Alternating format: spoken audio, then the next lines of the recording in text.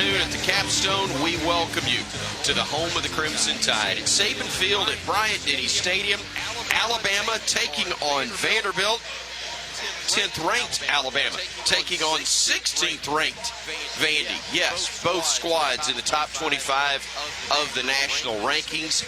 Both teams trying to take another step up the rung in the SEC race as the Tide made a major step in their opener last week against the Georgia Bulldogs and trying to make sure they don't slip a rung or two as they did a year ago against these same Vanderbilt Commodores. I'm Chris Stewart along with Tyler Watts. We'll also hear in a bit from Corey Reamer. Right now we pause 10 seconds though so our local stations can identify themselves to you.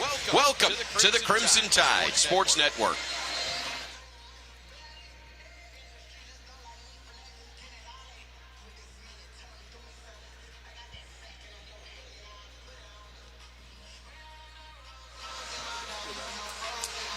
Tyler Watts, a year ago at this time, Alabama was coming off of a great win against the Georgia Bulldogs, propelling Alabama to the top spot in the national rankings, only to plummet immediately after losing in Nashville. Now it's an even better Commodore team that's playing host, or taking on, I should say, the Crimson Tide here in Tuscaloosa today. Yeah, and we were a little bit flat in last year's game, and obviously going down 14-0 off of the bat as Vandy drove the length of the field, put points on the board, and then on the third down conversion, a tip pass that got returned for an interception. So Alabama was playing catch-up all day in Nashville last year. Obviously, that is fresh on the minds of these football players and coaches here at Alabama. As soon as they left the field versus Georgia, it was all focus, all concentration, all talk was about owing something to the Vandy Commodores who were coming in town here today. So now this team gets an opportunity to redeem themselves. Not that last year matters, but they want to be able to put back-to-back games together in front of this home crowd, and you can already feel the enthusiasm in the crowd is already better than it was versus Wisconsin. The fans know it's at stake as well. They do, and they're seeing a better Alabama football team, which frankly it'll have to be, because this is a better Vanderbilt team than the one we faced 12 months ago. Yeah, really on both sides of the football they're better. Defensively, much bigger bodies, more explosive, and what they're able to do, great open field tacklers, and then offensively they're really pushing the ball down the field, being multiple. It's not just all about Diego Pavia. It's about the weapons that he has around. They're physical up front. They love to push the ball down the field. So this Alabama defense has a tall task ahead of it if they want to keep the Commodores in line. Glad you're with us for the countdown to kickoff, presented by Spire. It's your natural gas provider. Switch to natural gas and save big with rebates from Spire. We look now at the scouting report presented by Homewood Suites by Hilton in downtown Tuscaloosa. Tyler, what's the scout for this one for the Tide? Well, this Vandy defense loves to keep everything in front. And last week you saw a lot of man coverage from Georgia. This week it's going to be a lot of zone. They really want to bait you and keep you in front of them, and then they're good at open field tackling. So Alabama is going to have to make sure that we protect up front, give Ty Simpson plenty of time to be able to throw the ball down the field, and I think open up some holes and be balanced offensively by running the football. This offense, as you mentioned, is much better. They push the ball down the field. They're more explosive. They are able to create one-on-one opportunities with their receivers. They have Martell Height, who plays both ways. He's a weapon at the wide receiver position. And then Cedric Alexander. To me, their entire offense starts with his success. When he is able to get things going in between the tackles, that opens up the option attack and makes them multiple on all facets. Make yourself at home at Homewood Suites, conveniently located in downtown Tuscaloosa. Stay in comfort and enjoy the great options at the on-site 205 Bar and Restaurant. Homewood Suites Tuscaloosa, proud to be a preferred hotel partner of the Crimson Tide. Hey, I want to remind you that you can listen to us while your radio is synced up to your television in the comfort of your own home. Go to syncmygame.com. That's syncmygame.com to find out how. Our star to watch is presented by Tito's. Tyler, who's the star to look out for? Well, today it's on the defensive side. It's Yanze Pierre stepping in for Quay Rusal, who was injured last week over in Athens, Georgia. He'll be called upon to not only be physical in the box, but that's a position that likes to drop back in coverage as well. Vanderbilt loves to incorporate Eli Sayer as their tight end, and either shuffle passes, getting him out in the flat, pushing him downfield. Yanze Pierre has to have a good day today. I understand where you were going, but as much success as we have had over there, we don't have ownership officially of the city of Athens. We Still have to let them claim it there in Georgia. But I do see where you're going with it. The Star to Watch is presented by Tito's. Roll Tide with Tito's Handmade Vodka, which is teaming up with the University of Alabama to donate 150 tickets to VetTix. That's an organization that offers active service members and veterans tickets to this season's Alabama Crimson Tide home games. We're coming back, and we'll be looking at more with our countdown to kickoff, our starting lineups, and a whole lot more. Stay with us here on the Crimson Tide Sports Network from Learfield. Get a true taste of Alabama at Baumhauer's Victory Grill. We're proud to serve fresh local ingredients from sweet-grown Alabama farms. Straight from our state's farms to your plate. Support local, eat delicious. Only at Baumhauer's Victory Grill. To serve you. Visit us online at baumhauers.com. Bama fans, why wait to start your college journey? With the University of Alabama Early College, high school students can earn college credit from UA now, online or on campus. Students are eligible after completing the 9th grade with a 3.0 GPA or higher. Thousands of students across Alabama and the United States are already part of the Crimson Tide tradition. So don't just cheer for the Tide, join it. UA Early College. Legends start here. Visit earlycollege.ua.edu to learn more. Roll Tide. Game day is about big plays and big energy, but it's also about the little things. It's about the energy of a community coming together to cheer for our heroes on the field, the tireless work that goes into every game from the front gate to the 50-yard line, and making memories that last a lifetime. Alabama Power knows that dedication makes all the difference. That's why we're here to keep you moving with reliable power and the programs that help you save. Now that's big. Alabama Power, proud sponsor of the Alabama Crimson Tide. Game day is back, and you know what that means. Every down, every drive, and every snack counts. That's why Golden Flake is always the go-to, the real MVP when it comes to bold flavor. For over 68 years, Golden Flake has been the South's go-to snack for Saturdays. So if you want a game-winning bite, reach for everyone's favorite snacks. Golden Flake, proud to be the official potato chip of Alabama football. I was diagnosed with breast cancer last year and had chemo and radiation at DCH's Lewis and Faye Madison Cancer Center. I'm thankful for the support of my nurse Kate, my breast navigator Katrina, my doctors, and the whole staff. I have felt confident like I was the most important person there, before, during, and after. Tuscaloosa is blessed to have such an excellent team at the Madison Cancer Center. Great things are happening at DCH. Welcome to Evan Williams Bourbon Nation, home of game day spirit, where the rivalries run deep and the bourbon runs deeper. As game day's #1 pour, Evan Williams is your go-to for every toast, tailgate, and touchdown this season. Whether you're sipping it neat on the rocks or mixing it up with your favorite cocktail, Evan Williams Bourbon is with you from every play to every pour. Find your bottle at evanwilliams.com and let's make every game count. Evan Williams Kentucky Straight Bourbon Whiskey, Bardstown, Kentucky, 43 to 45% alcohol by volume, 21 plus. Enjoy responsibly.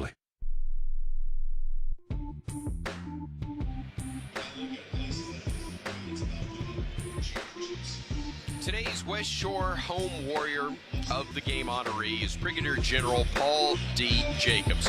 General Jacobs graduated from the University of Alabama in 1976 and began his military career in 1979 when he enlisted in the Air National Guard. He then became a Mustang and received his commission as an intelligence officer in October 1981 with various assignments throughout the Alabama Air National Guard. General Jacobs has been deployed for Operation Iraqi Freedom and Operation Provide Comfort in support of the global war on terror, and now serves as the Assistant Adjutant General for the state of Alabama's air assets with the Air National Guard at Joint Force Headquarters. Thank you, General Jacobs, for your dedicated service. The Warrior of the Game, presented by West Shore Home. For new windows, doors, showers, or bathtubs, visit westshorehome.com. Continuing on from here at Saban Field at Bryant-Denny Stadium, I'm Chris Stewart along with Tyler Watts. Glad you're with us for our countdown to kickoff.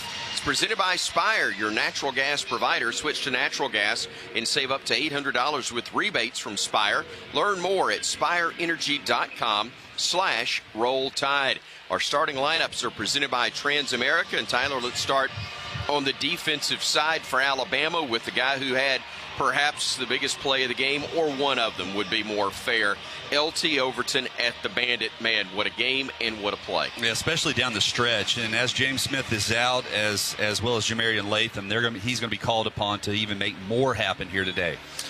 Also, Tim Keenan III, his presence at the nose, not only just being there, but 36 snaps, I believe, is what he wound up with. One of the most on the defensive side of the ball. Good to have that big body right there in the middle. Big offensive line that he's facing today as well. And without James Smith, Edric Hill likely to be the guy who steps in at that edge, or at the other defensive tackle, I should say. He had half of a sack last week. He's getting better. He's got to keep his shoulder square with the line, not get washed down, make sure he keeps good gap integrity. You already talked about Yonze Pierre. They call it the Wolf linebacker, the Stinger, Deontay Lawson, Justin Jefferson at the mic, also very, very important for the Tide. They have to trust their eyes and play their assignment. Don't worry about trying to make the play. Just do your job. In the secondary, Damani Jackson, Xavier Brown really will be challenged at the corners. They are, because they're going to get stuck on an island in some one-on-one situations here today, against some explosive wide receivers for Vanderbilt. Bray Hubbard's been playing incredibly well at free safety, forced a fumble a week ago. We'll need that again, but Keon Sapp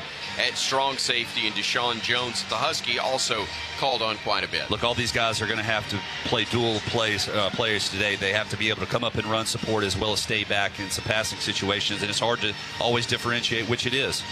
Let's look at the Vanderbilt offense. Isaiah Glass will be at what they call the quick tackle on their line. He will be on the left side. And again, Isaiah Glass at that quick tackle, the quick guard. Cade McConnell, Jordan White, the center, with Chase Mitchell at strong guard, and Bryce Henderson at the strong side tackle. Yeah, these are big. This is a big offensive line. They like to move people around, and they give Pavia tons of protection. Eli Stowers, a guy that, yes, is part of the blocking scheme, but he's also one of the more dangerous threats, catching the football. 6 grabs, 68 yards, and a score from last week would indicate that. And he killed us last year with that little inside shuffle right before half, and in the third and fourth quarter as well, to convert first downs. Tom, just a little word. There we go. Lost my headset for just a second, but we are back.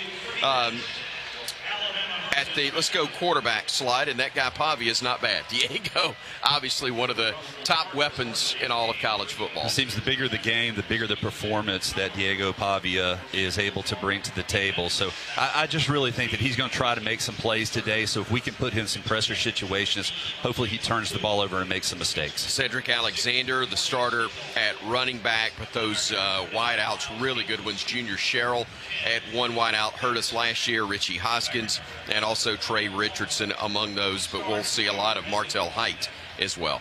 These guys really are much better than they were last year. They can force the field vertically, put you in a bind defensively, so you have to make sure that you're keyed up on what your assignment is and play good position, contest every throw.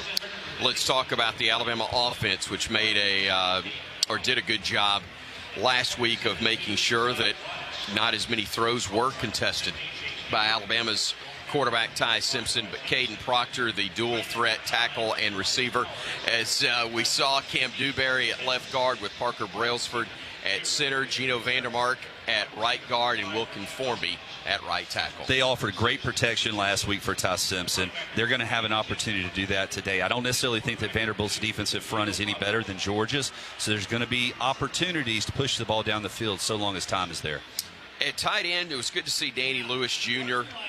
Play a good many snaps, because he's a big body that helps you in the blocking or the run game, but as a blocker and does have the ability to catch football well. We'll see a lot of Caleb Edwards and Jay Lindsey, but Josh Cuevas continues to be the biggest threat as tight end. And he's kind of that mismatch, obviously, versus safeties and linebackers. He's able to make a lot of damage there in the secondary.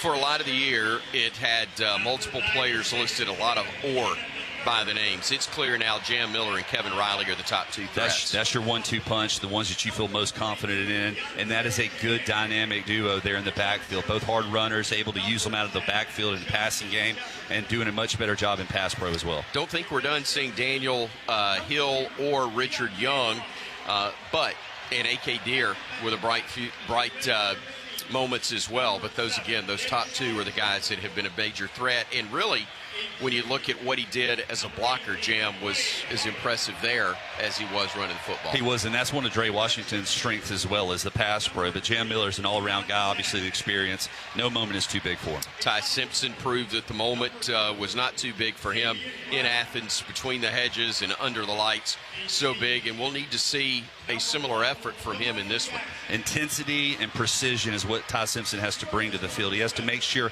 all the guys are engaged on every single play, every single possession, because you need to make it your ultimate goal to put points on the board every time you touch the ball. Jeremy Bernard, Isaiah Horton, Ryan Williams, the starters for the Crimson Tide. But again, there'll be a lot of Rico Scott and Lotsier Brooks as well. Cole Adams, yes, in the passing game, but his value as a return man, so important for this team. I don't think I gave him enough credit last week on what he did in Athens in some really potentially dangerous situations. Yeah, obviously sure-handed back there fielding the punts, but also his ability to not allow it to hit the ground and advance for worse starting field position for this offense. Defensively, Corday Sidnor, the defensive end, important obviously for the Commodores in this ball game. And then also Miles Capers at defensive end with Zaylen Wood at a defensive tackle, and Glenn Seabrooks III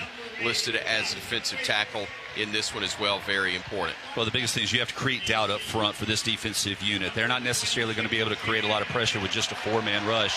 However, you don't want them to get confidence and start getting creative on that defensive line. Look a lot for the senior from Cologne, Germany, Esau Watara, I hope we don't see a lot of him just for that very reason there. But Esau Watara at 6'7", 320 is a senior that will be at defensive tackle as well. Good luck blocking hit him low. that. Just hit him low. Go and yes, at that size, that's exactly what would be required without question. The linebackers, Langston Patterson and Brian Longwell, how strong are they up at the linebacking They core? do a good job. They hit the holes hard. However, they play a little bit off the ball. I think we can take advantage of this linebacker core. You've already talked about Martell Height being dual threat. Yes, a wide receiver, but it may be that he's better at corner. He's a talent. He is a talented guy. You're going to see him on punt return as well. In special teams, they want the ball in his hand as much as possible. Birmingham guy and Marlon Sewell.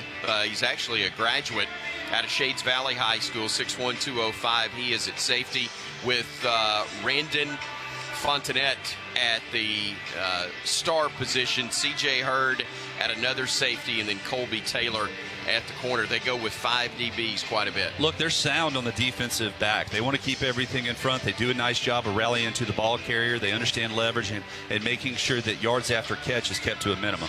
Let's talk about, in a couple of moments we've got left, the specialists, because Blake Dowd, I thought, was a huge weapon for Alabama a week ago. The punt that he had to pin Georgia deep in the fourth quarter, I don't think can be overstated. It's a heck of a weapon to have a punter that can kick it inside the 10-yard, make it, put a little backspin on there, not allow it to go into the end zone. Let's hope that we don't call his name a whole lot today as well, though. Cole Adams, we've already talked about as a punt returner, and hopefully an opportunity or two for Lotsier Brooks in the return game, if at all possible. Brock Taylor handles placements and kickoffs for Vanderbilt, and their punter, we hope we see a lot of. Nick Haberer, and the kickoff man, Junior Sherrill, is dangerous, and Height, who we already referenced, is their punt returner as well. So there you have the starting lineups for this one, presented by Transamerica, helping Tide fans to create financial freedom so they can live their best life. This has been the Countdown to Kickoff, presented by Spire, your natural gas provider. Switch to natural gas and save big with rebates from Spire. We are back with the kick on the Crimson Tide Sports Network from Learfield. This This has been the Countdown to Kickoff show, presented by Spire, your natural gas provider. Switch to natural gas and save with big rebates from Spire. Alabama football is also brought to you by Guthrie's, home of the original chicken finger and proud partner of the Alabama Crimson Tide. Visit us in-store or online at Guthrie'sChicken.com. Roll Tide. Coming up next, Alabama Crimson Tide football on the Crimson Tide Sports Network from Learfield. Get power to spare with a Honda generator for the ultimate tailgate experience.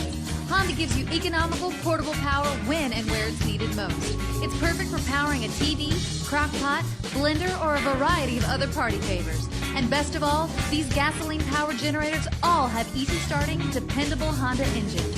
We'll get the party started and keep it going. Get turned on to a reliable Honda generator. It's perfect for the ultimate tailgate experience. Did you know that 90% of a child's brain develops by age 5? From birth to age 5, your child's brain is growing faster than ever. And guess what? You are your child's first teacher. Talking, singing, playing, and reading every day helps your child learn and thrive. Singing boosts memory. Playing builds problem-solving skills. Reading grows vocabulary. Talking teaches communication. Alabama's children deserve a strong start because the early years matter the most. Visit the Alabama Department of Early Childhood Education at children.alabama.gov for tips and tools. Aw, shucks, the game's on TV, but I can't listen to the call of my favorite team broadcasters. Never fear, Sync My Game is here.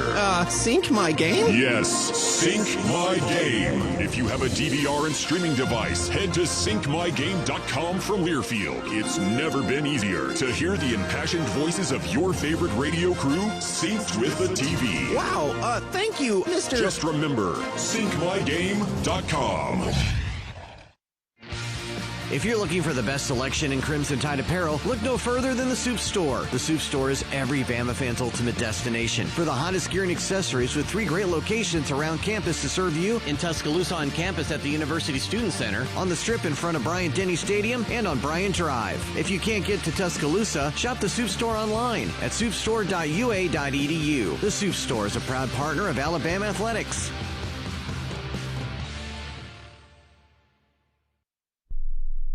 Stay cool with York Ice Company, the official ice supplier of the Crimson Tide. Whether you need ice in bulk on a construction site, in your restaurant or convenience store, or just at home for your next family event or tailgate, be sure to trust the same exceptional service the Tide does with a locally owned company. York Ice has been keeping Alabama cool since 1990 and can help with your needs across the state, all from their convenient location in downtown Tuscaloosa. York Ice Company is a proud supporter of the Crimson Tide. Visit them at yorkicecompany.com for more information.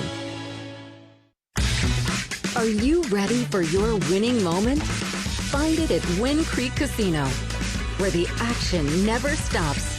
Hottest games, loosest spins, more ways to win. We've got the highest payouts and the most epic rewards. At Wind Creek, there's a win waiting for you around every corner. Wind Creek Casino. Find your winning moment. Gambling problem? Call 1-800-GAMBLER.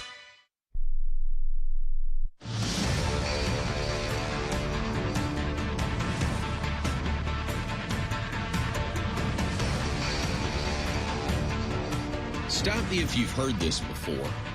Bama does what Bama does and captures the attention of the football nation with an exciting and impressive road win over the Georgia Bulldogs. They say every dog has its day.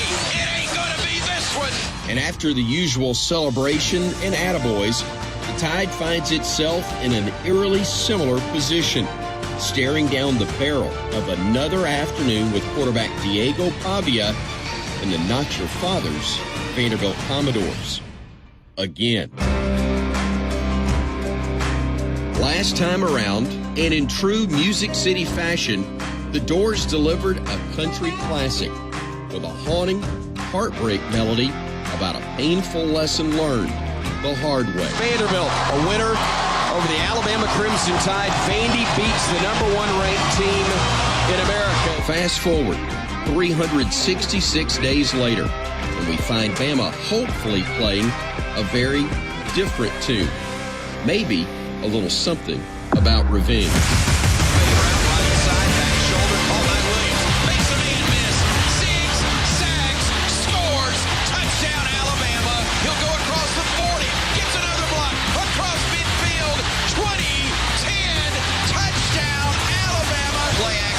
the pocket right.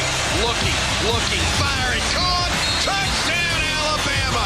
It really boils down to this simple question. Did 2025 Bama learn anything from 2024 Bama? The answer is 60 minutes away. Bama and Vandy from Saban Field and Bryant-Denny Stadium next.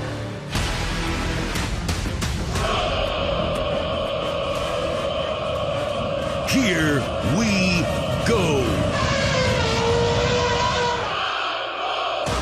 It's time for Alabama Crimson Tide football. Makes the catch, trying to split defenders, makes them bang into each other, stays on his feet, breaks a tackle, scores! On the Crimson Tide Sports Network from Learfield, brought to you by Golden Flake, the official potato chip of the Alabama Crimson Tide. All-State, you're in good hands. Bud Light, proud sponsor of Alabama Athletics. Easy to drink, easy to enjoy. Cadence Bank. Cadence Bank is a proud partner of the Crimson Tide. Alabama football is also brought to you by Coca-Cola. Fan work is thirsty work. Enjoy a Coca-Cola. Chick-fil-A. Order online with the Chick-fil-A app to cater your next tailgate party. Toyota. Visit your local Toyota dealers today. Toyota. Let's go places. Guthrie's. Home of the original chicken finger and proud partner of the Alabama Crimson Tide. Visit us in-store or online at Guthrie'sChicken.com. Roll Tide. Ford. Proud partner of the Crimson Tide. Hellman's Real Mayonnaise. Do dip with Hellman's and do no wrong. And by Barkley GMC. Barkley Buick GMC, where Barkley makes it easy. Go Bama! Roll Tide! Now here's the voice of the Alabama Crimson Tide, Chris Stewart. Welcome, everybody. Glad to be with you from historic Saban Field at Bryant-Denny Stadium, the home of the best tradition in college football. Our Alabama Crimson Tide, 10th in America this week, taking on the 16th-ranked Vanderbilt Commodores. Our Vice President, General Manager of the Crimson Tide Sports Network is Jim Carabin. Our producer-engineer is Tom Stipe. Our in-booth video production is handled by Ethan Carabin. Our studio engineer is Jerry Kelly. You've already heard from our broadcast host, Roger Hoover, my color analyst, Tyler Watts. In a moment, we'll check in with our Cook's Pest Control sideline reporter, Corey Reamer. Butch Owens is our spotter. Our scoreboard host is Jed Ainsworth. And our post-game host today, of course, Gray Robertson and former Bama defender Christian Miller. Let's check in with the aforementioned Mr. Reamer. Corey, a beautiful day and a warm one here in early October, but great to have you with us and great to have the Tide coming in with a lot of momentum. Yeah, pants might have been a bad choice today. It's you get arrested if you don't. That's exactly right. I catch a lot of flack from Tyler for wearing my shorts like it's elementary school. It's great down here. The vibe is high. Everybody's excited. It sounds like they had a great week of practice. Coach DeBoer is fired up, walked right into the locker room, ready to. They know what's at stake today. They remember what happened last year. They saw what they were able to do last week. Hopefully they can channel that and continue to play that way with making some improvements that we saw against Georgia that we know we're going to need today against a tough Vandy offense.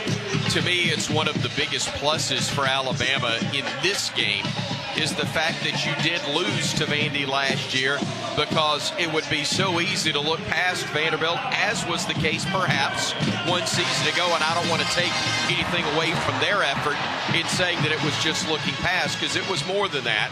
But there's no concern about that for this Alabama team. They have the utmost respect for what lies ahead. There's no doubt. Game day's here. It's a big weekend. You can tell by the fan turnout today.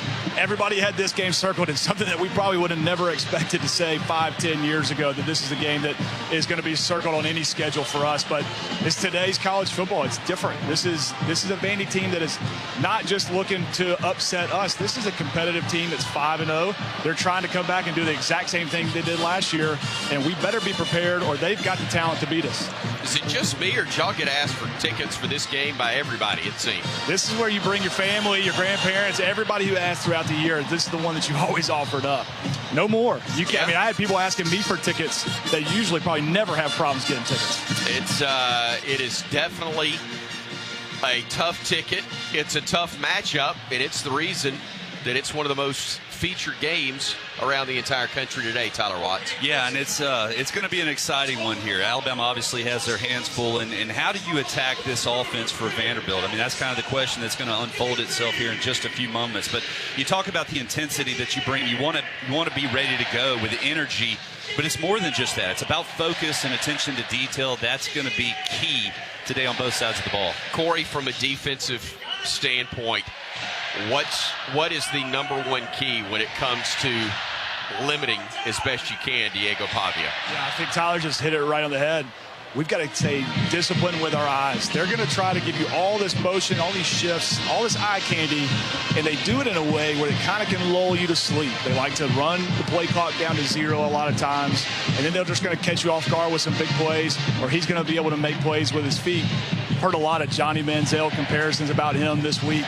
Honestly, I think he's more, and don't take this verbatim, but more plays like a Tim Tebow kind of guy. He doesn't have the arm that Johnny Manziel does. He's probably more of a Tim Tebow thrower, but he can extend plays. He's tough to bring down. He can get outside the pocket and continue to make plays. The biggest thing for us is we've got to get off the field on third down. Last year was just abysmal. Penalties and third down conversions really just kept this Vanderbilt team in the game all the way to the end. We've got to put them away a lot earlier than that. And Tyler, also, Bama's got to make sure they stay on the field offensively after third down. That was something that was huge, especially in the opening drive against Georgia a week ago. Well, you stay ahead of the chains, hopefully, but we have shown the ability to be able to convert third and long situations. You know, obviously, you don't want to stay out of that. That means you're not balanced in being able to run the football on third down opportunities. But most importantly for this Alabama offense, I don't care if it's 2 or 3 plays, scoring touchdowns is pivotal today. You've got to put the ball in the end zone and not settle for field goals. It's a team in Vanderbilt that believes in themselves, and that is as much as any. And this is not the famous high-pitch warning sent to Alabama from a Vanderbilt player a few years ago that led to an absolute dismantling of the Commodores, unlike anything we've seen since Lionel Richie decided to go to a solo career. This was a matchup against a very good team, or this is a matchup against a very good team that when you say you better know who you're playing, this time it really holds true. Yeah, you got to, but you have to break their will, and that's what every football game comes down to. Everybody's confident coming in because the coaches have drawn up plays that are going to be successful on the chalkboard, but when you step between the lines, you have got to break the will of your opponent. You do indeed. It is time for us to turn things over to our stadium, and we will hear from the gentleman we talked about earlier, not hear from him, but we talked about our West Shore home warrior of the game, Brigadier General Paul D. Jacobs, being honored down on the field.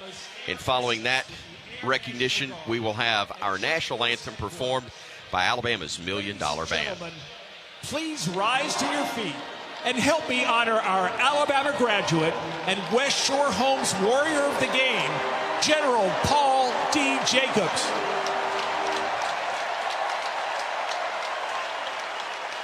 Dr. Please Robert remain Levin, standing the public as the address colors announcer of for the $1 Million Band. ROTC. Please remove your hats and join in singing as the $1 Million Band proudly presents our national anthem.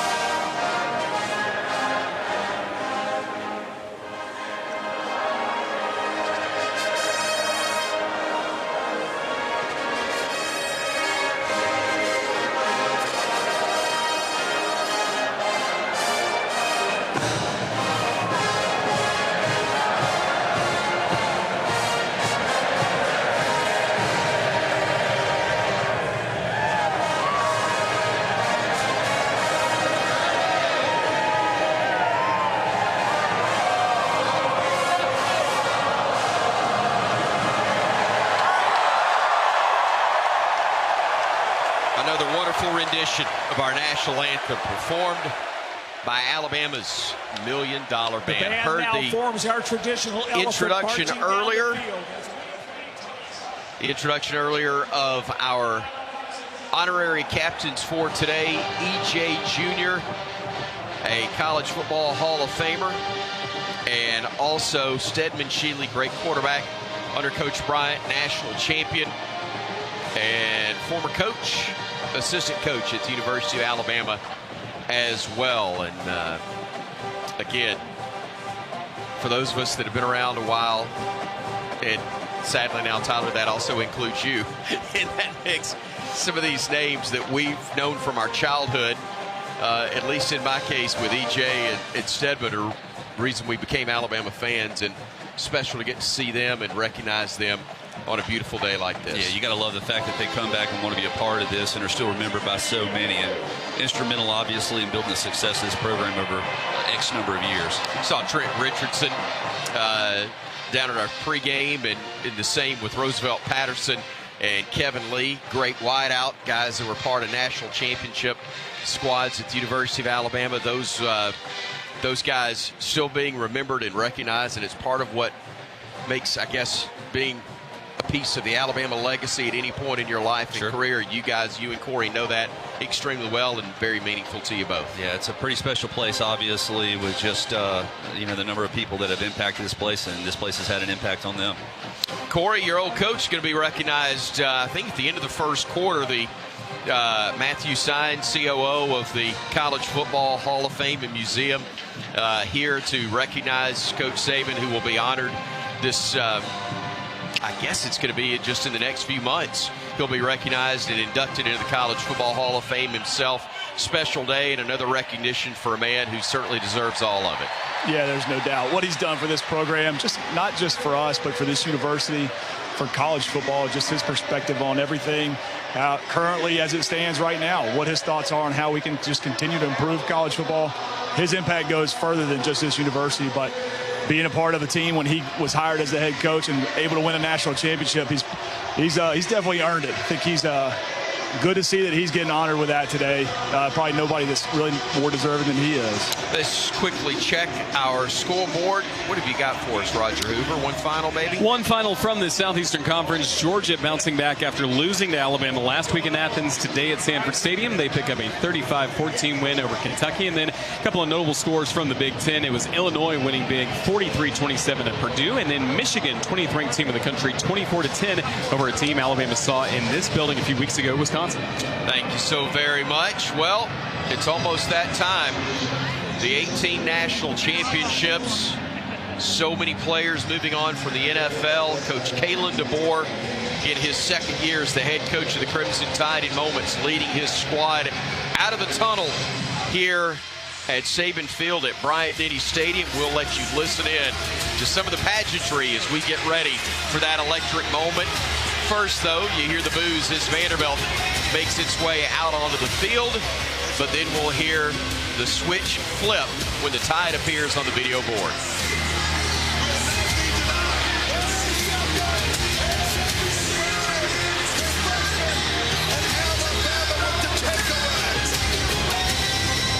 The standard is Alabama. The standard is Alabama. And Tony Giles welcoming in the Tide.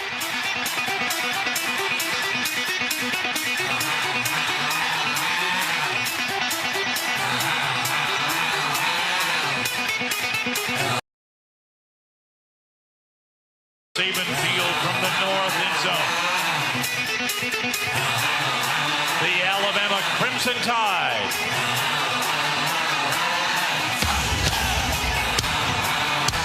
And if you're wondering, the head coach is indeed wearing a black hoodie. Ladies and gentlemen, this is Alabama football.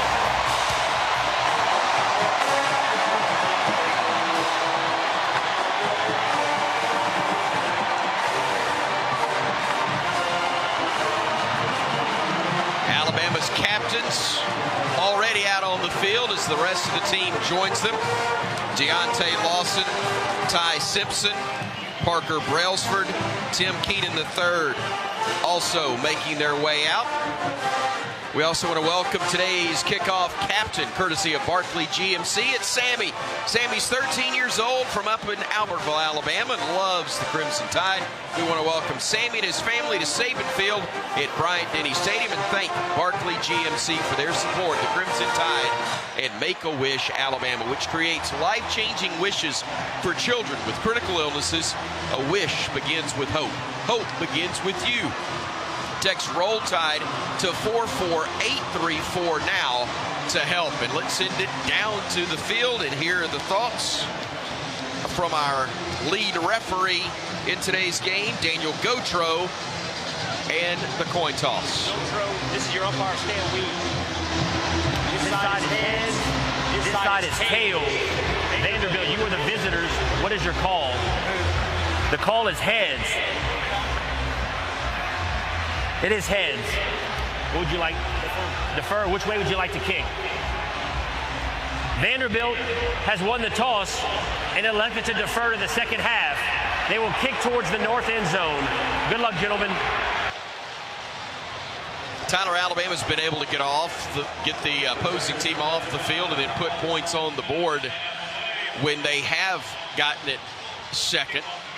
Hopefully now we'll see them do what they've done the majority of the time, and that is score right out of the gate. Yeah, I love putting a red-hot offense on the field first to go ahead and set the tone for the remainder of the day, and this gives an opportunity for the fans to be in the game as well and go ahead and hopefully put Vanderbilt in a hole. Our weather and field conditions are presented by Alpha Insurance. Auto, home, life, business, Alpha Insurance covers it all. AlphaInsurance.com. I can tell you it's warm down on the field. It's warm in the booth, but if you're in the shade, it is absolutely perfect. 76 degrees, a slight breeze, but not much of one. It is a wonderful picture postcard day in Tuscaloosa, Alabama. God just showing off with a few wispy clouds to add to the landscape on a beautiful clear blue sky otherwise, as Brock Taylor will handle the kickoff roll for Vanderbilt. Number 7 for Alabama. The Doors will wear the white pants, the white jersey, black helmets, that gold V, which has become their primary mark. You know what Bama's wearing. The best looking home uniforms in college football.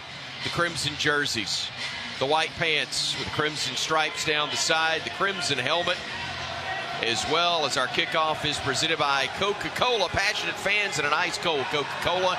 That's a winning combo. Fan work is thirsty work. Enjoy a Coca-Cola. Lightzier Brooks and Cole Adams are the deep men for Alabama. Lightzier, the deepest of the deep men, as he is standing back at his own 2-yard line. Taylor approaching the football, and the Knoxville, Tennessee native kicks this one high. It'll be fielded at the goal line, and Brooks is going to bring it out. 5-10, cuts it back 15, 20, 25, and up to the 27-yard line. And that'll be very nice starting field position for Alabama. 2 more than they would have had otherwise, but I think you like a guy taking a little bit of a chance right there and putting a little pressure on the other team early. Let's see what happens. That's right. On special teams, you never know. You're 1 block away from being able to spring it. So Alabama very fortunate starting. Well, they're going to put it at the 25-yard line. Boy, they did spot it back there. Okay, gave us something to enjoy and talk about. But the normal spot right at the 25. Jam Miller will be the single setback to the right of quarterback Ty Simpson. The 3 that you would expect as wideouts with Horton, Williams, and Bernard. Bernard all alone to the right side of the formation. Comes in tight to the right side as the handoff will go to Jam. He works left. He'll fight forward for about a yard. They may give him a yard and a half, but Bama trying to establish something on the ground as Corday Sidenor, the defensive end, makes the stop for the Doors after a gain of about a yard. Now they came with a little field pressure. They brought the outside linebacker and kind of slanted right into us. Typically, that's where you won't want to run against that stunt. However, just a short gain. Williams out. Lightzier Brooks checks in. He is in the slot to the right side, joining Bernard. 2 men wide left, including Jam Miller at the moment, but now Jam is going to shift back to join Simpson in the backfield. Play action to him. Nope, going to hand it off. He'll get to the edge. He'll get to the 30, and he'll cut it up and get across the 35 to about the 36. The bank first down of the game for Alabama's Josh Cuevas ran interference, Corey, on that one. Yeah, absolutely. Great job of kicking that linebacker, Brian Longwell, on the blitz on the outside. Opened up that hole for Jan Miller. Had a lot of room to run. 2 tight end look upcoming. Cuevas and Danny Lewis as Bama huddles. You'll see a mix. You can't plan for just one type of tempo when you're facing Bama. Sometimes they'll huddle, go under centers. Other times it'll be hurry up. They'll go from the pistol formation here as they'll bring Bernard in motion, or check that. Williams in motion to the left side of the formation. Play action from Simpson.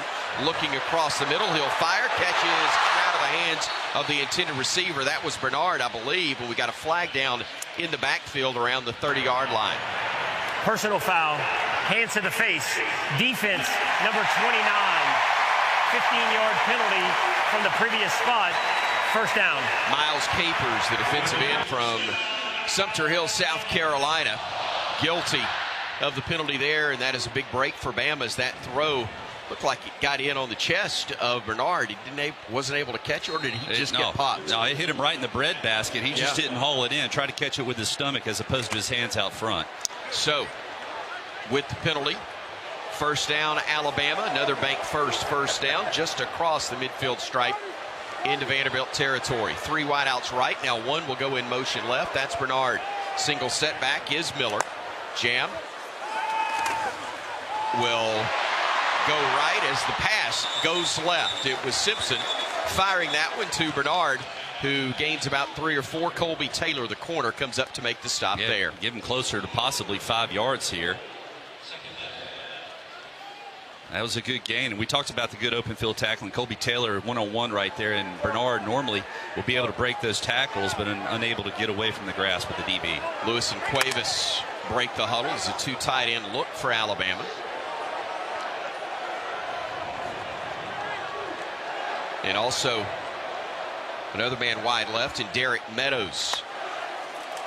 Handoff will go to Jam. He'll bounce to his left. He'll get to the first down mark inside the 40-yard line to the 38. Move those sticks again on another bank first stand. Wilkin Formby and Cam Dewberry running interference on that play. Yeah, right now this offensive line dominating the line of scrimmage. They're bringing pressure, fitting hard with their linebackers, and we're able to pick them up and get them out of the way. Jim Miller doing a nice job of buying time, allowing the hole to be able to open up and then hitting it hard. 3rd carry, 17 yards already for Jam in this ball game, as Kevin Riley will check in to replace him. Trips right for the Crimson Tide. Bernard now stacked right in front of Ryan Williams before he steps to his right once again. Play clock's down to 2 seconds. Bama gets it off in time. Hand off to Riley. And Kevin will work to the left. He'll get bounced outside and will get a yard or 2. Tyler, easy for me to say it from way up here, but if he goes to his right, he may still be running. And we saw a huge cutback lane open up on the right side as the outside zone was developing, but he is told to press the hole. Keep pressing, allow those holes to be able to open up on the left side. But you're right, if he pivots and turns hard back to the right, he's running for 15, 20 yards. So Bama will go 3 wideouts to the right side, Riley being among them. And then the receivers shift to the left side. A little bit of confusion, as now going back left will be Isaiah Horton. He's the only man to the left side of that formation until Cuevas comes in motion in tight to the left. Simpson gets the snap, looks across the middle, screen to the tight end. Cuevas gets across the 35 and gets knocked down around the 32-yard line. It'll be 3rd down and about 3, maybe 4 upcoming for Alabama there. Yeah, I think you're 4 down territory right here, and unfortunately Vanderbilt just rushed 3 defenders. Otherwise that would have been a larger gain. Trips left now for the Crimson Tide. Riley, the single setback to the right of Simpson, operating from the pistol. 3rd down and a short 4 to go.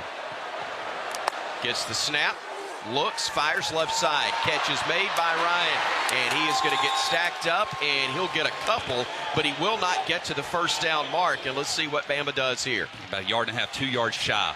It's a long, long yard.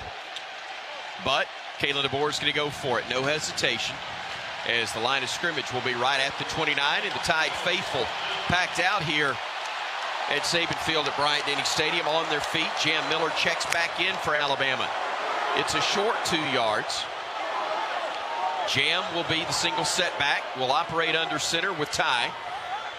Couple of tight ends, and everybody bunched in on both sides. Play action.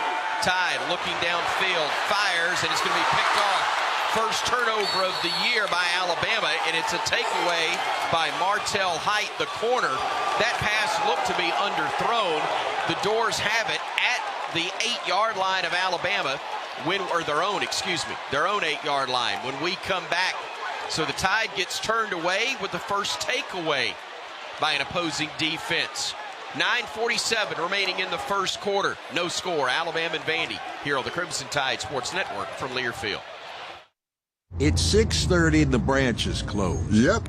And you couldn't find your debit card. Nope. But you're going to get cash. Yep. Cadence Bank Live Teller has extended hours, and I can get cash from my account with my driver's license.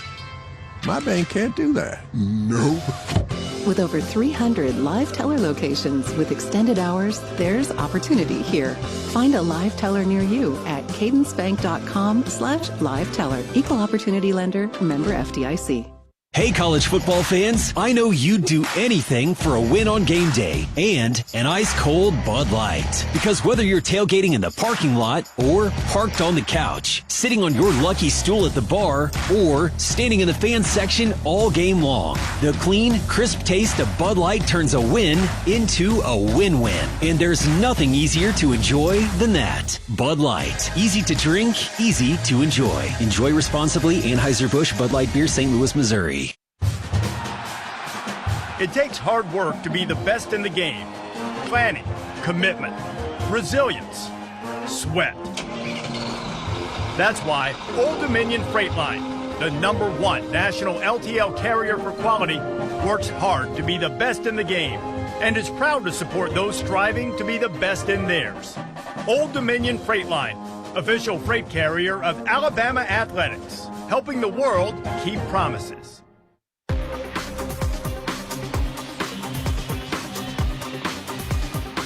No score between Alabama and Vanderbilt with 9:47 remaining here in the first quarter. I'd like to thank Regions Bank for being today's game sponsor. Just like Crimson Tide, Regions Bank always goes the extra mile because at Regions, extra is our ordinary. Regions Bank, the official bank of the Southeastern Conference. Vanderbilt with the football following the interception as we check in with our Cooks Pest Control sideline reporter Corey Reamer. Cooks Pest Control call Cooks to score superior protection from pests and termites. Corey, now the challenge is slowing down one of the best rushing attacks in the Southeastern Conference in Vanderbilt. What should we look for from Alabama's defense here? Yeah, absolutely. That's not what you want. Obviously, we've got to create the turnover right there. Unfortunate for us. We really need to come out and score, make their offense change their MO for the day. But now we're going to see what this defense can show up and do. We're going to have to rally to the football and get this guy on the ground. They're going to try to lull you to sleep and try to hit you with the big play over the top. This defense seems to be ready, prepared today. Crowd has decided to be ready, that's for sure. You can hear the noise as we're not even out of the television timeout yet. Still about 5 seconds to go in that, and then we'll be free to resume play. But the fans already on their feet, making a lot of noise. Edric Hill up front along with Tim Keenan.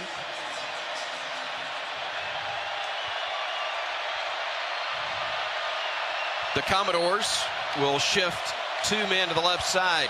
Single setback, Alexander Pavia from the pistol. Hands it off. Alexander going right, gets hit after a gain of a yard, maybe 2. Deontay Lawson delivered the second hit after Edric Hill is the man that initially wrapped him up. Yeah, and Yonte Pierre did a really nice job of setting the edge and forcing that ball inside, not allowing it to bounce to the edge. Unfortunately, they still got 5 yards on first down, so they'll put them at the 11.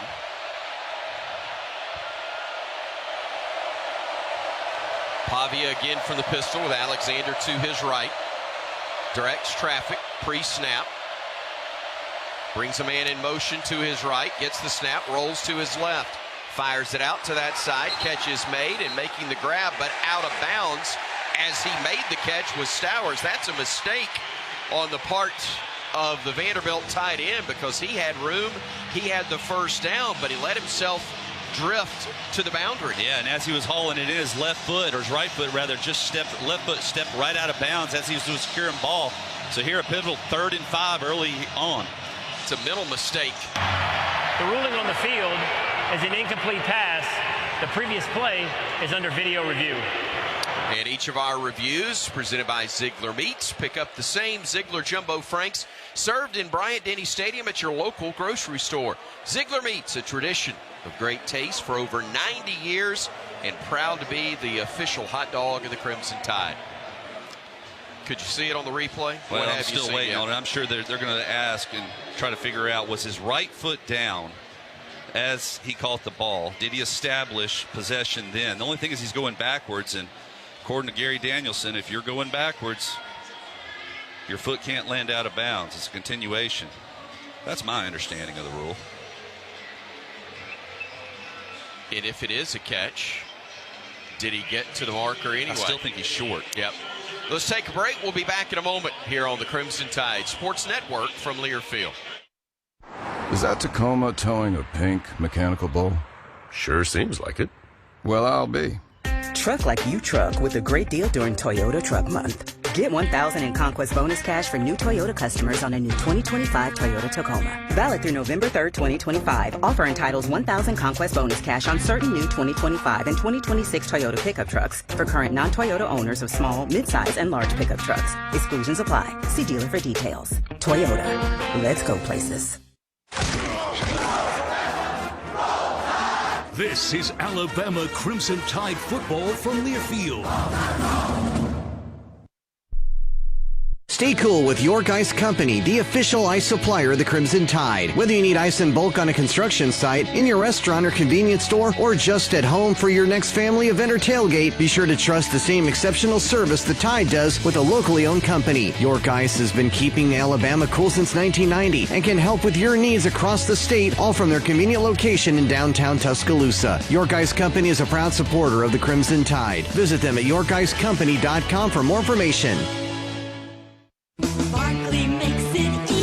Get ready to rev up your engines and feel the excitement at Barkley Buick GMC Cadillac. We've got the perfect ride to match your style and adventure. Visit us at our showroom at Skyland Boulevard and let our friendly team help you find the vehicle of your dreams. Barkley Buick GMC Cadillac, where hometown pride and unbeatable deals collide. Drive with passion with Barkley. Visit us today or check us out online at barkleygmc.com. Barkley makes it easy.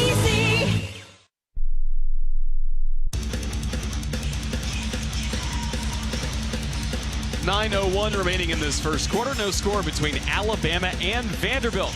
We come to you live today from the Alabama Credit Union broadcast booth. Feel good about your money with Alabama Credit Union. Let's pause 10 seconds for station identification. This is the Crimson Tide Sports Network.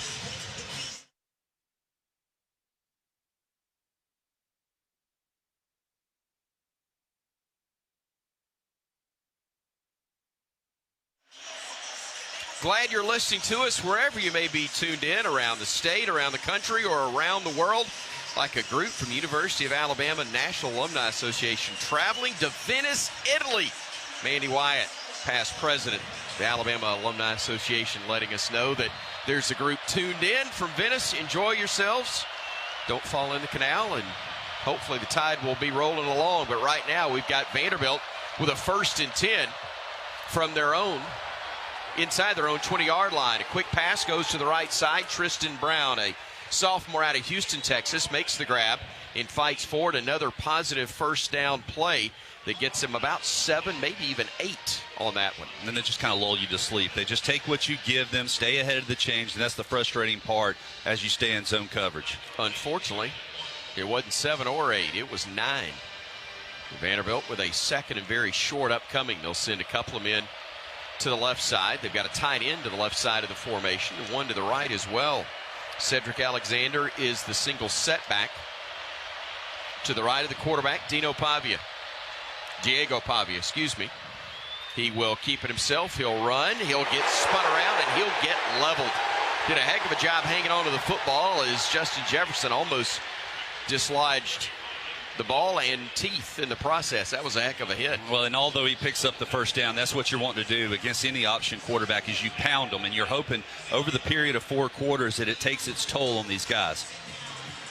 Cole Spence and Emmanuel Adebayo are 2 wideouts to the near side of the formation. Also, Junior Sherrill, a wideout for the Doors as they'll go from the pistol formation. Pavia will swing it out to the near side. Catch is made by Sherrill, and he's going to be knocked down after another big first down gain. That one will pick up at least 6 yards. Damani Jackson was there to make the stop for the Crimson Tide, but not until, again, they get 6, setting up 2nd and 4 from their own 20 or make that 31-yard line. This is almost like an automatic check where if he sees soft coverages on the outside and it's an easy pitch and catch for 4 or 5 yard gains, Vanderbilt's going to take that. Under 7 minutes ticking, time left, first quarter, no score. Alabama and Vanderbilt. Tide turned away after their first interception of the year on a 4th down play. It was picked off down inside the 10, a throw of better than 20 yards when it was picked off. Handoff goes to the right side and a lot of running room for Alexander. 30, 20, foot race, 10-5 touchdown Vanderbilt. A 65-yard touchdown run from Cedric Alexander, his 5th touchdown of the season. And the Commodores get on the scoreboard first. And it was a bunch look by Vanderbilt to the left side of their line of scrimmage. And they run a little counter back to the right and just overpower. I don't know if they pulled a guard or a tackle and picked up an extra body, but a huge seam. And all the Alabama defense was right at the line of scrimmage. So as soon as he broke that containment, no safety help. Brock Taylor on to try the extra point from the hold of Nick Haberer. Snap a little high, but the placement's good, and the kick is up, and it's good as well. It was 6:34 to go in the first quarter. Vanderbilt draws first blood. They score, taking it on an impressive opening drive for them. They're able to go 6 plays, 93 yards, just 3 minutes and 13 seconds off the clock. And the Doors take a 7-0 lead. That is your Bromberg scoring drive recap. We're back in just a moment on the Crimson Tide Sports Network from Learfield. Some people just know you can save money on car insurance by checking Allstate first. Like you know to check Kirk Herbstreit's pregame analysis first, before talking to your brother-in-law. In this game, the key thing to watch will be the offensive line versus the front 7. If they can get pressure without blitzing, this could be a long night. Okay, Kirk. I know stuff. Ooh, checking first is smart. So check Allstate first and see what you could save. You're in good hands with Allstate. Potential savings vary, including based on how you buy, subject to terms, conditions, and availability. Allstate North American Insurance Company and affiliates, Northbrook, Illinois. Being a Chevron car these days has been quite the adventure. Miami to Seattle, ocean to ocean. I've stopped at so many states and collected so many bumper stickers. Sometimes I feel like a moving passport book. It's just so great what I can do with Chevron with Techron, because it gives me unbeatable mileage and keeps my engine clean. Plus, there are so many Chevrons along the way. Now the only thing I'm worried about is where to go next and where to put all my new bumper stickers. Chevron with Techron, fueled by possibility. There's Team Pride, and then there's Extra Tide Pride. When I'm carrying the University of Alabama Regions Visa debit card or prepaid Regions Now card, that's exactly what I get. Whether I'm grabbing some extra Bama gear or picking up an extra dozen wings for the game, this card always brings it. Sometimes I get an extra Roll Tide from the cashier too. Visit Regions.com/GoBama to get yours. Extra changes everything. And at Regions, Extra is our ordinary. Official bank of the SEC. Member FDIC.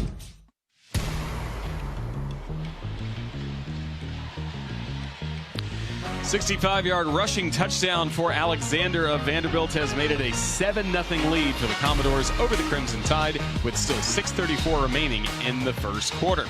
Make sure you listen to all things college sports, including live games and talk on SiriusXM College Sports Radio. That is channel 84 and streaming on the SiriusXM app.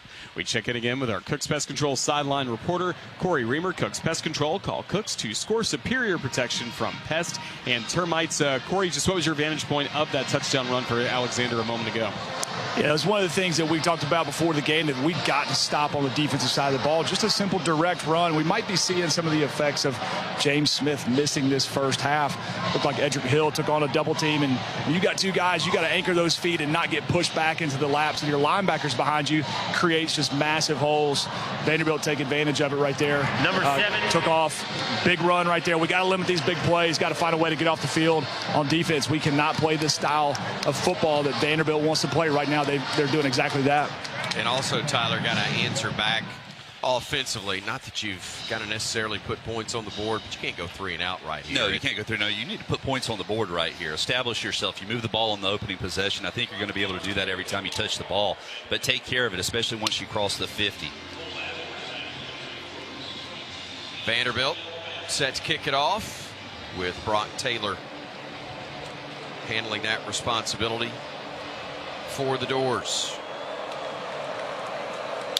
Right-footed kicker out of Knoxville approaches the football and does indeed boot it away. A short kick. Brooks is going to field it at his 8 on the run. Brooks to the 15, gets stacked up, gets to the 20, spins around and gets only to the 24-yard line. Boy, I thought he was going to have a chance for a nice return there.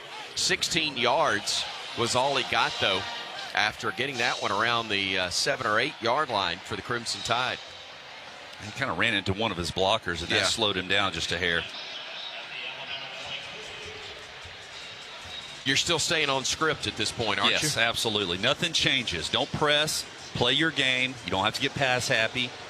You run the style of offense you thought would be effective coming into today's contest. Jam Miller will be in the backfield with a pair of wideouts to the right side of the formation. Simpson operating under center as it will be Horton coming in motion to the left side, balancing things out. Play action, wanted to go deep. Firing across the middle, and that's incomplete. He wanted to go to Cuevas, but that throw was off the mark. It was well out in front of him.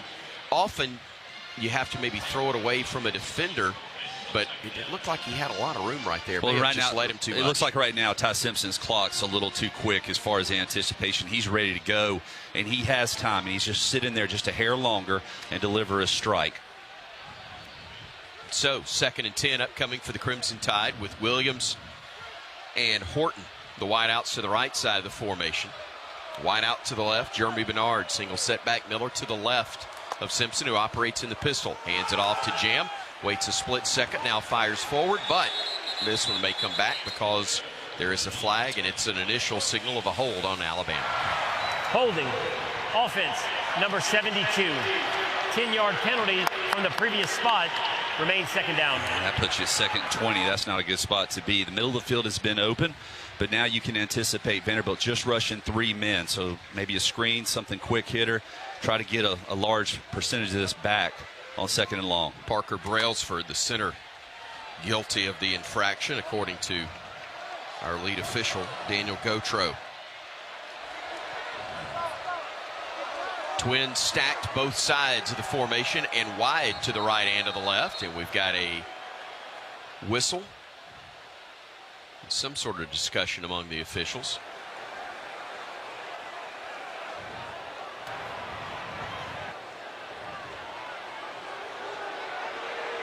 And if they made an announcement, we couldn't hear it. Please reset the game clock to 6 minutes, 17 seconds, and the play clock to 25. Lost 10 Both seconds. the game clock and the play clock will start on my signal. So they'll put that time back on there, but does this do anything for Vandy to get a chance to look at a little bit different set? No, there's been no pre-snap movement right now. So. Okay. So what we see in the and I don't know formation, that you're gonna have any. Right. Simpson from the pistol. Does get the snap. Play action. Looking, firing downfield. Catch is made. Horton inside or across the 40, near midfield. Maybe into Vanderbilt territory. That is one heck of a grab. Looks like they'll put him right at the 50-yard line for a gain of 36 and a make first down. Well, it was really a great anticipation by Ty Simpson. You caught him in a cover 2. The flat defender had to sit a little bit, and there was a window between the deep safety and the corner. And he drilled that ball to Isaiah Horton right on the sideline. That's where the 6'4 frame really comes in play. That ball's high. He's able to go up forward and move the chains. 1st and 10, Bama. Spot him at the 49 of the Crimson Tide, so they didn't give him the midfield stripe after all. Men to either side of Simpson. Will hand it off to Miller right up the gut. He's got room. 40, cuts it inside 35, and finally brought down at the 29-yard line of the Commodores. Bama running it very effectively for 22 yards there. Another bank first down. They had 2 men in the backfield as a little eye candy and just gave it to Jam, who will now exit the game. Still power running, though, and they pulled the right guard, Vandermark, around. He kicks out the defensive end. You got Cuevas lead blocking as well, and Jam Miller was able to get in the secondary and make the safety miss. Jam out, Kevin Riley in. 2 wide outs right, 2 left. One of those, the tight end split left in Cuevas. Snap and hand off to Riley on the quick draw. He'll work forward inside the 25. Flag down behind the play. Brian Longwell, the linebacker, made the stop, but I think they're going to get Bama for another hold. Offense, number 71. 10-yard penalty from the previous spot. First down. At Cam Dewberry, and it was well behind the play as well, but that's frustrating. That's 2 offensive holding penalties already on this drive. So his defensive lineman came across his face, and that's fine. Just wash him down the line as Riley pivots off of him, but then he drove him into the ground. 2 penalties, 20 yards for the Crimson Tide, but you've taken good yardage off there. So spot it back now at the 39. It'll be first down and 20. Rico Scott into the game, split wide right for Alabama. 2 men in the backfield, one of them being Bernard, the other one being Riley. Fakes the handoff, looking downfield, firing across the middle. Catch made in traffic and a beauty at the 29-yard line. Rico Scott climbing the ladder and coming down with a football for the Crimson Tide. Boy, Colby Taylor, the safety, hit him as he was catching the football. May have even got there a hair before, but he was able to go up and secure it after a hard hit. 10-yard pickup, 2nd and 10 now for the Crimson Tide with 2 wideouts left. Looking that way is Ty, forced to scramble. He will now flip it ahead, and the ball gets batted out of bounds. That's an incomplete pass. It'll go back to, I think, the 29 and be 3rd and 10 from right there. Looked like Nick Rinaldi got the deflection on what was an ad-libbed shovel pass that could have been disastrous there for the Tide, but thankfully went out of bounds. Jams back in. Bama 0 for 1 on 3rd downs. Working from the 29 to the doors. Bernard split wide right. Now he'll come in motion, joining Rico and Ryan to the left side of the formation. Jam is to the left of Simpson. Play action to Jam. Simpson looking, firing, and it's incomplete. He was getting hit by a blitzing Commodore. I think it was Rinaldi who came in from the linebacker slot again and forced him to throw that one a tad early. Yeah, they brought more than we could block, so the ball's got to get out of there quick, and unfortunately, because of the down and distance, he had to release it. Now, he had Latsier Brooks open, but the ball sailed a hair high on him. 47-yard try upcoming from Connor Talty on the near hash. The hold from Blake Dowd, the snap upcoming from David Bird. Talty 4 of 6 on field goal tries for the year. Snap, spotter good. The kick is up, has enough leg, and this one is no good. Pushed it right. He did miss it wide right, and the Doors turn away the Tide. A missed opportunity for Alabama, and we'll keep it right here with 3:45 to go in the opening quarter of play. Vandy gets a takeaway, and the good fortune of a missed field goal that had enough leg from 47, but was indeed pushed right. And now Talty just 4 of 7 on field goal tries this year. 46 against ULM was his longest of the year. Well, defense has to answer right here. You got to be solid and sound up front. Make sure you're keeping your shoulders square, not allowing those run lanes to open up. Take on those double teams and allow the linebackers to flow free. A.J. Newberry out of Grand Prairie, Texas, the junior running back, behind Pavia, who operates from the pistol with 3 wideouts. Split to his right. Now they'll bring a man in motion left. Play action. We've got a whistle and multiple flags flying in. Hopefully we got a false start. Hope so. False start. Offense, number 70. 5-yard penalty. Remains first down. Good call, partner. Cade McConnell. It's out of Choctaw, Oklahoma. The senior quick guard is the man guilty of that. It's the 2nd penalty on the Doors, totaling 20 yards. So 1st and 15 upcoming. 7-0 Vanderbilt, if you're just joining us. They popped a 65-yard run from Cedric Alexander on their first drive of the game to take the 7-0 lead they enjoy now. James L. Lassiter in the backfield. Pavia, quarterback draw, and he's got running room right up the gut, 40, 45 across midfield, and finally run out of bounds around the 35-yard line. Diego Pavia on the quarterback keep, picking up big yardage. And I think it was Jefferson who shoved him out of bounds, but not until he was able to pick up 30 yards on that play. Well, it's a quarterback counter right here. He fakes like he's going left. He's got his left guard and tackle pulling around out front. I thought initially we had bodies, but he was able to actually cut it back. Just no help there. Linebackers are filling in, but there's still holes that are opening up. So from the 40-yard line of Alabama, Pavia working from the pistol. Newberry to his back. They send a man in motion left. Pavia will get the snap. He'll look. He'll dump it off across the middle. They'll get the first down and a little bit more as Cole Spence, the tight end, 6'7", 255 out of Roswell, Georgia, picks up 11 on that play. And they are slicing and dicing us. Yeah, they brought A.J. Newberry, the running back, out on the wheel route, and Deontay Lawson was able to go with him, but then you had a backside tight end dragging across that went completely free. Corey, we're going to come to you after this next play if time permits. Love your thoughts on why the Doors are having so much success against this Bama defense. As M.K. Young is in the backfield now. They bring a man in motion to the left side, putting two receivers there. Again, they're at the Alabama 29. Pavia getting the snap.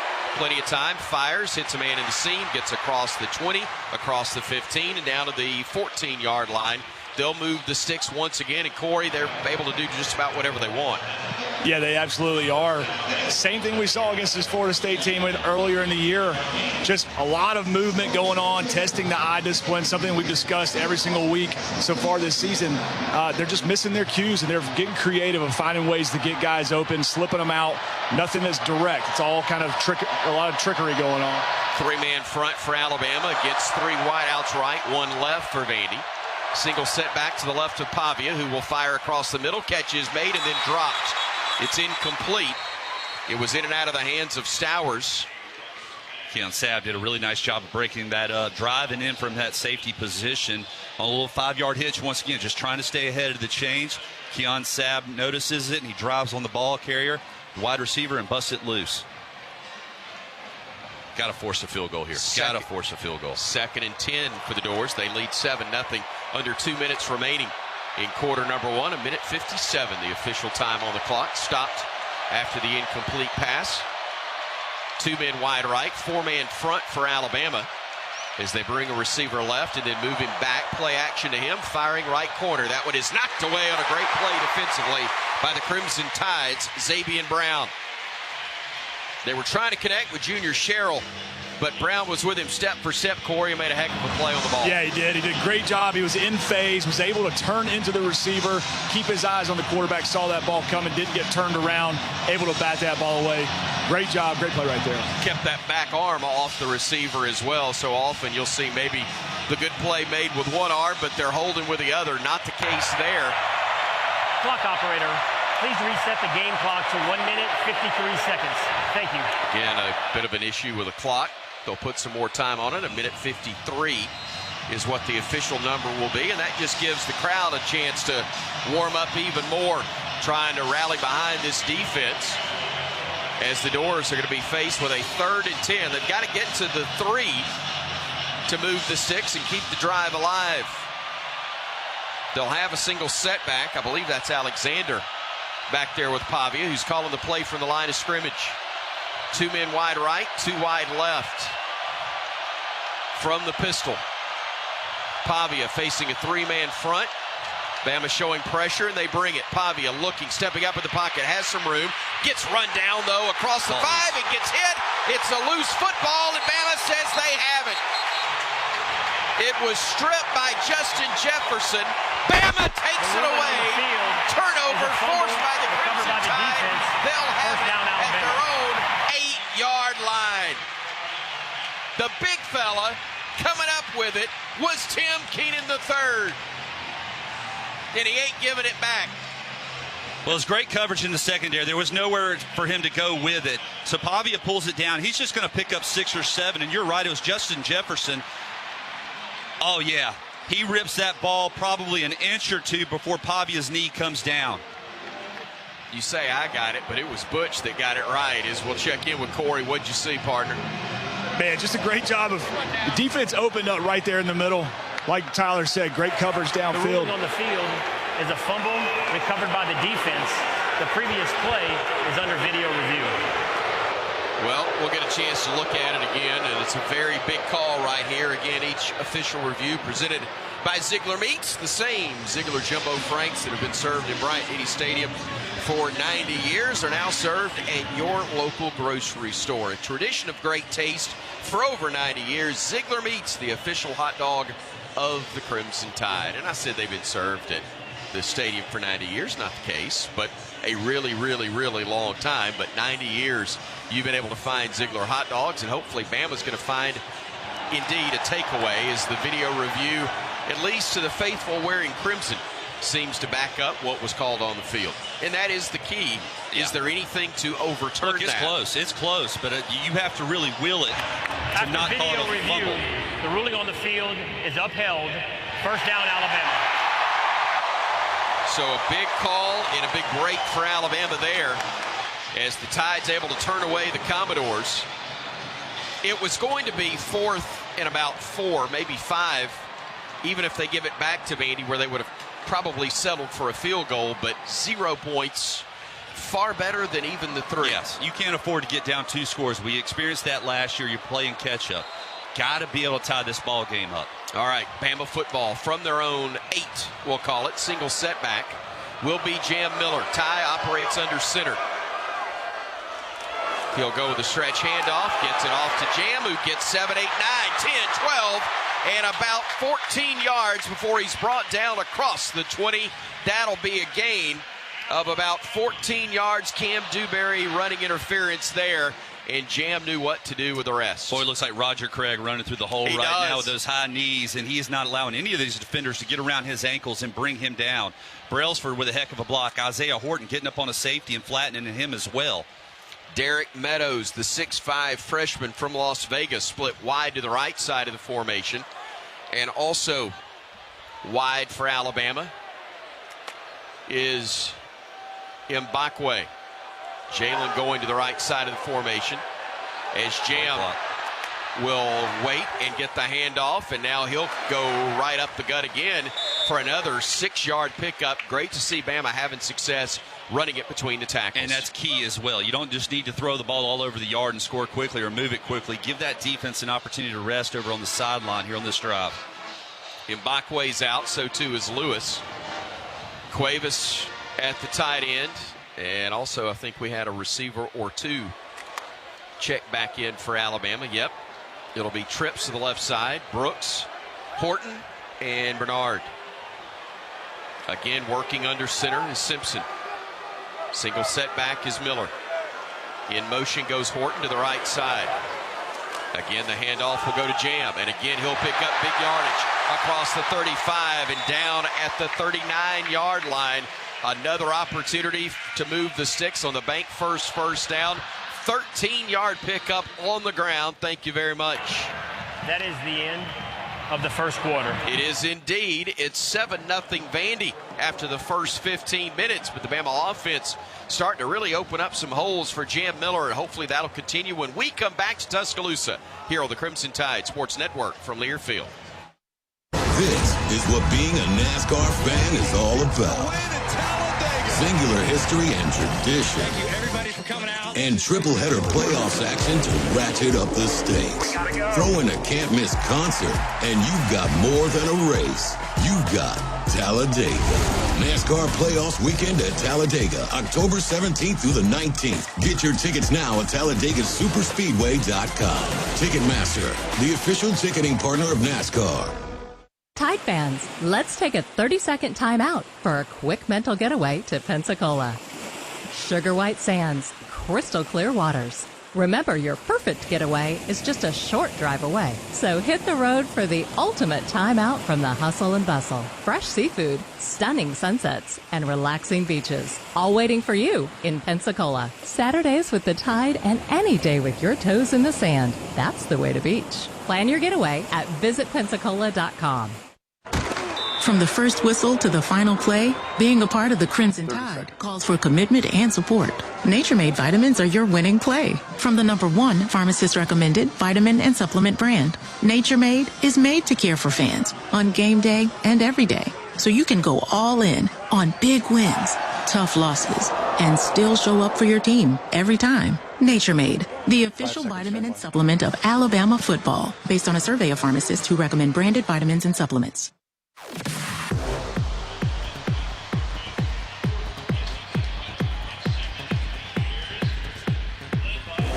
Getting ready to start the second quarter. It's Vanderbilt 7 and Alabama nothing. Let's take a look at the Alabama Power scoreboard update. 2 SEC games in progress right now in Gainesville. A good start for the Florida Gators. 10-0 leading Texas with 12:41 left to go in the second quarter.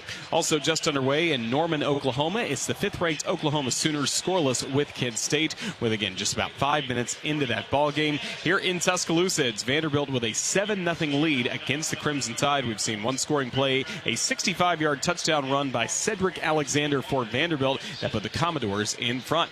We'd like to thank Regions Bank for being today's game sponsor. Just like Crimson Tide, Regions Bank always goes the extra mile, because at Regions, extra is our ordinary, official bank of the Southeastern Conference. Our Cooks Pest Control sideline reporter is Corey Reamer. Cooks Pest Control, call Cooks to score superior protection from pests and termites. Corey, a great moment we just saw from this Crimson Tide defense, getting that strip of Diego Pavia and the fumble recovery. What was the energy like on the sideline for Alabama? It's just a play that we needed. It's massive. You just felt the momentum on Vanderbilt's side for the entire start of this game.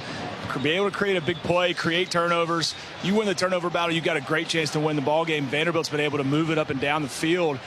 Great job by Justin Jefferson stripping that ball out, giving the ball back to this offense. Now we've got to find a way to put points on this board. And again, put pressure on this Vanderbilt defense, make their offense change what they want to do. Right now, they continue to do exactly what their game plan coming into this game was. You heard from Corey Reamer and our broadcast host, Roger Hoover. I'm Chris Stewart alongside Tyler Watts here at Saban Field at Bryant-Denny Stadium, where Bama hopes to resume the success they had on this drive before the first quarter ended. Kevin Riley in the backfield to the right of Ty Simpson, who's in the pistol, and has Bernard to his left. Ty gets a snap, will hand it off, and Jam goes left. Jam keeps running before he's brought down at the 45-yard line. That's going to be another great first down pickup, about 7 yards on that play. Kevin Riley, I said Jam, excuse me. I told you he was back there, and then I tried to credit Jam on the carry after the fact. But it was Kevin Riley, the Northport, Alabama native out of Tuscaloosa County High School, who had the big run for 8 yards right there, setting up 2nd and 2. Riley still in the game. Cole Adams is split wide left for Alabama now. Handoff goes to Riley, and he gets back to the line of scrimmage, maybe.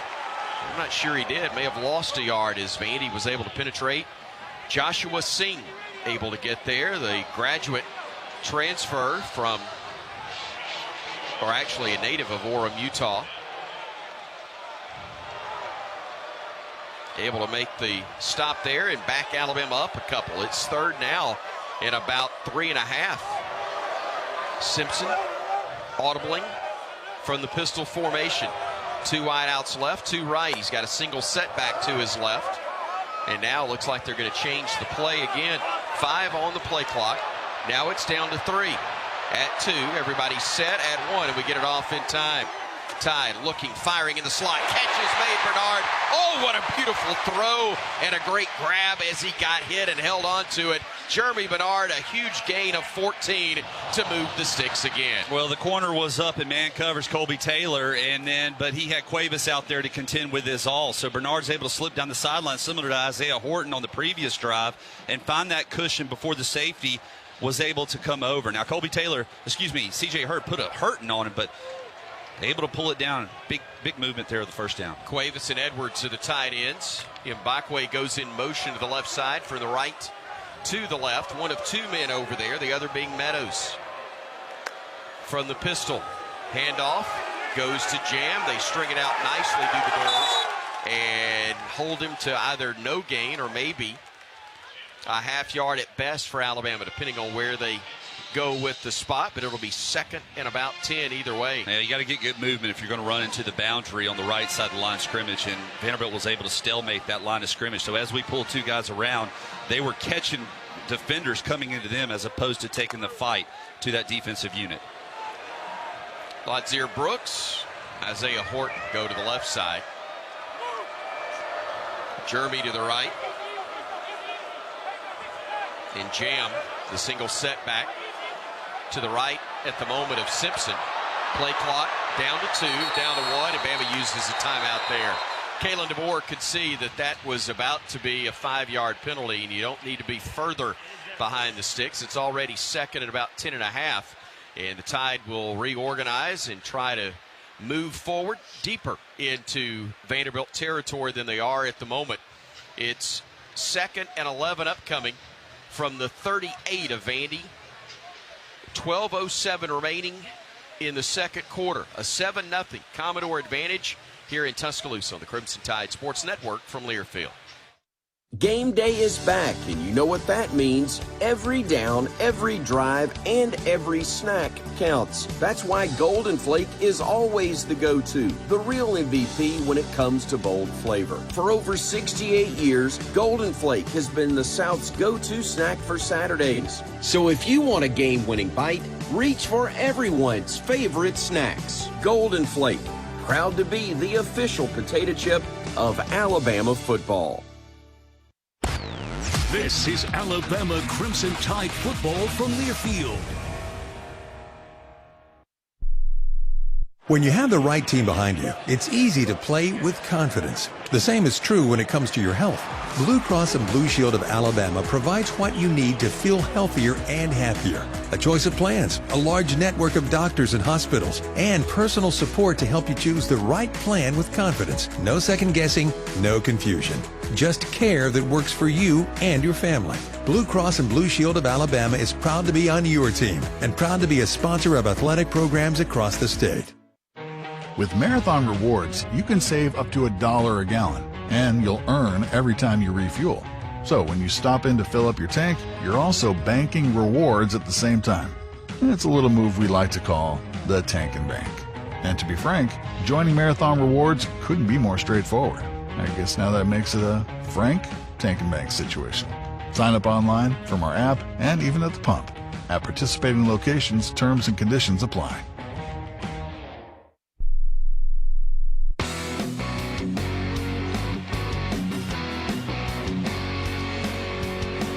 Vanderbilt 7, Alabama nothing, with still 12:07 remaining in the second quarter. A moment ago, we saw the Big Time Stop by Bama presented by Truckworks. The Big Time Stop by Bama, again, presented by Truckworks, the official commercial truck dealer of the Crimson Tide, with 17 locations all throughout Alabama, Mississippi, and the Florida Panhandle, including right here in Tuscaloosa.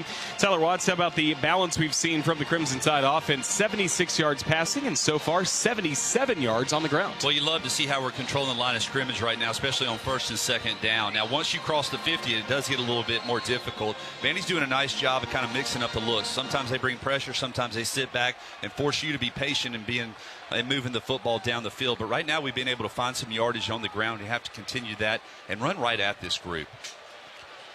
Second down, about 10.5 upcoming for the Crimson Tide. Jam Miller will be the single setback to the left of Simpson.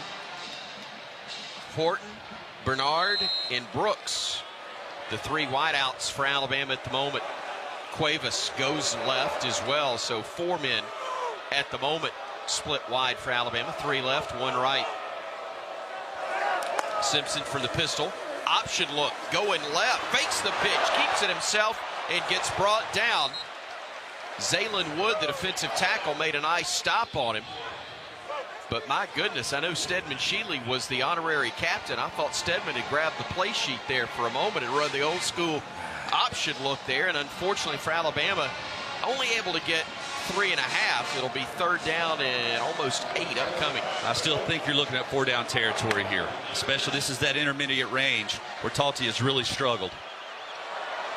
This would be a long one. This would be better than 50 if it were to be from right here. But third down and 8 upcoming. Trips left, tight end to the right.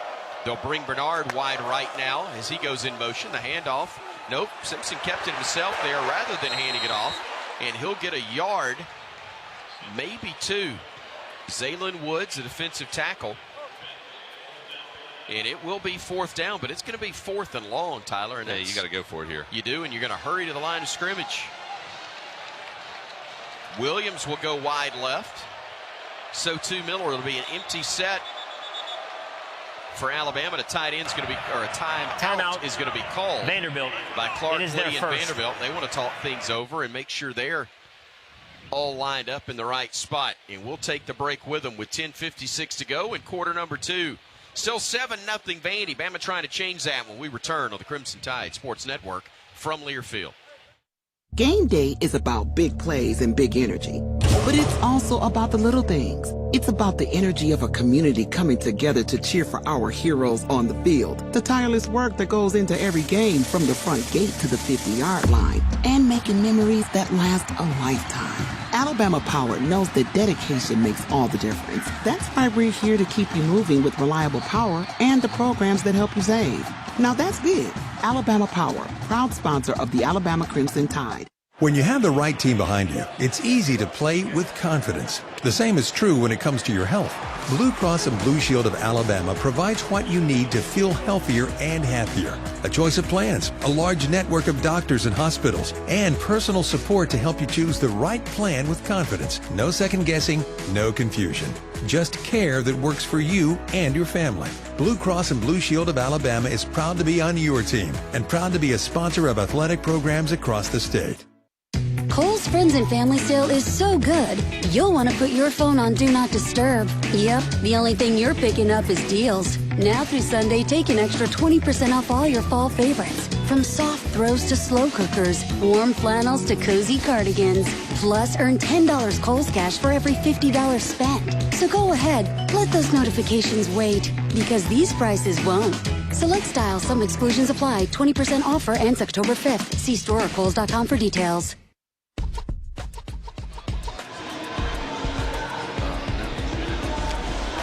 Crimson Tide trailing Vanderbilt 7-0 with 10:56 remaining here in the second quarter in Tuscaloosa. Across the conference is presented by Homewood Suites. And right now, again, the Florida Gators off to a good start against Texas, but the Longhorns may be creeping a little bit closer. Just got a touchdown in the second quarter. Still 7.5 minutes left to go before halftime in the Swamp. It's the Florida Gators 10 and the Texas Longhorns 7. Our Cook's Pest Control sideline reporter is Corey Reamer. He's down on the field. We're coming to you live from inside the Alabama Credit Union broadcast booth. Feel good about your money with Alabama Credit Union. And Corey, what did you see prior to that timeout on what is a really critical 4th down and 7 coming up here for Alabama? Yeah, these last 2 runs that Alabama's been had on offense, trying to run into the boundary. Vanderbilt has just called the right call, had some twist games up front, looped right into it where it's really tough for those offensive linemen to climb when you've got a game going on right in front of you between your defensive line. Sometimes it just got to chalk it up as a loss. We got a 4th down. We got to convert right here. Try to get some momentum back, get the stadium back into us. This offense needs to continue this drive, not give this ball right back to Vanderbilt. So the question now is, does Vanderbilt bring pressure here on 4th and 8, or do they sit back in zone?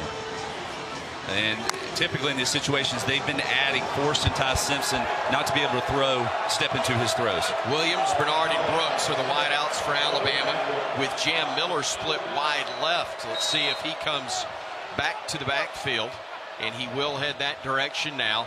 Again, 4th down and 8 upcoming. You got to get to the 27 of the Commodores in order to keep the drive alive. Simpson with a pump fake, now does clap. Gets the snap, looking, firing, near side Cuevas, gets the first down, gets more, inside the 20, and finally brought down at the 16-yard line.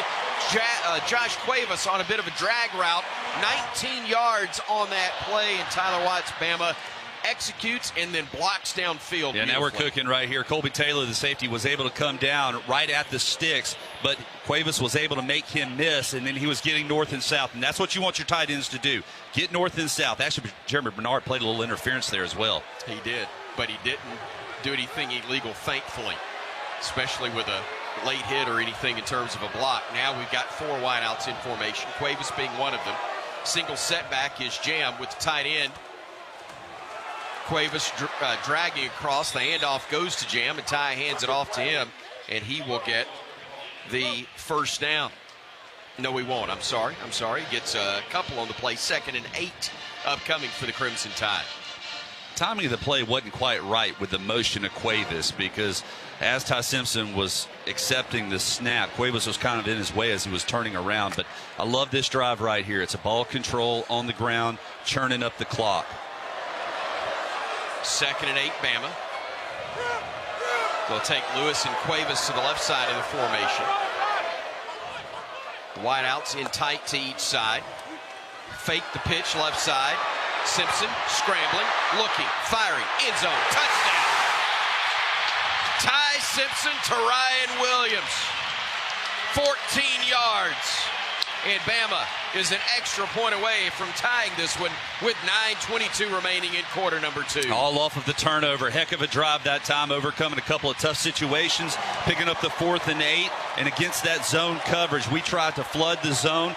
Vanderbilt did a nice job of protecting everything, covering everything up, but Ryan Williams is able to slip and work the back of that end line for the nice touchdown, and he reeled it in and caught it. Boy, that's a great play by Simpson to make a would-be tackler avoid him in the backfield and then step up and fire a strike. Extra point attempt is up. It is good. Your Bromberg scoring drive. Ryan Williams catching that one from 14 yards, converting a 12-play, 92-yard drive that chewed up 7 minutes and 24 seconds. Connor Talty's PAT evens things at 7 apiece. That is what the doctor ordered. That's more like it right there, isn't it? Again, the great throw, but the ability to make a man miss and then get himself set and not rush the pass and to kept Williams. his eyes downfield. A lot of quarterbacks in that situation, they're pressing the edge. They have to pull up with a defender right in their face about to make a tackle. They immediately go into run mode, trying just to advance it and get closer to the chains. But keeping your eyes downfield, seeing Ryan Williams open, working that back line. Defender just lost track of where he was. Butch Owens with a great note. Our spotter reminded me that both touchdowns came after takeaways. Vandy with the interception inside their own 10-yard line, and Bama the fumble recovery in a similar spot, able to take it the distance for the score as the kickoff sails into the end zone. Talty doing a nice job, and Trey Richardson just watched this one sail over his head for a touchback, and the Doors will have it 1st and 10 from their own 25-yard line. But I would imagine an even more spirited Bama defense ready to come out now. Boy, certainly hope so. We don't need to allow these guys to get another drive like they have on their first 2 times of touching the ball. Preferably not let them drive it at about 70 yards before you take it away. As Cedric Alexander is the man in the backfield to the left of Pavia. 2 wideouts right, 1 left. Bama with a 4-man front defensively. Single safety for the Crimson Tide. Actually a 2-safety look as Pavia will roll the pocket right. Fires it out. Catch is made. Cutting it up and getting across now the 40-yard line was Junior Sherrill. Able to make that catch, and boy, we're a little too soft on that one. Way Tyler. soft, yeah. Turn that into a 15-yard pickup. Dijon Lee playing that cornerback position. He retreated a good 15 yards in that soft coverage, and they set it down around 5 and advanced it for 15. Yeah. So a quick first down for Vandy. Sherrill, Richardson, and Stowers all split wide right. They'll bring Stowers in motion and set him up left side. They'll flip it to another man coming in motion. That's Sherrill. He tries to turn it up, and he gets turned head over heels. A gain of a yard. Jordan Renaud, the redshirt sophomore out of Sarasota, Florida, able to make the hit. 6'4", 265 pounds is Renaud. And that's what you got to do against the lateral movements of this Vandy offense, to set the edge, force everything back up into the middle, and hope that someone is cleaning it up. Red Morgan did a really good job there. 1 yard at best on the game. 2 men wide right, 1 left. Single setback is Alexander.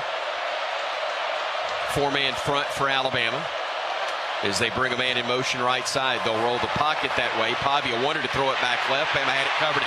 Now he's running for his life. Now he throws it away, and that's an incomplete pass. And that's great coverage by Alabama. Renaud was chasing the quarterback, but I think it was Jean St. Pierre who stepped up and stayed at home and was in coverage and really broke that play up. Yeah, they wanted to have a throwback to the tight end, Cole Spence, but he was completely covered up by Jean Pierre, who did not chase. He stayed at home. Pavia saw it, pulled it down, and threw it away. 7:49 to go, second quarter. Tie game, 7 apiece here in Tuscaloosa. 3rd and 9 upcoming for the Doors. As Pavia will work with 3 wideouts right, 1-man split left, and a single setback to his left in Alexander. Tough to hear right now for the Vandy offense as the Bama fans make noise. They get the snap, they roll it right, they fire, and this one is going to go out of bounds. It will be incomplete, and Alabama turns away Vandy and forces them to punt. Pierre chasing along with Edric Hill. Well, and I tell you, I'd love to see the perspective from the sideline. That's the best pass rush I've seen all year long. We didn't open up any holes in the middle. It was just a mush rush, forcing Pavia on his back. We'll check in with Corey in a moment, but first it's Vandy on to punt. First time today that we have seen Haberer in punt formation anyway. He's the holder on placements. Punt, fair catch called for inside the 20 by Cole Adams. Before we go to the break, Corey, what did you see on that last play, the 3rd down rush? Exactly what Tyler just said. We were able to just keep our lanes, keep him contained, not be able to get outside the pocket. Kelby Collins does a good job of not letting him escape to get some more time to see what he's got downfield. Force the ball away, get a kick. Now we got an opportunity with 7.5 minutes to go.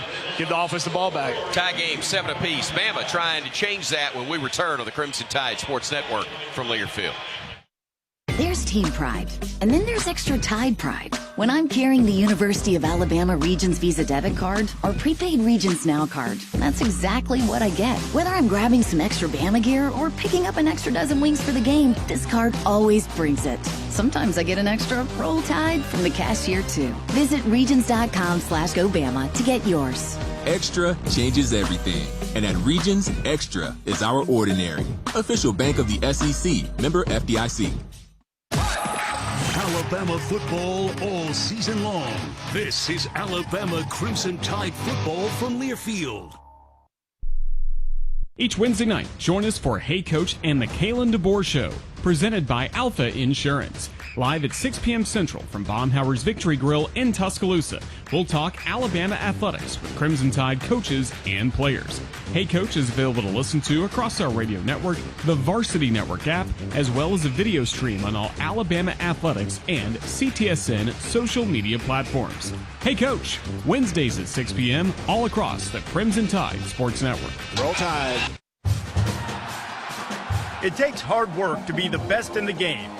Planning, commitment, resilience, sweat. That's why Old Dominion Freight Line, the #1 national LTL carrier for quality, works hard to be the best in the game and is proud to support those striving to be the best in theirs. Old Dominion Freight Line, official freight carrier of Alabama Athletics, helping the world keep promises.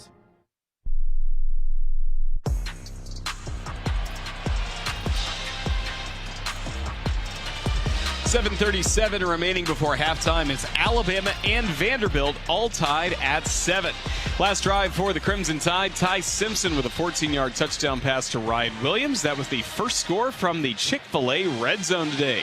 Make sure you download the Chick-fil-A app to claim your free Chick-fil-A special offer by midnight tonight. Offer is redeemable at participating Alabama Chick-fil-A restaurants next week, Monday through Friday. Tyler Watts, we would love to see more of that from the Crimson Tide offense here. Oh, I just want to see ball control right now. Let's get out from the shadows of our end zone first and foremost, and then find a way to put about a 6.5 minute drive together. Shadows don't sound bad right now. Lord knows we could use a couple over here on this side of the stadium. Help us see a little bit better. If you're in the shade, it is a perfect day. If you're in the sun, it's Alabama in October. 3 wideouts left for Alabama. Single setback to the right of Simpson is Daniel Hill, the sophomore out of Meridian, Mississippi. Simpson waiting on the snap, gets it. Looking, has to scramble. He's going to be slung down back inside the 5-yard line. Joshua Singh is the man who made the play there, the 6-foot, 285-pound graduate. A big hit there for the first sack of the game for either side, and it pushes Alabama back inside, or thought they were going to be inside the 5. They actually generously give Bama field position at the 6. Yeah, Will Conformity just got beat to his inside. The ball needed to come out quickly and wanted to come out quickly, but nobody was open. Ty Simpson has to eat it. Jam Miller, the running back, to the right of Simpson. Clock moving under 7 minutes now remaining before halftime. 7-7 ball game here at Bryant-Denny. Jam has it up the middle, and he'll get about 3 yards maybe. Brian Longwell, the linebacker, gets credit for the stop. Alabama with a 3rd down and 19 upcoming. Tied just 1 of 4 on 3rd down so far in this ball game. Well, it's been tough to get on top of this Vanderbilt defense. We've been working the sidelines on these 3rd and long situations and had good success, but now Vandy drops back in a 3-deep shell. 5 wideouts, empty set right now, but Miller will come in motion and then join Ty in the backfield. Simpson gets the snap, drifts into his own end zone, throws it across the middle, and it's off the hands and incomplete of intended receiver Isaiah Horton. I don't know what that was going to go for. It probably wouldn't have been a 1st down. Well, you never know, though, because they're kind of setting a wall up on the outside perimeter. It would have been nice to have seen if he would have been able to hit the sideline and get upfield, but we'll never know. Too much steam or too high or just didn't catch it? A little of everything. I got you. Right now it just seems like Ty Simpson's playing a little faster than his receivers are. On to punt for Alabama's Dowd. He's about 7 yards deep into his own end zone. Martell Height is the deep man for Vandy, trying to punt it away from him. A fair catch called for, and this one will check up. It takes a Vanderbilt bounce, and it'll be knocked out of bounds around the 38. So not the best effort there from Dowd. In fact, given the circumstances, a 30-yard punt, probably his worst in an Alabama uniform, and the Doors will have excellent field position with 5:56 to go in quarter number 2 in a game that's tied at 7 apiece. And yes, Vanderbilt does get the ball first to begin the second half. They would love to put some points on the board right here, and they're in at least a short field situation to try and make that happen.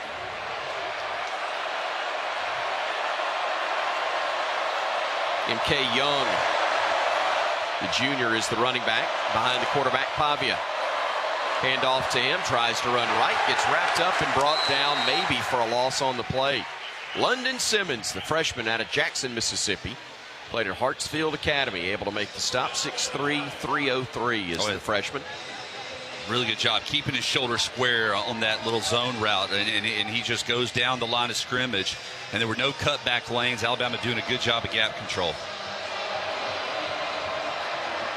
5:27 and ticking. Time left in the second quarter. 7-7 ball game. Alabama and Vanderbilt here in Tuscaloosa. Commodores with the ball inside the Bama 40. 2nd and 11 upcoming. Pavia from the pistol. Fakes a pass, now wants to run it, does, and gets run out of bounds. Bray Hubbard, the free safety, chasing him the whole way and brings him down after a gain of about 3. With everything said and done, that's a really nice job by the defense. There was a huge hole that opened up on the right side, but it closed up relatively quickly, and you force Pavia to run to the sideline. That's not his strength. He wants to get north and south and get positive yardage. 3rd down, 8 upcoming. Vanderbilt 0 for 2 on 3rd downs. Bama fans on their feet again, making a lot of noise here on a sunny Saturday afternoon at the Capstone. Young in the backfield to the right of Pavia, who's got trips left, single wide out right. Gets the snap, Plenty of time. Looking, firing right. That catch is made beyond the first down mark. That'll be Richie Hoskins making the catch for a first down for Vanderbilt. They'll keep the drive alive. Well, we brought a safety blitz, but it showed late, and it didn't have enough time to get to Pavia. That opened up a one-on-one opportunity against Damani Jackson, and he just kind of gets beat on an out route.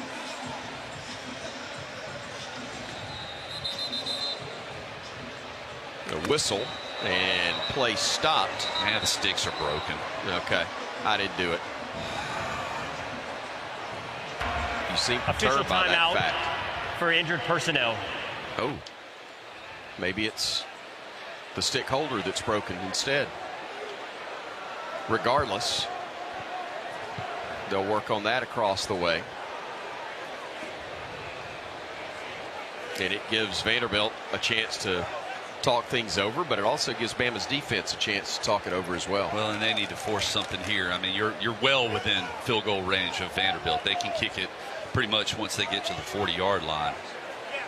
Technically, it's an injury timeout. We're not sure if it's the stick that's injured or the stick holder, but either way, we want to remind you our timeouts in this situation are brought to you by Andrew Sports Medicine, whose team of doctors help you achieve victory over injury. Andrew Sports Medicine is the official sports medicine provider for the Crimson Tide. And while we've got an opportunity, why don't we go ahead and pause 10 seconds for station identification. Please set the play clock on the Crimson Tide Sports Network.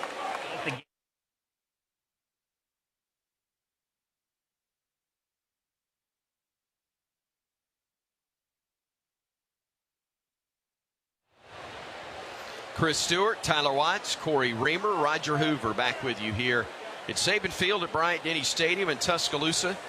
3:59 remains in the first half. Alabama and Vanderbilt tied at 7. 2 90-plus yard drives after turnovers from the respective teams have provided the scoring that we have in this one. But Vanderbilt's trying to regain the lead after scoring first in this one. They've got it at the Alabama 26 and a 1st and 10 upcoming once they get the yard marker repaired across the way or the individual that was holding it. Again, I think they're actually working on the, well, they are attending to the gentleman who was working on the chain gang, and he did get knocked backwards. It is hopefully all right.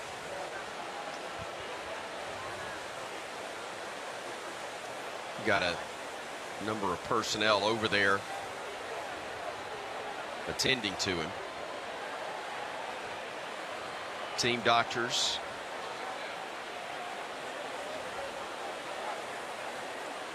And also law enforcement trying to make sure that member of the chain gang is all right. Corey, I know you're not in the middle of that, but can you give us a little better idea maybe as to what's gone on? Yeah, I think the stick holder got ran into. They got the card out here. It looks like they're going to take him off the field. Not exactly sure the extent of the injury. Dr. Lyle Kane among those over there.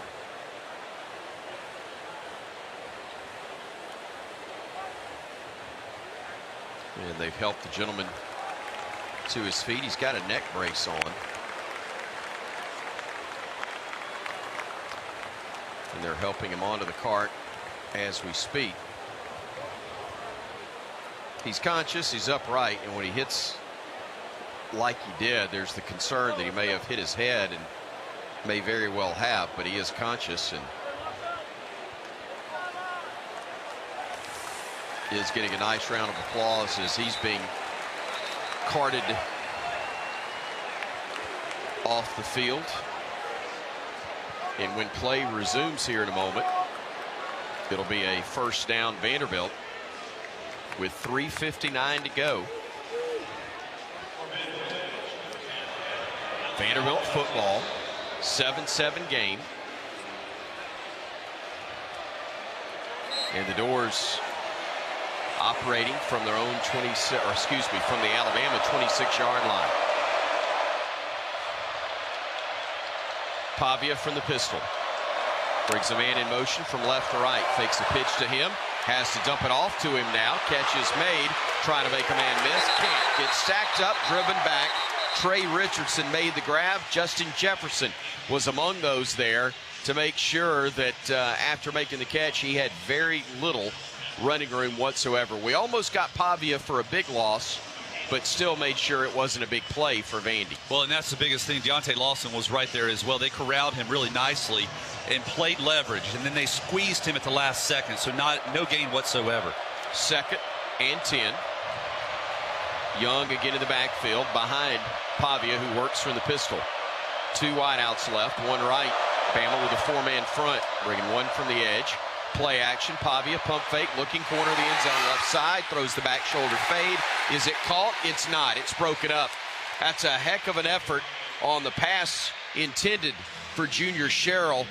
Dejon Lee is the guy that broke it up, the freshman from Carson, California, and saved a touchdown for the moment. And he was right in his hip pocket, and then he went to play right through the arms of Junior Sherrill and break that ball up. Otherwise, it's a back shoulder touchdown. Vandy's 1 of 3 on 3rd downs with 2:56 to go in this second quarter.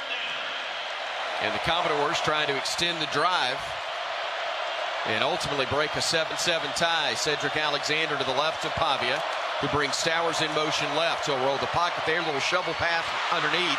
He will get across the 20. He'll stretch forward near the 15. And let's see if he's got enough for the first down. Jefferson applied the hit, but I believe it was enough. Picked up 11 or for 12. A first down, yeah. And it's that stupid little shuffle pass that got us last year so much. It's actually a pretty neat little play where they fake it to the running back, and then he is actually one that pivots and is the guy that receives the pass. So Yanze Pierre, he sees fake handoff. He's got the quarterback. He thinks somebody else is going with running back. It's frustrating. So 1st and 10 from the Alabama 15-yard line. They bring a man in motion left. He stops, goes to the backfield. Fake the handoff to him. Pavia rolling right. Now he wants to run. Pavia is going to get leveled just shy of the 10-yard line, but it's a gain of 3.5 or 4 for him before Nakai Hill-Green delivers the hit on the play. 2-minute warning, 2-minute timeout, excuse me, taking place here, and we take the break with them. Still 7-7. Bama will do their best to keep it at that number when we return on the Crimson Tide Sports Network from Learfield. Hey, college football fans, I know you'd do anything for a win on game day and an ice-cold Bud Light. Because whether you're tailgating in the parking lot or parked on the couch, sitting on your lucky stool at the bar, or standing in the fan section all game long, the clean, crisp taste of Bud Light turns a win into a win-win. And there's nothing easier to enjoy than that. Bud Light. Easy to drink, easy to enjoy. Enjoy responsibly. Anheuser-Busch Bud Light Beer, St. Louis, Missouri. Are you ready for your winning moment? Find it at Wind Creek Casino, where the action never stops. Hottest games, loosest spins, more ways to win. We've got the highest payouts and the most epic rewards. At Wind Creek, there's a win waiting for you around every corner. Wind Creek Casino. Find your winning moment. Gambling problem? Call 1-800-GAMBLER.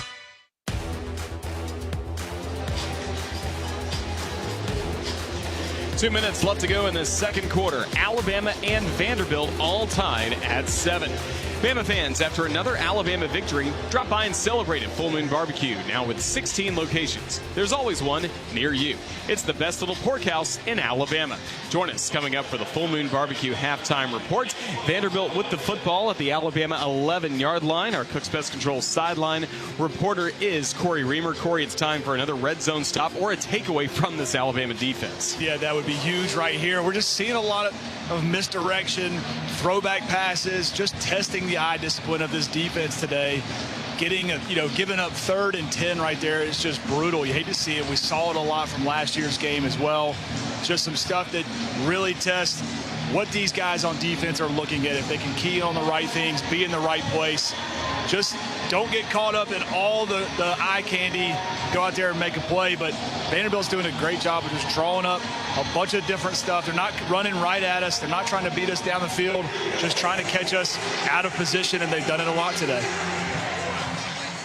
Again, 2 minutes exactly remaining in this second quarter. If you're just joining us, Vanderbilt scored after turning away the Tide, an interception on a 4th down throw inside the 10 from really outside the 30 into the area of the 10-yard line. Vanderbilt took over, marched down the field, scored on a 65-yard touchdown run from Alexander, and then looked like they were going to go ahead 14-0, but Alabama forced a fumble inside their own 10-yard line, marched it down the field, and was able to punch it into the end zone. And the Tide knotted the score at 7, but with 2 minutes to go, Vanderbilt will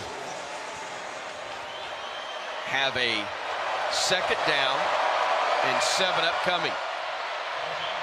Pavia with the tight end, the fullback, Gabe Fisher, to his left, and Alexander behind him as he works from the pistol. He'll have a wide out to each side of the field and a tight end to the left. He'll bring Stowers in tight. They'll hand it off left, try to get to the edge. Alexander stopped, forced to cut up, and gets spun around after a gain of a couple. Dejon Lee among those that did their job of making sure that he could not get towards the pylon, and sets up a 3rd down and 2.5 for 3, Tyler. And Bama will use a timeout. Yeah, and that's one of those plays, too, where you set the edge and you force the bounce. You got Dejon Lee coming up, and you're thinking, hey, we're going to hold this about a 1 yard gain or so. Next thing you look up, and it's 3 or 4 yards. And another short opportunity to convert this 1st down and run the remainder of this half out. Bama's trying to prevent that, though, Corey. They used the timeout there, and partly to settle the defense, but partly if they can get the ball back to try to do something with it before halftime. Yeah, you got a minute 46 right here. If you can get a stop right here, somehow force a field goal from this Vanderbilt offense, give this our offense an opportunity to put some points on the board, knowing that Vanderbilt is getting the ball coming out of the second half. Single wide out each side. Alexander and Fisher in the backfield on either side of Pavia, who works from the pistol. Pavia will run it himself, and he gets hit and gets spun around, and he will get to the 5, maybe the 4. He got tripped up initially by Yanze Pierre, I believe. Check that. It was 4-1. Nakai Hill-Green, not 42, Pierre. And Bama's using its last time out, I think, here with 3rd and 2 upcoming for Vandy. Or do they give him a 1st down? No, it's a 1st down. They got the 1st down. He only needed about 1 yard, and he picked up 1.5 yards, 2 yards. Got down to the 5-yard line. So tough to see down there based on where the ball is placed here in this stadium, but also with the sun right in my eyes. It's difficult as well. And you were right. Yanze Pierre shot the gap and got down at Diego Pavia's legs. But Pavia, being a good athlete, was able to kind of hurdle over him to keep his feet somehow and fall forward for the 1st down. So 1st and goal from the 5. Alexander in the backfield. Hoskins and Sherrill are wide right. Richardson split wide left at the moment with Stowers, the offset tight end. He'll now go in motion to his right. They'll throw the little shuffle pass again, and fighting towards the goal line. Did he get in? Yes, he did. Touchdown, Vanderbilt. Exact same play to the other side. They had it on a 3rd and 10. Were able to convert it. Run it down here inside the goal line where Alexander fakes the handoff and pivots. A little shuffle pass. We made contact around the 2-yard line, but he's a good running back, and he drove us in the end zone.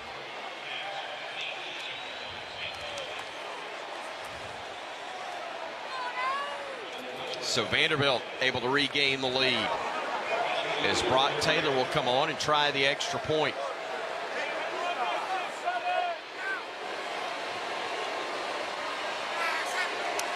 Snap and spot are good. The kick is up, and the kick is good as well. And Vanderbilt scored on their first drive of the game and now score on what we hope is their final drive of the half. But as Bama answered the doors earlier, we hope they do it again here. 1:33, plenty of time, even with no timeouts left. Yeah, but you have to be patient because you know that Vanderbilt's going to be playing soft coverage, and they're not 15, 20 yards off the ball, but they're going to force you to be patient, keeping everything underneath, and that's where Ty Simpson has to be careful. They're going to be pinning their ears back up front, playing soft in the back end, keeping every eyes back on the backfield, rallying on the ball. You have to step into your throw. You can't allow it to sail on you. Can't afford a turnover right here. Corey, a year ago at this time, I think there was some real panic on the Bama sideline. What's it like now, late in this first half, in this one? You can feel a little bit of nervous energy down here. It's just because I felt like we were prepared for this game. We had a whole different offense, and then come out and just not have the same success from like what we saw last week against Georgia. And then from the defensive side of the ball, just getting us with some of these gimmick plays, some of the stuff that we've been working on for a year now. Taylor to kick it off. And it will be fielded by Brooks at the goal line. He'll bring it ahead, gets to the 20, and spun around at the 22-yard line. So Bama will have it 1st and 10 from right there. I think that's the third return, at least the second return that we've seen from Brooks in this ball game. Butch reminds me that, yep, that is indeed the third. So of 1:28 to go in the half and no timeouts left. Alabama will have it 1st and 10 from just across their own 20. Simpson with an empty backfield. 2 wideouts to the left, 2 to the right. Ty with time, looking across the middle, catch is made. That is Horton, and that will be enough to move the chains quickly. Clock stops briefly with 1:22 to go. 12-yard pickup. Again, 2 wideouts each side. Simpson getting the snap. Looking. Now he'll run. Look out behind you. Ball almost knocked loose, but fortunately wasn't. But he is knocked down for a loss on the play. Josiah Singh able to make the stop. Bama hurries to the line of scrimmage. Trying to get everybody set. Get set somewhere, Edwards. 1 minute and ticking time left in this first half. Bama down 7. Pass across the middle. Catch is made by Williams. Shy of the first down mark. It'll be 2nd and 9. And again, no timeouts. You got to hurry. 42 seconds remaining. C.J. Hurd, the safety, made the stop. It's 3rd down as well for Alabama. 3rd and a couple.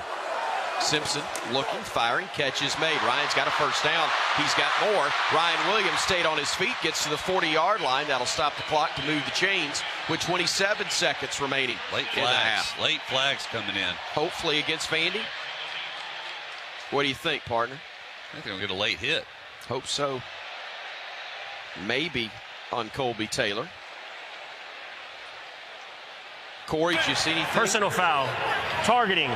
Defense number 4. The previous play is under video review. Tell you what, if that holds, that is a massive call because it's Martell Height, who is not only a corner, he's a big part of their offense, and Corey Reamer, a key return man, too. The referee beat me to it. Looked like targeting the entire way from down here. He launched at him, made head-to-head contact. I think it's definitely going to get called. Just what we saw last week, he ducked his head, hit Ryan Williams right in the side of the helmet. Definite targeting. This should be an easy one, be a quick review. Yeah. One would certainly hope so. Number one, because you hope the play stands, and we'll take those 15 yards, certainly. But also the momentum. You want to keep them on their heels a little bit. I will, and I hate to be this guy, but that shows how you cannot control your body. He definitely lowered his head, but he led with his shoulder. But because Ryan Williams was spinning back into the field, he made contact with Height's head, the side of his head. So that's the only thing that I'm talking about is he definitely led with his shoulder, but contact was made with his head. Man, I hope they don't spend a ton of time on this. Because you finally got some stuff clicking and rolling, and you also got that defense on its heels, and there's already been enough time passed that they've been able to get on there. After video review, there is no foul for targeting as both hits were evaluated. The clock will start on my signal. Nothing changes for you offensively. You got to get up there, get ready to snap the ball and move it forward. Plenty of time here. Well, that's huge in multiple ways. But Bama will have it. 1st and 10 from the Vanderbilt 40-yard line. 27 seconds to go in the half, and the Tide down 14-7. 2 wideouts right, 1 left for Simpson. And we've got whistles, no flags, but a timeout Vandy to talk it over. Timeout Vanderbilt. It is their second. It will be 30 seconds. Please reset the game clock to 27 seconds. Thank you. Corey, what you got for us?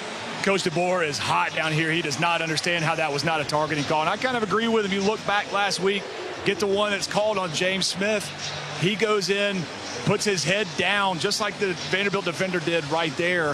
How you don't call that targeting, even though there's not head-to-head contact, if he hit him with the shoulder, leading with the crown of your head, exactly what James Smith did. James Smith didn't hit anybody in the head last week. They called targeting on him. How do you not call that right there? And then also, you got a Georgia player that goes flying on top of the pile. That was called, but he ended up going head-to-head with Jeremy Bernard, and nothing was whistled on that play, except, the targeting was not called on it. But we play on. 1st and 10 now. Again from the 40 of the Commodores. Simpson from the pistol. Looking, firing, left side. Catch is made, out of bounds. I think that's Jeremy, and it was. Bernard making the grab, the Vegas native. Able to move the sticks again. And 23 seconds left after a 14-yard pickup.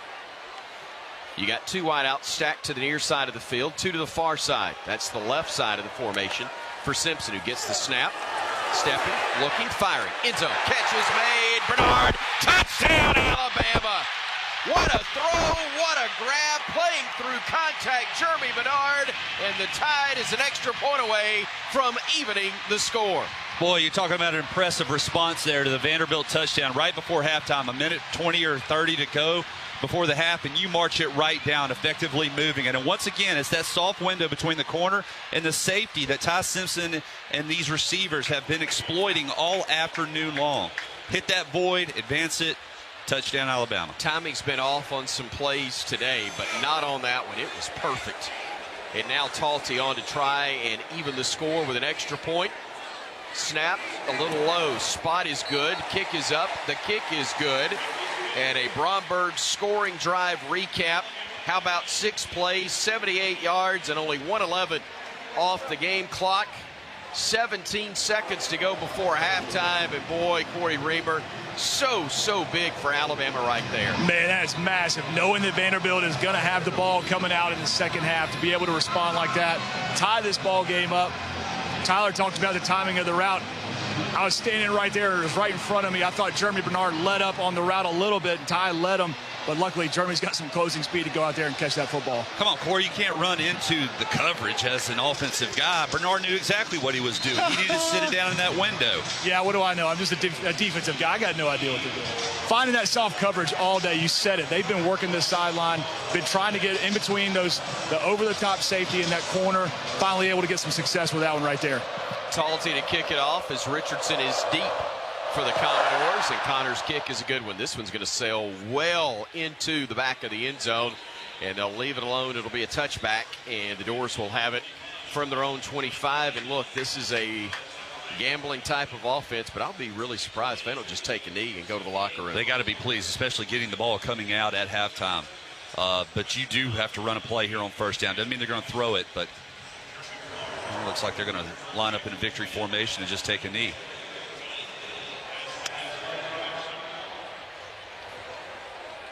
I didn't say it well, but that's what I meant. So they will line up, not in victory formation, but in tied at halftime formation, which in many years is victory formation for Vandy. But not anymore. This is a ranked and talented Commodore team, and Alabama will go to the locker room deadlocked with the Doors thanks to a final minute scoring drive to even things at 14-all. Corey Reamer is down on the field waiting to be joined by Alabama head coach Kalen DeBoer. Hey, Coach, massive response right there from the offense, getting points right before halftime. What are your thoughts on this first half? Well, we missed some opportunities at the end of the first, or at the beginning of the first quarter. Just got into their territory, and just timing. You know, we had the plays we wanted, but we got to execute better. They did a nice job creasing us on a run play or two. Our guys are resilient right now. I love the punch back that we just had here at the end of the half. Obviously, they get the ball to start the third quarter, so we got to come out defensively. And I think we made the adjustments for the most part. You know, they hit us on the one shovel. Felt like we were right there. We just got to tackle on the second one. Appreciate it, Coach. Good luck. Roll Tide. Thank you, Corey. Thank you, Coach. And Coach Kalen DeBoer half is presented by T-Mobile. Alabama rolls with T-Mobile, the best mobile network in the U.S., according to the Ookla speed test. 14-14 at the break. Bama and Vandy, a top 20 matchup between the Crimson Tide and the Commodores. Roger Hoover takes you through halftime here from Tuscaloosa when we return on the Crimson Tide Sports Network from Learfield. Hi fans, Herb Winches here for Full Moon Barbecue. Full Moon has been named one of the top 10 barbecue restaurants in America and voted Birmingham's best caterer. For your next outing, complete your tailgate with barbecue pork sliders, smoked wings, mac and cheese, and of course their very famous Half Moon cookies. In Alabama, only the best will do. And that's why Full Moon makes your game day so special. Thank you, Tom. Full Moon caters everything you need before and after the big game. Full Moon Barbecue. This is what being a NASCAR fan is all about. Singular history and tradition. Thank you, everybody, for coming out. And triple-header playoffs action to ratchet up the stakes. Throw in a can't-miss concert, and you've got more than a race. You've got Talladega. NASCAR Playoffs Weekend at Talladega, October 17th through the 19th. Get your tickets now at TalladegaSuperspeedway.com. Ticketmaster, the official ticketing partner of NASCAR. There's team pride, and then there's extra Tide pride. When I'm carrying the University of Alabama Regions Visa debit card or prepaid Regions Now card, that's exactly what I get. Whether I'm grabbing some extra Bama gear or picking up an extra dozen wings for the game, this card always brings it. Sometimes I get an extra Roll Tide from the cashier too. Visit regions.com/GoBama to get yours. Extra changes everything. And at Regions, Extra is our ordinary. Official bank of the SEC, member FDIC. We're just about 30 seconds to billboard. Score 0-0. And suddenly, I'm in the mood for a Coke Zero Sugar. Real Coke taste, zero sugar. That hits the spot. When it comes to great taste, Coke Zero Sugar's always on the scoreboard. Coke Zero Sugar. I heard a Real pop Coke that taste, time. zero sugar. Pop, pop, Hi, this pop, is pop. Coach Kalen DeBoer. Coke Zero Sugar is the Coke taste you 5 love seconds to with billboard. zero Stand by. sugar. Try it today and roll Tide. This is the Full Moon Barbecue Halftime Report on the Crimson Tide Sports Network from Learfield. Full Moon Barbecue, the best little pork house in Alabama. Alabama football is also brought to you by Coca-Cola. Fan work is thirsty work. Enjoy a Coca-Cola. Golden Flake, the official potato chip of the Alabama Crimson Tide. Allstate, you're in good hands. Bud Light, proud sponsor of Alabama Athletics. Easy to drink, easy to enjoy. And by Ford, proud partner of the Crimson Tide. The Full Moon Barbecue Halftime Report starts now. Halftime in Tuscaloosa. Our score, Alabama and Vanderbilt tied at 14. Welcome to the Full Moon Barbecue Halftime Report. I'm Roger Hoover. The game stats and facts are brought to you by Cadence Bank. Cadence Bank is a proud partner of the Crimson Tide. Cadence, there's opportunity here. Vanderbilt led 7-0 at the end of the first quarter. Alabama outscoring Vanderbilt 14-7 in the second quarter to tie this game at 14. Taking a look at the numbers, Ty Simpson, 13 of 18 passing for Alabama for 188 yards and 2 touchdowns. Top rusher has been Jam Miller, 10 carries for 73 yards in this game. And then the top receiver, Jeremy Bernard and Ryan Williams, both with 4 catches. Bernard for 62 yards and a touchdown. Ryan Williams, 4 catches, 44 yards, 1 touchdown in this game. For Vanderbilt, Diego Pavia, the quarterback, 11 of 16 passing, 88 yards and 1 touchdown. Top rusher has been Cedric Alexander, 3 carries, 74 yards, including a 65-yard touchdown in this game. And their top receiver has been Junior Sherrill, 22 yards on his 3 catches. There was 1 touchdown grab by Cedric Alexander for the Commodores. Again, the score at halftime, Alabama and Vanderbilt all tied at 14. The Domino's Drive for Dough is presented by your locally owned and operated Domino's in Tuscaloosa. If Bama scores on its first drive of the second half, Pee Wee Roberts from Grand Bay, Alabama will win a gift card for the amount of yards in the scoring drive. Enter to win on the RolledTide.com contest page to be the next Domino's Drive for Dough winner. In football, there's always a winner and a loser, but when it comes to Great Southern Barbecue, there is only one winner. Full Moon Barbecue, voted one of America's top 10 barbecue joints, and now with 16 locations to serve you. You're listening to the Full Moon Barbecue Halftime Report. Up next, we'll check scores from around the country and the SEC with Jet Ainsworth at our studios, giving you the Alabama Power scoreboard update. Our score at halftime at Saban Field at Bryant-Denny Stadium, Alabama 14 and Vanderbilt also 14. This is the Crimson Tide Sports Network from Learfield. Dad, are you going to make s'mores or not? Air mattress inflated, tablet charged. Yes, ready. I thought the point of camping was to get away from it all. I've been really responsible with my savings. Have to spoil myself un poquito. Mother Nature. Meet my dad, the Glamping King. Glamp your way to financial growth with a checking or savings account from Cadence Bank. There's opportunity here. Find a branch near you at cadencebank.com. Equal opportunity lender, member FDIC. The secret ingredient to any SEC tailgate, no matter who you're cheering for, is Conecuh sausage. This is bipartisan. Across the entire SEC nation, every SEC team needs to be serving Conecuh sausage. It can be served in a variety of ways. You can eat it in a sausage dog, it can be inside baked beans, or you can just grill it and eat it with some mustard. The flavor is so good, slightly spicy, juicy with a little snap. It doesn't matter who you're cheering for. This is one thing all of us SEC fans can get behind, Conecuh sausage. Like a bold cigar on the 3rd Saturday in October, this is Alabama Crimson Tide football from Learfield. Did you know that your largest organ is your skin?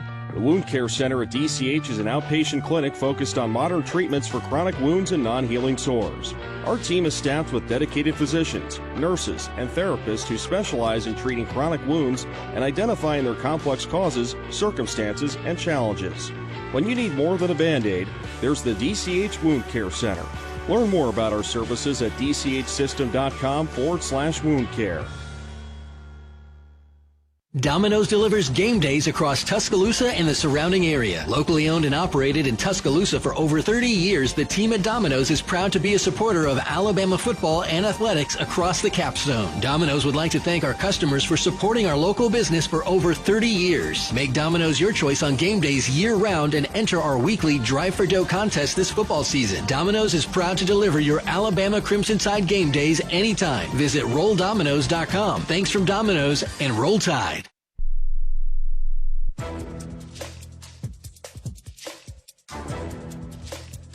This copyrighted broadcast is an exclusive presentation of Learfield under the broadcasting rights granted by the University of Alabama. Reuse of this presentation is prohibited without the expressed written consent of the university and Learfield. Announcers are provided by Learfield and approved by the university.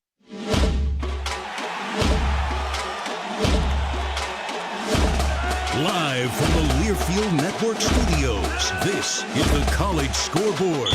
We're at the half at Bryant-Denny, all tied up at 14. I'm Jet Ainsworth. This is your Alabama Power Scoreboard Update with the latest scores from the SEC and around the nation. When you cheer, we cheer. Alabama Power is a proud supporter of the Alabama Crimson Tide. Some scores in progress. Florida down in the swamp playing host to 9th-ranked Texas, and the Gators come out of halftime with a 19-7 lead over the top 10 Longhorns. Just underway in the second half. Texas does have the football. Also, 5th-ranked Oklahoma, they are shutting out Kent State right now. They are in the second quarter. It's 20-0 Sooners. The Alabama halftime highlights are presented by Hellman's Real Mayonnaise. Do dip with Hellman's and do no wrong. In true Crimson Tide fashion, it all started with defense in the first half. Bama showing pressure. They bring it. Pavia looking, stepping up in the pocket, has some room. Gets run down, though, across the 5. He gets hit. It's a loose football, and Bama says they have it. It was stripped by Justin Jefferson. Bama takes it away. Turnover forced by the Crimson Tide. They'll have it at their own 8-yard line. And the turnover would turn into points. Wideouts in tight to each side. Fake the pitch left side. Simpson scrambling, looking, firing, end zone, touchdown. Ty Simpson to Ryan Williams. 14 yards. And Bama is an extra point away from tying this one. With the Tide trailing by 7, Jeremy Bernard, who's had a great year already, no exception in the first half, he contributed. You got 2 wideouts stacked to the near side of the field, 2 to the far side. That's the left side of the formation for Simpson, who gets the snap. Step, looking, firing, end zone, catch was made. Bernard, touchdown Alabama. What a throw, what a grab, playing through contact, Jeremy Bernard. And the Tide is an extra point away from evening the score. Those are the Alabama halftime highlights presented by Hellman's Real Mayonnaise. Do dip with Hellman's and do no wrong. I'm Jed Ainsworth on the other side of the break. We'll check in with scores from around the country. You're listening to the Crimson Tide Sports Network from Learfield. Barkley makes it easy. Get ready to rev up your engines and feel the excitement at Barkley Buick GMC Cadillac. We've got the perfect ride to match your style and adventure. Visit us at our showroom at Skyland Boulevard and let our friendly team help you find the vehicle of your dreams. Barkley Buick GMC Cadillac, where hometown pride and unbeatable deals collide. Drive with passion with Barkley. Visit us today or check us out online at barkleygmc.com. Barkley makes it easy. Hi fans, Herb Winches here for Full Moon Barbecue. Full Moon has been named one of the top 10 barbecue restaurants in America and voted Birmingham's best caterer. For your next outing, complete your tailgate with barbecue pork sliders, smoked wings, mac and cheese, and of course their very famous Half Moon cookies. In Alabama, only the best will do. And that's why Full Moon makes your game day so special. Full Moon caters everything you need before and after the big game. Full Moon Barbecue. Crimson Tide football lives here. This is Alabama Crimson Tide football from Learfield. Huddle up, football fans. Tailgate season is here, and nobody gets you ready for the game like Academy Sports and Outdoors. Swing by your local Academy store or shop online at academy.com to find everything you need, from grills to jerseys and more. Don't forget to stop by our newest store in Birmingham on Highway 280. Fun can't lose, and neither can you. Gear up today at Academy Sports and Outdoors, proud sponsor of the Crimson Tide. We're just about ready for kickoff. Score 0-0. And suddenly, I'm in the mood for a Coke Zero Sugar. Real Coke taste, zero sugar. That hits the spot. When it comes to great taste, Coke Zero Sugar's always on the scoreboard. Coke Zero Sugar. Real Coke taste, zero sugar. Hi, this is Coach Kalen DeBoer. Coke Zero Sugar is the Coke taste you love with zero sugar. Try it today and roll Tide.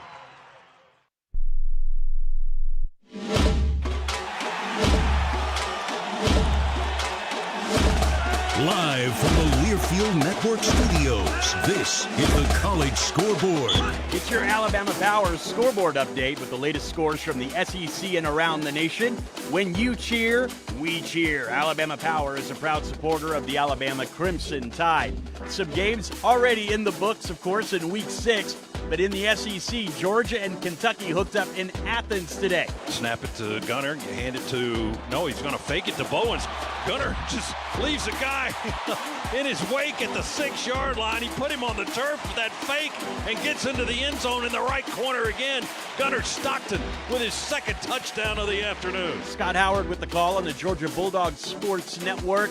Georgia would move to 4-1 as they beat Kentucky today 35-14 between the hedges. Games in progress. Texas and Florida down in the swamp. Manning to take the snap from under center with Weisner behind him. Arch has it, play action, rolls right. Manning looks to throw or run, fires for the end zone, caught by Weisner. Touchdown, Texas. Travian Weisner slid to the right side. Manning put it on the mark, and Trey pulls it in, steps into the end zone, a 6-yard touchdown, and the Longhorns are on the board. Craig Way with the call from Learfield. That's the only points right now for Texas. Florida leading 19-7. 11 minutes to play in the third quarter. Texas does have the football. In Soonerland, 5th-ranked Oklahoma. They're 4-0. They're playing host to Kent State this week. Kanik to the right. The back is Blaylock on 3rd and 10. First third down of the day for OU. Satania sent in motion. There's the snap. Hawkins blitzes on. Has a pocket. Now he's surrounded. Escapes out the right. Flings it downfield. He's got Satania behind the defense. Caught it. Touchdown. Wow. Toby Rowland with the call from the Sooners Sports Network. Oklahoma leading at halftime in Norman, 23-0. Over Kent State. A little bit later on this evening, 6th-ranked Texas A&M. They're going to kick off at College Station at the home of the 12th man, Kyle Field. They'll play host to Mississippi State. The Bulldogs, of course, trying to bounce back from a loss last week in overtime to Tennessee. They are 4-1 on the year. A&M a perfect 4-0. It should be an interesting one under the lights in Texas. That is your Alabama Power scoreboard update with the latest scores from the SEC and around the nation. When you cheer, we cheer. Alabama Power is a proud supporter of the Alabama Crimson Tide. Next up, the second half kickoff with Chris Stewart, Tyler Watts, Roger Hoover, and Corey Reamer. I'm Jed Ainsworth. You're listening to the Crimson Tide Sports Network from Learfield. Is that Tacoma towing a pink mechanical bull? Sure seems like it. Well, I'll be. Truck like you truck with a great deal during Toyota Truck Month. Get 1,000 in conquest bonus cash for new Toyota customers on a new 2025 Toyota Tacoma. Valid through November 3rd, 2025. Offer entitles 1,000 conquest bonus cash on certain new 2025 and 2026 Toyota pickup trucks for current non-Toyota owners. I know, I can tell. You know why? Pickup trucks. Because it's humming again. Let's go places.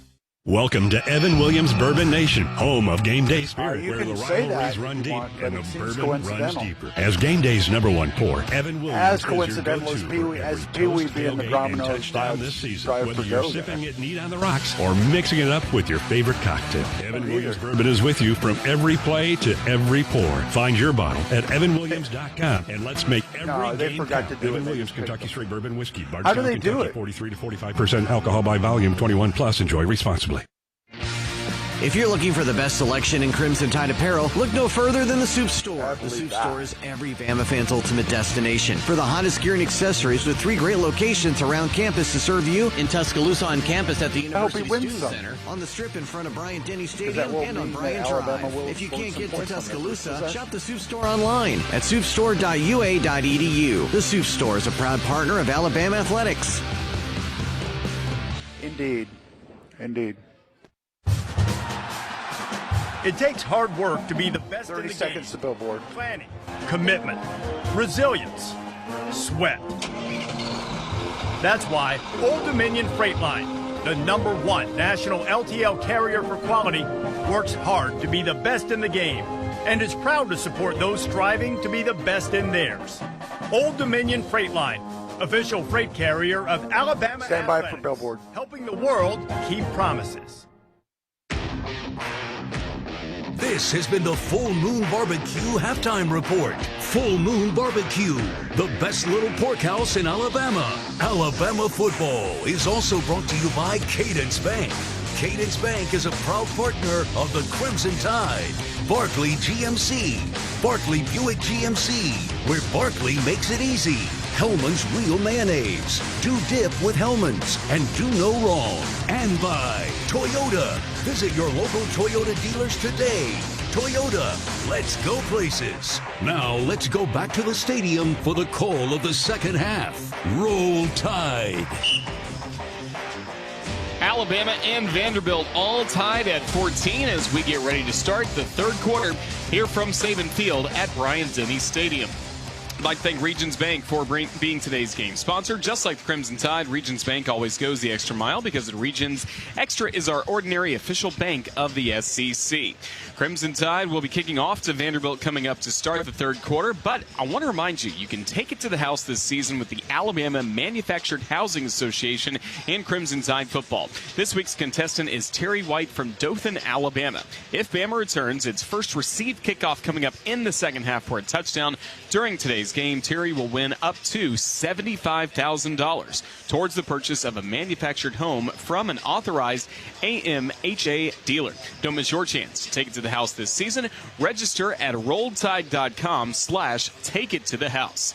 Certain terms and conditions may apply. Complete rules are available at rolledtide.com/take-it-to-the-house. Again, the Crimson Tide and the Commodores all tied at 14 as we get ready to start the third quarter. We're coming to you live inside the Alabama Credit Union broadcast booth, proudly serving Alabama communities for over 67 years. And as we get ready to start the second half, here on the call, the voice of the Crimson Tide, Chris Stewart. Roger Hoover, thank you so very much. Alabama trying to build off of last week and get things going.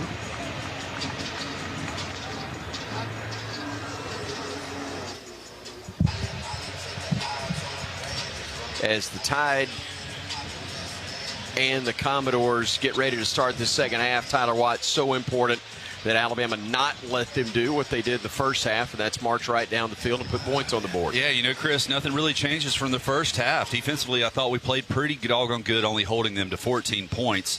However, you got to win first and second down. That does not change here in the second half. Force them in third and long situations. We did on the last drive of the half for Vanderbilt, but they were able to convert those and get a touchdown out of it. You have to continue to put them in those situations, though, thinking that you're going to make those plays eventually. We forced one punt in the first half. We talked about it in the pregame. We need to force at least 3 over the course of this game, and then create another turnover. That's kind of the goal. 2 punts and a turnover here in the second half. Corey, a little juice on that sideline right now? Yeah, there definitely was, especially in the locker room at halftime. Everybody's excited to get back out there and compete. They know they've got a lot that they can improve on from that first half. And they want to go out there and send this message. They did not play their best half of football right there. They're ready to turn it on for the second one. Bama to kick it off, as this one will sail into the end zone. A good effort there from Bama's Connor Talty. 3 for 3 on touchbacks in this ball game. So Vanderbilt will have it 1st and 10 for their own 25-yard line. What do you expect to see from them, or is that part of the problem? It's really difficult to figure out what to expect to see. You just continue to attack. James Smith now back in the lineup, however. Of course, doesn't really look like he's out there on the field just yet. He'll rotate in. Edric Hill is going to get the start. So Vanderbilt operating from the pistol formation. They bring the big old tight end in motion to the right. They'll throw a slant across the middle. The catch is made, and they'll get a first down. It's junior Sherrill who makes the grab. 15 yards on that pickup.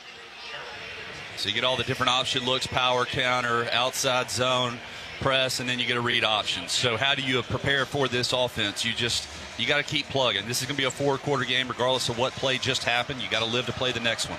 But Davey is one that will draw a lot of eyeballs at 6'5", 270. When they brought him in motion, everybody was looking his direction. But the pass went downfield across the middle, and the Doors picked up the first down. Now they hand it off.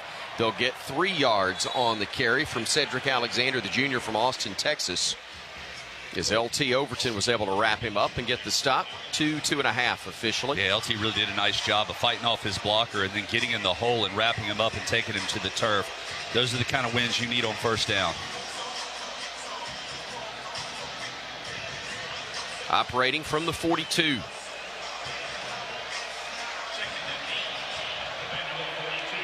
Alexander to the left of Pavia, who works from the pistol. All the receivers on the left side are in tight. Sherrill, Hoskins, and Richardson that side. That's the direction Pavia will look. He'll step up in the pocket. He'll fire, and that's in and out of the hands of the intended receiver, Sherrill. Had it. I mean, it was right in his hands, right at the first down marker. Couldn't have thrown it any better as Pavia stepped up into the pocket. Fortunately for Alabama, just a drop. A drop, you know, that pass looked like it came into one sliver of sunlight that works its way through the stadium, and that may have been part of the reason that Sherrill couldn't hang on to it, but he also had defenders around him, and the crowd rising as one again as Vanderbilt will have a 3rd and long. 3rd and 8. They've got to get right to the midfield stripe to get the first down. Pavia stepping up to the line of scrimmage, barking instructions to his lineman. Play clock's down to 3. At 2, he gets a snap at 1. Pavia with time, stepping up in the pocket, being chased. Now he is going to be brought down at the 45. A gain of 3, but well shy of the mark as Kelby Collins gets credit for the sack. So cool. The Gardendale native, a junior who transferred from makes a big play right there. Yeah, absolutely. Deontay Lawson brings the blitz. Kelby Collins does a great job of wrapping around and keeps bending the edge and doesn't stop on the play, able to get his hands when Pavia takes off for the rush. So the Doors don't go 3 and out, but they have to punt after picking up a first down, and they will punt it away with Haberer kicking this one down to the 10, and a good job of reeling it in, Cole Adams. He looked to have a little more trouble with that one than normal, but was able to bring it in, thankfully, just outside the 10, and Alabama will have it first down from there. Well, there you go. You got your first punt of the second half. This defense playing inspired football right now. Offensively, you got to put something together here. Get the lead on this possession.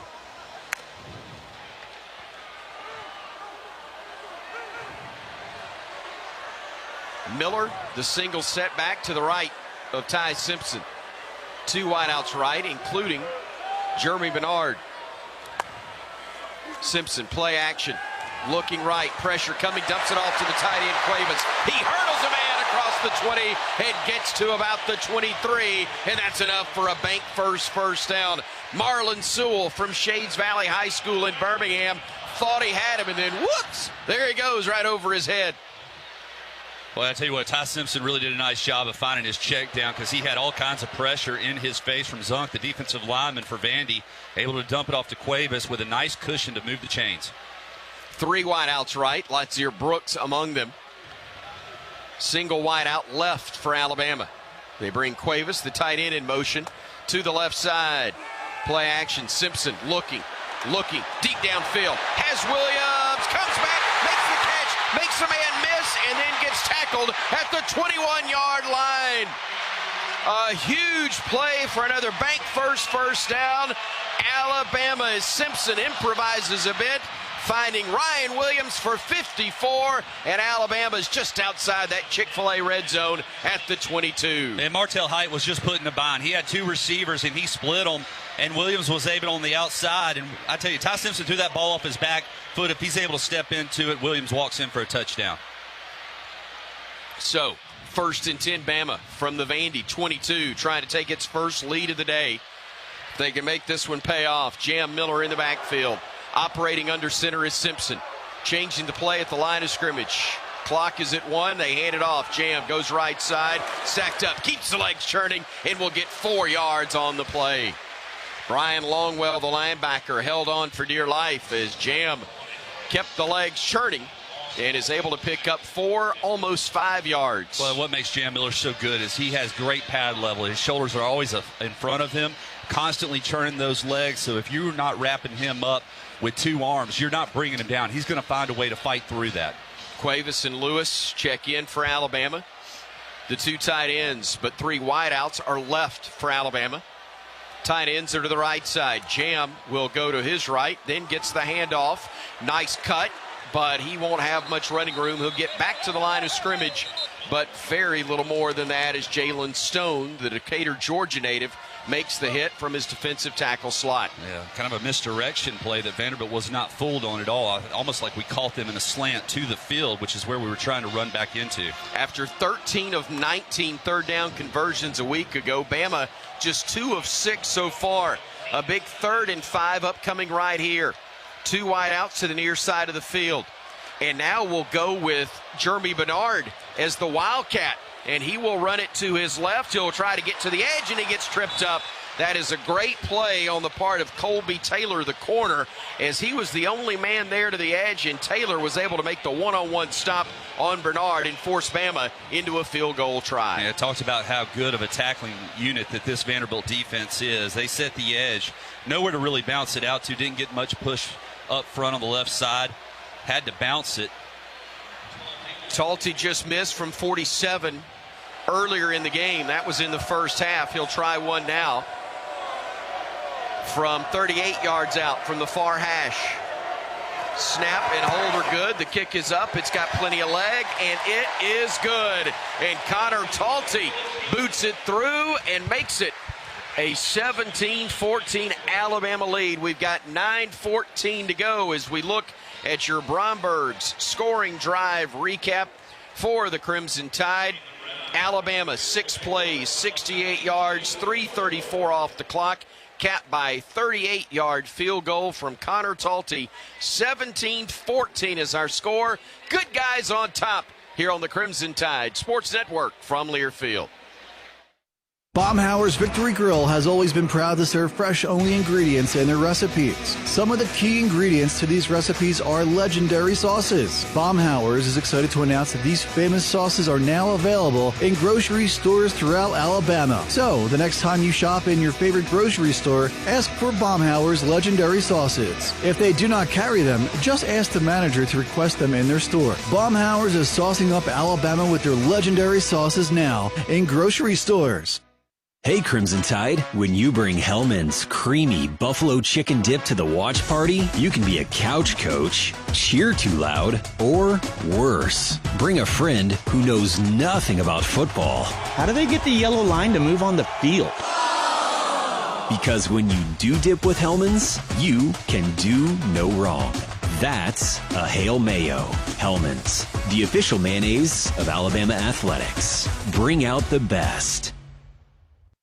Hey, Crimson Tide fans, it's college football season, and SeatGeek is the official ticket marketplace of Hail Marys and walk-on heroes. SeatGeek makes it easy to find tickets so you can be a part of all the action this season. Whether you're buying or selling tickets to Alabama football games or to any other live event in your area, SeatGeek is the place to do it. SeatGeek is the official ticket marketplace of the Alabama Crimson Tide. Let's go Crimson Tide. SeatGeek.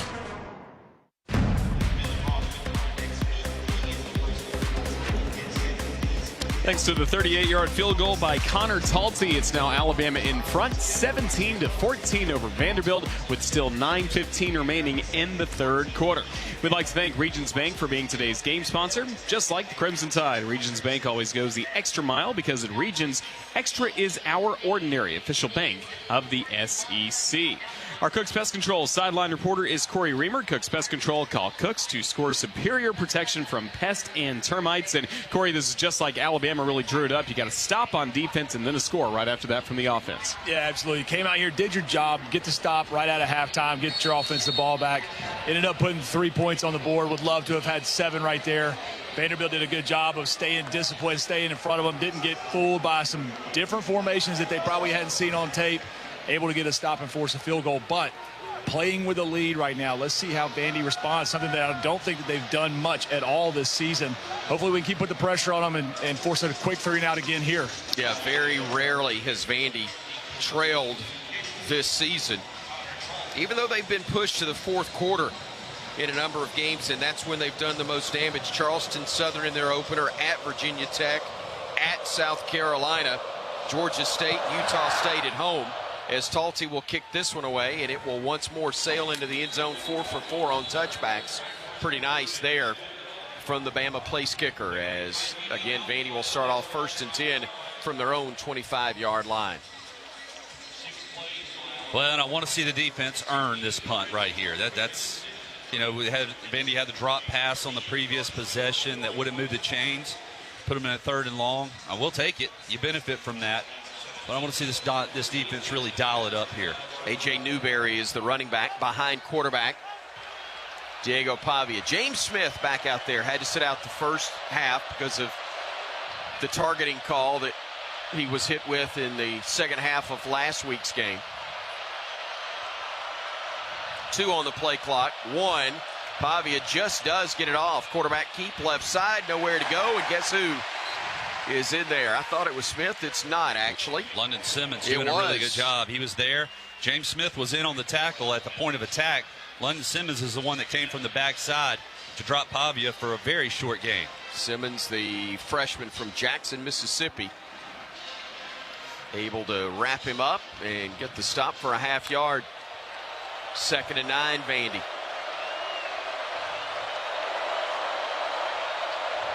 Newberry, the running back, to the left of Pavia. Receivers are in tight, 2 of them to the left side. Bama showing a 5-man front. Looking, firing, catches made underneath, but they'll let him break free and get close to the first down mark. That's Eli Stowers. Bama hit him about 4 yards, maybe shy of the first down mark, but he was able to scoot through and stretch to make it 3rd and a foot. Another big play right here as Nakai Hill-Green leaves the field. Couldn't tell who replaced him, but 3rd and a foot. They work from the pistol. Pavia bringing a man in motion. They'll hand it off. No, kept it himself and nowhere to go. He's brought down for a loss of 4. Yanze Pierre leading the charge for the Crimson Tide. And that's what you want. You want your quarterback keeping the ball on 4th down. I know Pavia is a heck of a player, but he's not near the running back that Newberry or Cedric Alexander are. You want the ball in his hands, running lateral. That's your best chance of stopping him. And a heck of a play, like you said, Yanze Pierre reading the edge, able to bounce out. And how about Damani Jackson setting the edge on the perimeter, coming up the line of scrimmage and making the tackle? Bama stopping the doors again, forcing the punt. Once more, a high spiraling kick. Fair catch called for by Adams on the boot from Haberer. 49 yards on that one, and we've got a timeout on the field. 7:13 remains in quarter number 3. Alabama enjoy the 21-14 advantage here on the, check that, I'm sorry, the 17-14 advantage here on the Crimson Tide Sports Network from Learfield. For 48 straight years, Ford F-Series have been the best-selling trucks in America. We got here by engineering breakthrough technology, redefining Built Ford Tough, and never settling for second best. But what's really made Ford F-Series the #1 selling trucks in America is you. Ford F-Series, Built Ford Tough. Based on 1977 to 2024 calendar year total sales. This is Alabama Crimson Tide football from Learfield. Huddle up, football fans. Tailgate season is here, and nobody gets you ready for the game like Academy Sports and Outdoors. Swing by your local Academy store or shop online at academy.com to find everything you need, from grills to jerseys and more. Don't forget to stop by our newest store in Birmingham on Highway 280. Fun can't lose, and neither can you. Gear up today at Academy Sports and Outdoors, proud sponsor of the Crimson Tide. From fajitas and gumbo to grilled fillets and fried fish baskets, U.S. farm-raised catfish is the ultimate ingredient for bringing people together. It's also low in calories, high in protein, and let's face it, just really, really good. Reel in the compliments with crowd-pleasing recipes from our friends at Sweet Grown Alabama. Trust me, you can't go wrong with their simple, delicious ideas for breakfast, lunch, and dinner. Learn more about U.S. farm-raised catfish today at sweetgrownalabama.org. That's sweetgrownalabama.org.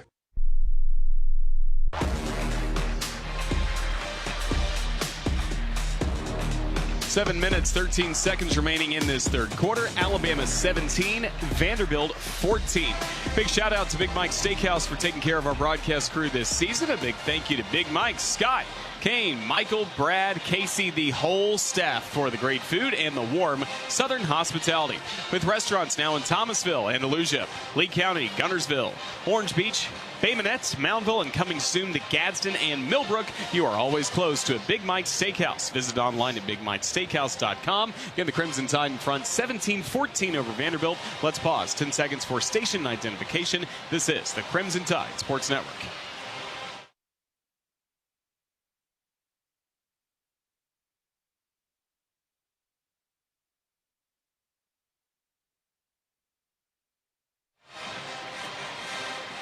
I know the entire crew wasn't able to make it to Big Mike's last night, but I assure you, those of us that were present, including myself and my son Parker, we picked up the slack left by y'all's absence. I think we ate plenty for everybody else. They're great hosts for us at Big Mike's, and we appreciate the opportunity to dine with them on a Friday night. You should do it anytime you get an opportunity. 7:13 to go in quarter number 3. Alabama with the ball in a 17-14 lead. Ty Simpson from his 21, dropping back, looking downfield, nothing there. Scrambles left, stops, looks, fires, has a man. Latsier Brooks near midfield, breaks one tackle, stretches forward, and gets to the 49-yard line of the Commodores. First down, Bama a gain of 30 on the bank. First down. Well, they brought late pressure right up the middle with the safety, and Ty Simpson had great protection. However, soft zone, really nobody open initially, bought himself some time. I tell you, I thought this was a dangerous throw, but he threaded it in there to Latsier Brooks for a big gain. 16 of 21, 254, a couple of scores, and yes, his first interception of the year thrown by Ty Simpson. But marching Alabama onto the Vanderbilt side of midfield now. Jam Miller comes from the left side to the backfield to the left of Ty, who now will pull it, throw a slant, but he throws it low. It was intended for his wide out Isaiah Horton, but a little bit low. And how much of that, if any, was by design with defenders coming in? Well, maybe so, but Isaiah Horton may have ran his route too deep as well. You just don't know. Isaiah Horton was breaking that off around 7 or 8 yards. A lot of times those little slant routes will be broke off at 5 yards. So obviously some mistiming there. Ball's incomplete. You got 2nd and 10. Bama again from the 49 of Vandy. Will send Horton wide left. Miller, the running back, to the left of Simpson. They've got a man offset to the right side as well, keeping him in for protection as Simpson will get it. He'll run, he'll slide, and he'll get across the 48. And that's it. And one thing, if you're in open space as a quarterback, I want to see you dive head first, because that way it's where the ball is as opposed to where you start your slide. Right. He easily could have picked up another 3 or 4 yards had he dove head first. But I still think, I don't know, depending on what you pick up here, you're still potentially in 4-down territory. 3rd down and 9, Alabama. Again from the 48 of Vanderbilt. Miller in the backfield to the right of Simpson. Wide out to the right side, or 2 of them to the right side, including Bernard. Getting the snap, Simpson with time. Looking downfield across the middle. He's got Jeremy. Catch is made. First down. Brought down. 29-yard line of Vandy. Move those sticks again.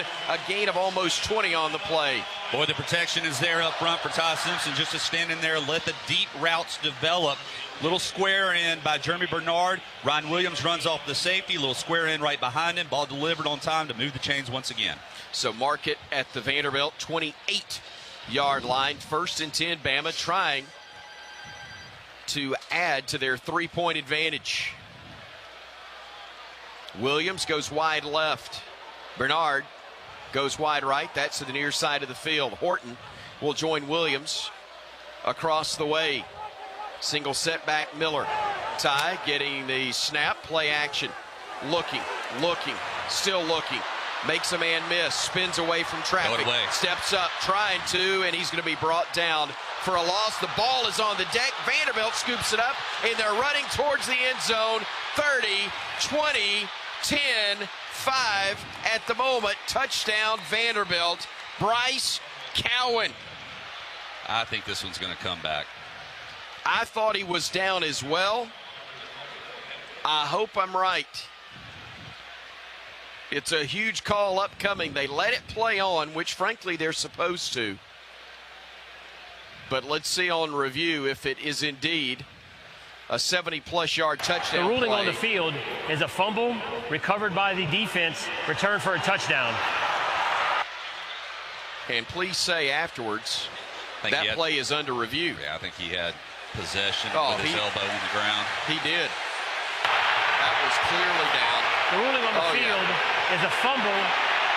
The previous play is under video review. Not only was he was down twice before the ball came free. Well, they'll just want to make sure, though, that he had possession. They did the right thing. Yeah. Here's the thing, though. This is what it all comes back to, though. Ty's got to understand clock's going down. Scrambling around, you might be able to buy yourself an extra second or two, but with this zone coverage, this defensive front, throwing the ball away is the best answer for that. Hit your check down early or throw it away. Ziegler Meats brings us our official review. Ziegler Jumbo Franks, a tradition of great taste for over 90 years, and proud to be the official hot dog of the Crimson Tide. We'll be saying hot dog if they say this one's overturned. If not, we won't be saying anything in order to avoid FCC violations.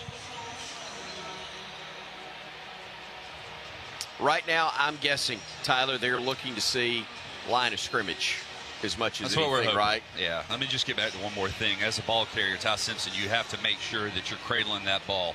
You falling to the turf is not a big deal. You never put the ball down on the ground. We all saw what Clint Sterner did in 1998 at Arkansas versus Tennessee.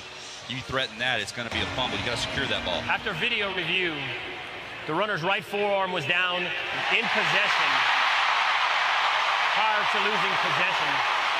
The ball replaced at the 33-yard line. It'll be second down and 15.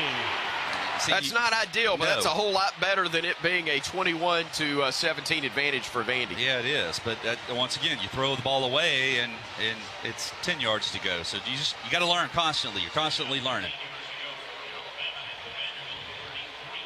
Part of learning is learning how to win when you're not at your best. Well, and hopefully that's going to be the case for Bama today. Ty needs to start taking some of these shorter routes initially also. 5 yards, there's nothing wrong with a 5-6 yard gain. Kevin Riley in the backfield to the left of Simpson. 3 men are to the right side of the formation as wideouts. Williams, Horton, and Bernard. Now they'll bring Horton in motion to the left side. Simpson gets the snap. Pressure coming, fires left side, catch is made, is sliding down as he made the grab right at the 25-yard line. And you've got shoving going on in the backfield. And Bama wants to make sure they don't do anything to get themselves penalized. Jeremy Bernard was the guy, check that, I'm sorry, it was Horton who made the grab.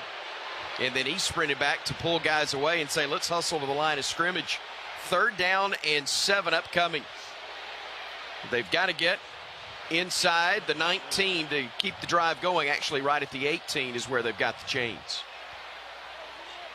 Miller comes in motion back to the left side along with Simpson. He'll have 3 receivers to his right. Alabama expecting man. There's the snap. Ty stepping up, trying to scramble, looking left. He's going to run it. He'll get a first down. He'll get more before he gets bumped out of bounds. Another bank first down as Alabama now is inside that Chick-fil-A red zone.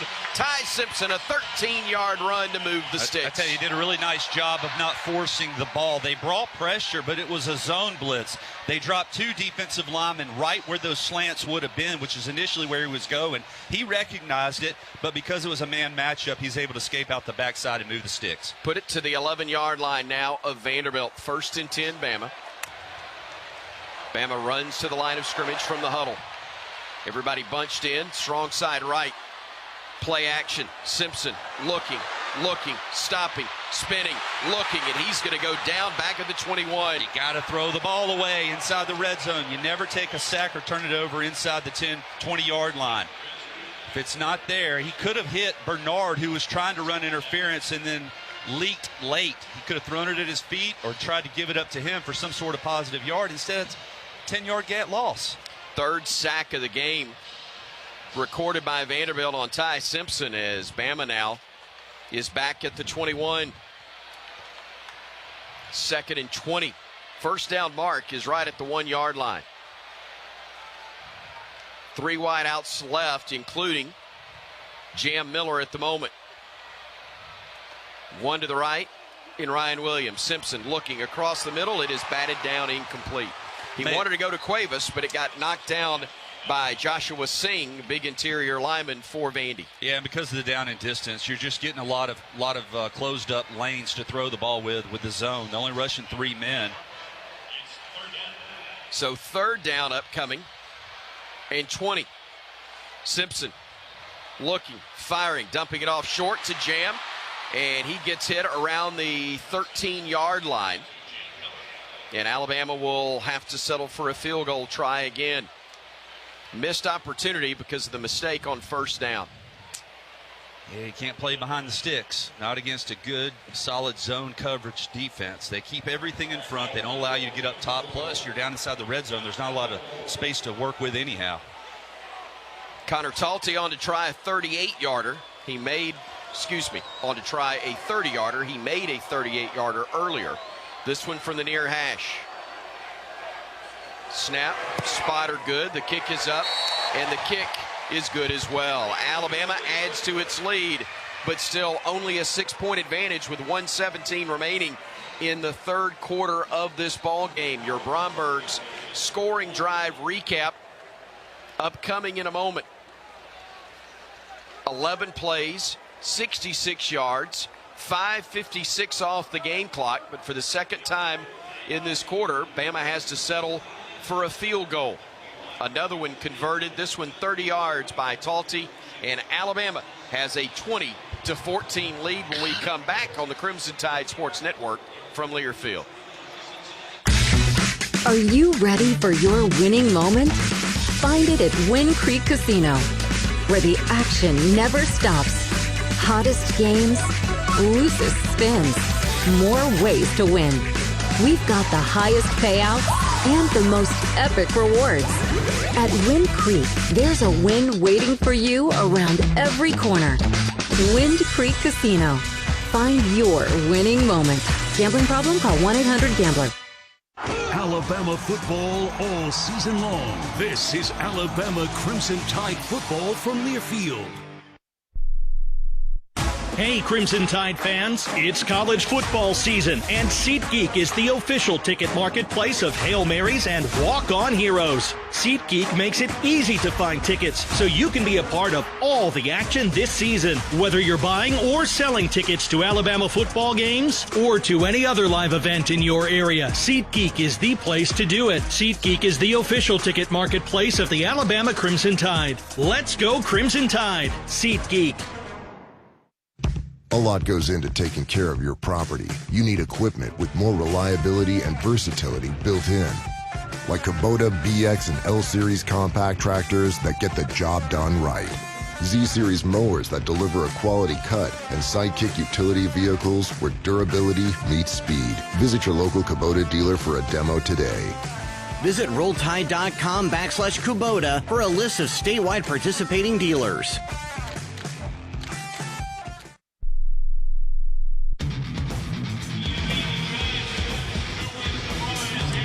Alabama with 2 field goals in the third quarter, now building the lead to 20-14 over Vanderbilt. Still 1 minute, 17 seconds remaining here in the third quarter. Our radio affiliate of the game is News Talk The Flame, AM 760 in Nashville, Tennessee. Follow the Crimson Tide Sports Network on Facebook. Tell us where you're listening from for a chance to win 2 free meals from Jack's. Thank you to News Talk The Flame, AM 760 in Nashville, Tennessee, for carrying Alabama football this season. Corey, so far, not much doing for Vanderbilt offensively here in the second half. What are you liking about Alabama's defensive effort?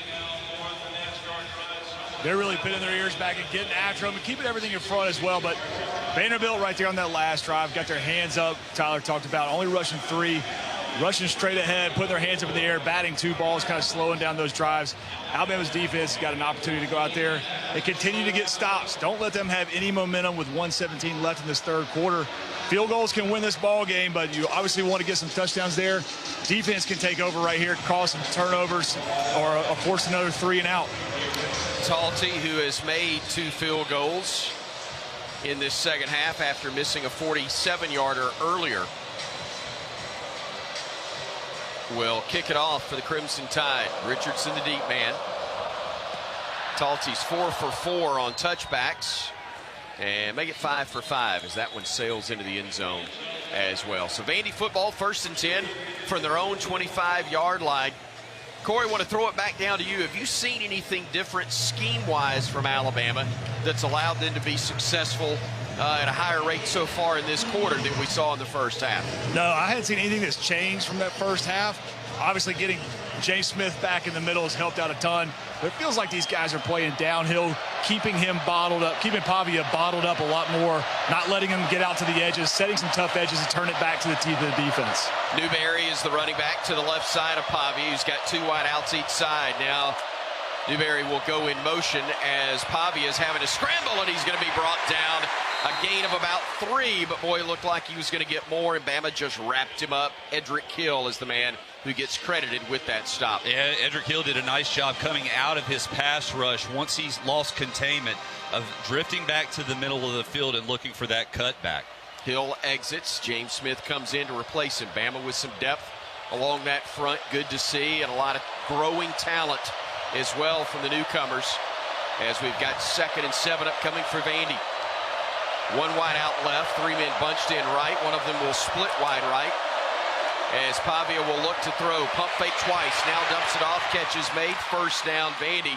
Getting across the 40-yard line is Richie Hoskins, and that is their 2nd 1st down of the half, a gain of 13 on that play. Probably the last play of the quarter also. Boy, we took away. He wanted to go over the middle initially. Keon Saber or Xavier Brown jumped that. But he does such a good job of extending plays. And once these guys get in your zone, you got to match up man-to-man because they'll sit it down in a soft area and just pick you apart. 7 seconds to go. Let's see if Pavia is going to try to get it snapped before the end of the quarter or not. Don't believe he will. That's going to do it for the 3rd quarter. We head to the 4th. Alabama, a slim margin. 6-point lead. Vandy with the ball when we come back. 20-14 is our score here at Saban Field at Bryant-Denny Stadium. 15 minutes of regulation left on the Crimson Tide Sports Network from Learfield. Game day is about big plays and big energy, but it's also about the little things. It's about the energy of a community coming together to cheer for our heroes on the field, the tireless work that goes into every game from the front gate to the 50-yard line, and making memories that last a lifetime. Alabama Power knows that dedication makes all the difference. That's why we're here to keep you moving with reliable power and the programs that help you save. Now that's big. Alabama Power, proud sponsor of the Alabama Crimson Tide. Crimson Tide football lives here. This is Alabama Crimson Tide football from Learfield. You can find all Crimson Tide Sports Network video content online on the CTSN YouTube page. It's the home of the live booth and courtside cams, episodes of Crimson Drive driven by NASCAR, plus replays of Crimson Tide Rewind. Our YouTube shorts will deliver thrilling Alabama radio highlights, plus interview clips from Alabama student athletes, coaches, and media members that you can't miss. Subscribe to the Crimson Tide Sports Network on YouTube for the very latest on the Crimson Tide.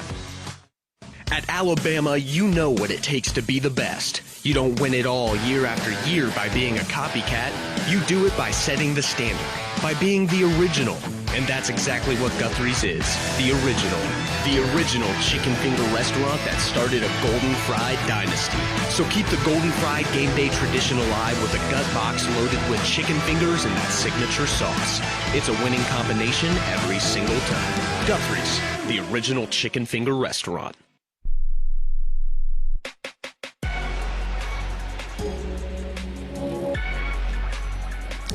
15 minutes to go in this game as we start the 4th quarter. It's Alabama 20 and Vanderbilt 14, our score. Let's take a look at some other scores around college football in the SEC with the Alabama Power scoreboard update. They are just underway in the 4th quarter down at the Swamp. The Florida Gators looking good, 29-14 over 9th-ranked Texas. That game with just 13 minutes left to go, and Florida right now with the football up 29-14 over Texas. Also, it's Oklahoma, 5th-ranked team in the country, with a 30-0 lead over Coach Saban's alma mater, Kent State. That game with 8:20 left to go in the 3rd quarter, and that one on a pretty light schedule for the SEC. Coming up later tonight at 6:30 Central, it'll be Mississippi State at Texas A&M. The Aggies 4-0. The Bulldogs 4-1, off to an 0-1 start so far in SEC play. Here in Tuscaloosa, the Crimson Tide with the advantage 20-14 over Vanderbilt as we come to you live inside the Alabama Credit Union broadcast booth, proudly serving Alabama communities for over 67 years. And on the play-by-play call as we start the 4th quarter, here's the voice of the Crimson Tide, Chris Stewart. Roger, thank you so very much. An incredibly important 15 minutes of football right here. Alabama back to number 10 in America after 3 victories following their season opening loss in Tallahassee to Florida State. Impressive against ULM, Wisconsin, and even more impressive winning by 3 at Georgia last weekend, trying to keep the momentum going as they begin a very difficult stretch here in the month of October. A road trip to Missouri, followed by a home game against Tennessee, and then a road trip to South Carolina to end the month. 2 wideouts left, 1 right. Single setback behind Pavia, who operates from the pistol. Bama with a 4-man front. They'll hand it off. They'll work left. They'll spin. They won't get much running room. That is Newberry. Thank you, Roger. Newberry, the 6'1", 200-pound junior from Grand Prairie, Texas, as he gets eventually brought to the turf by Justin Jefferson. Picked up about 2 yards on the gain. Just a downhill run right off the left tackle. Not a lot of push by that offensive line. But this Vandy coaching staff challenging their O-line to dominate here in the fourth quarter. 2nd down and 8 upcoming for the Doors. First down marker is actually at the Alabama 49-yard line. They work from there, 42. Pavia waiting on the snap. He's got an empty backfield. Operating from the gun. He gets the snap. He'll swing it out near side. Catch is made by Sherrill, and he's going to be wrestled to the boundary. Shy of the first down mark, but it'll be third about a yard. But it's an easy pitch and catch. Dejon Lee playing about 8 yards off and then retreating. He's in man coverage, retreating. He's got a little help coming from the box, but that's a long way to get up underneath that throw. So it's an easy pitch and catch for 8+ yards. So 3rd and a yard. Last time around, Pavia kept it and got brought down for a loss. Let's see if they stay more conservative and just hand it to the man in the backfield, who I believe is Newberry. They bring that big tight end in motion. They'll go play action. They'll dump it off, making the grab, first down, and getting to the 20 is Cole Spence, the senior from Roswell, Georgia, able to make the grab and move the 6 for Vandy inside the Bama red zone after a gain of 32. And that's what happens when everybody's keyed up on stopping the run, because you're thinking 3rd and short, they're going to run it.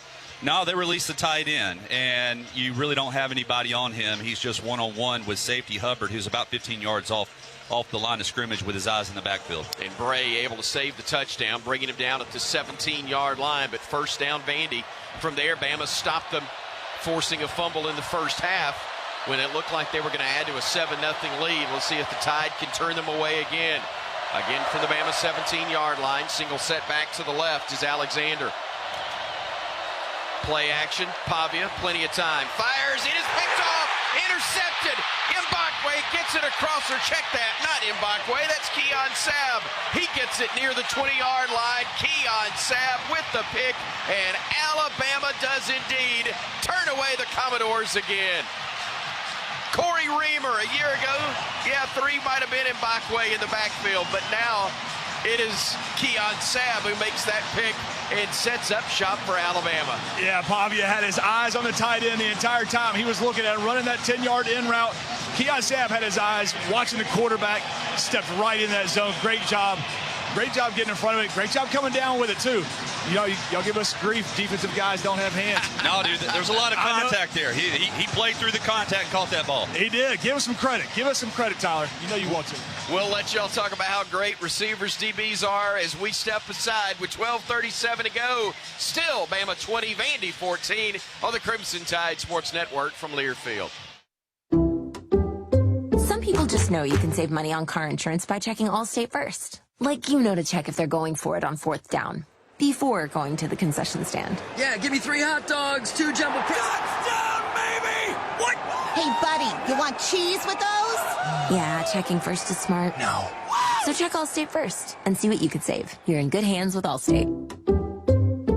Potential savings vary, including based on how you buy, subject to terms, conditions, and availability. Allstate North American Insurance Company and affiliates, Northbrook, Illinois.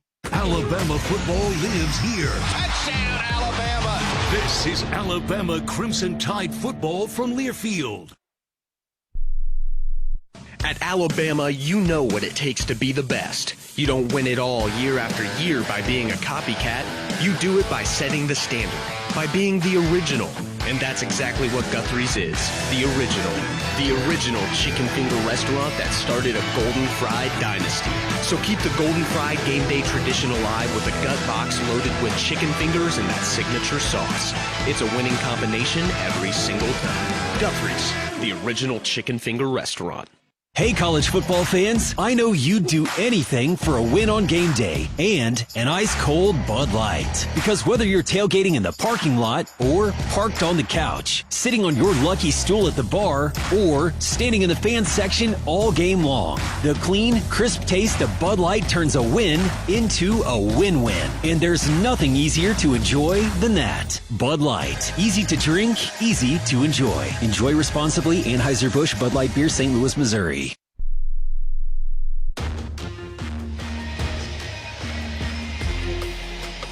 12:37 to go in the fourth quarter. Alabama 20 and Vanderbilt 14. For every Bama interception, participating Chick-fil-A restaurants in Alabama donate $1,000 to Children's of Alabama, up to $10,000 for the program as our Picks for Kids partner. That's now 4 interceptions for Bama this year and $4,000 for Children's of Alabama. Special thank you to the Chick-fil-A restaurants in Alabama who are supporting Children's of Alabama this season. First interception this season for Keon Sabb. He had 2 interceptions last year prior to a season-ending injury. Great to see it for the Crimson Tide. Now got to take advantage with the football.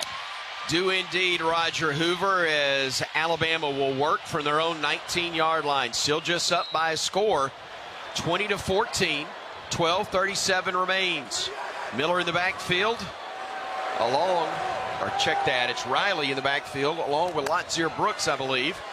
Looking, Simpson firing, sets up the screen. He's got a man, it's Riley, and he is able to fight his way near that first down mark. He might be a foot shy. They're going to move it. Let's see if they'll give him enough. They do indeed. First down, Alabama. Go tempo here. Take your time, but go tempo. Get it to the line of scrimmage. Don't allow any substitutions. 1st and 10 after the bank first down. Operating now from the 29. May have had a bad snap there as Bama will swing it near side. It's incomplete. It was in the direction of, but way over the head of Jeremy Bernard. Did we double clutch on that snap? Offside. Nope. Defense, number 99. In the neutral zone at the snap. 5-yard penalty. Remains first down. I was deep sign about the high throw. Gotcha. You feel you got a free play. You take a shot because it's coming back. Well, and just to be candid, with the sun beating us right in the face right here, it's very difficult to see. Trying to shield my eyes as best as possible, but it does make it a bit of a struggle to see. It looked like there was a little bit of a hitch, and I'm glad there wasn't. That would have been procedure on Alabama, but instead, the Tide will go with Kevin Riley in the backfield to the left side at the moment of Ty Simpson. 3 wide outs left. They're bunched in tight, though. 1 to the right side of the formation. Simpson will swing it near side to Williams, and he's just trying to get back to the line of scrimmage. I don't know that he did. It'll be 2nd and 6 upcoming as we had 1st and 5 at the start of that play. That's just well defended by Vanderbilt. I think they got a player that has to come out of the game here, maybe cramping. Something's not right, but well defended by Vanderbilt. I mean, they took away the give, so Ty Simpson has to pull it, but then they filled that with a second-level defender, so he has to get rid of it. It was just well defended. Nowhere to go on the triple option. Timeout on the field. We'll take the break as well. 11:52 to go here in the fourth quarter. Alabama 20, Vandy 14 on the Crimson Tide Sports Network from Learfield. Kohl's Friends and Family Sale is so good, you'll want to put your phone on Do Not Disturb. Yep, the only thing you're picking up is deals. Now through Sunday, take an extra 20% off all your fall favorites. From soft throws to slow cookers, warm flannels to cozy cardigans. Plus, earn $10 Kohl's Cash for every $50 spent. So go ahead, let those notifications wait, because these prices won't. Select styles, some exclusions apply. 20% offer ends October 5th. See store or Kohls.com for details. It is good! This is Alabama Crimson Tide football from Learfield. Are you ready for your winning moment? Find it at Wind Creek Casino, where the action never stops. Hottest games, loosest spins, more ways to win. We've got the highest payouts and the most epic rewards. At Wind Creek, there's a win waiting for you around every corner. Wind Creek Casino. Find your winning moment. Gambling problem? Call 1-800-GAMBLER. Planning a tailgate in the quad before the big game? Watching with friends at home? Sack the stress of what to serve and make Foosackly's part of your game plan. Whether you want to roll on through the drive-thru or order from the Foo app, we've got you covered. Our hand-battered chicken fingers, house-made sauces, and gallons of fresh squeezed lemonade are the perfect play call for your party. So, before kickoff, remember that football starts with Foo. Foosackly's, proud partner of the Crimson Tide.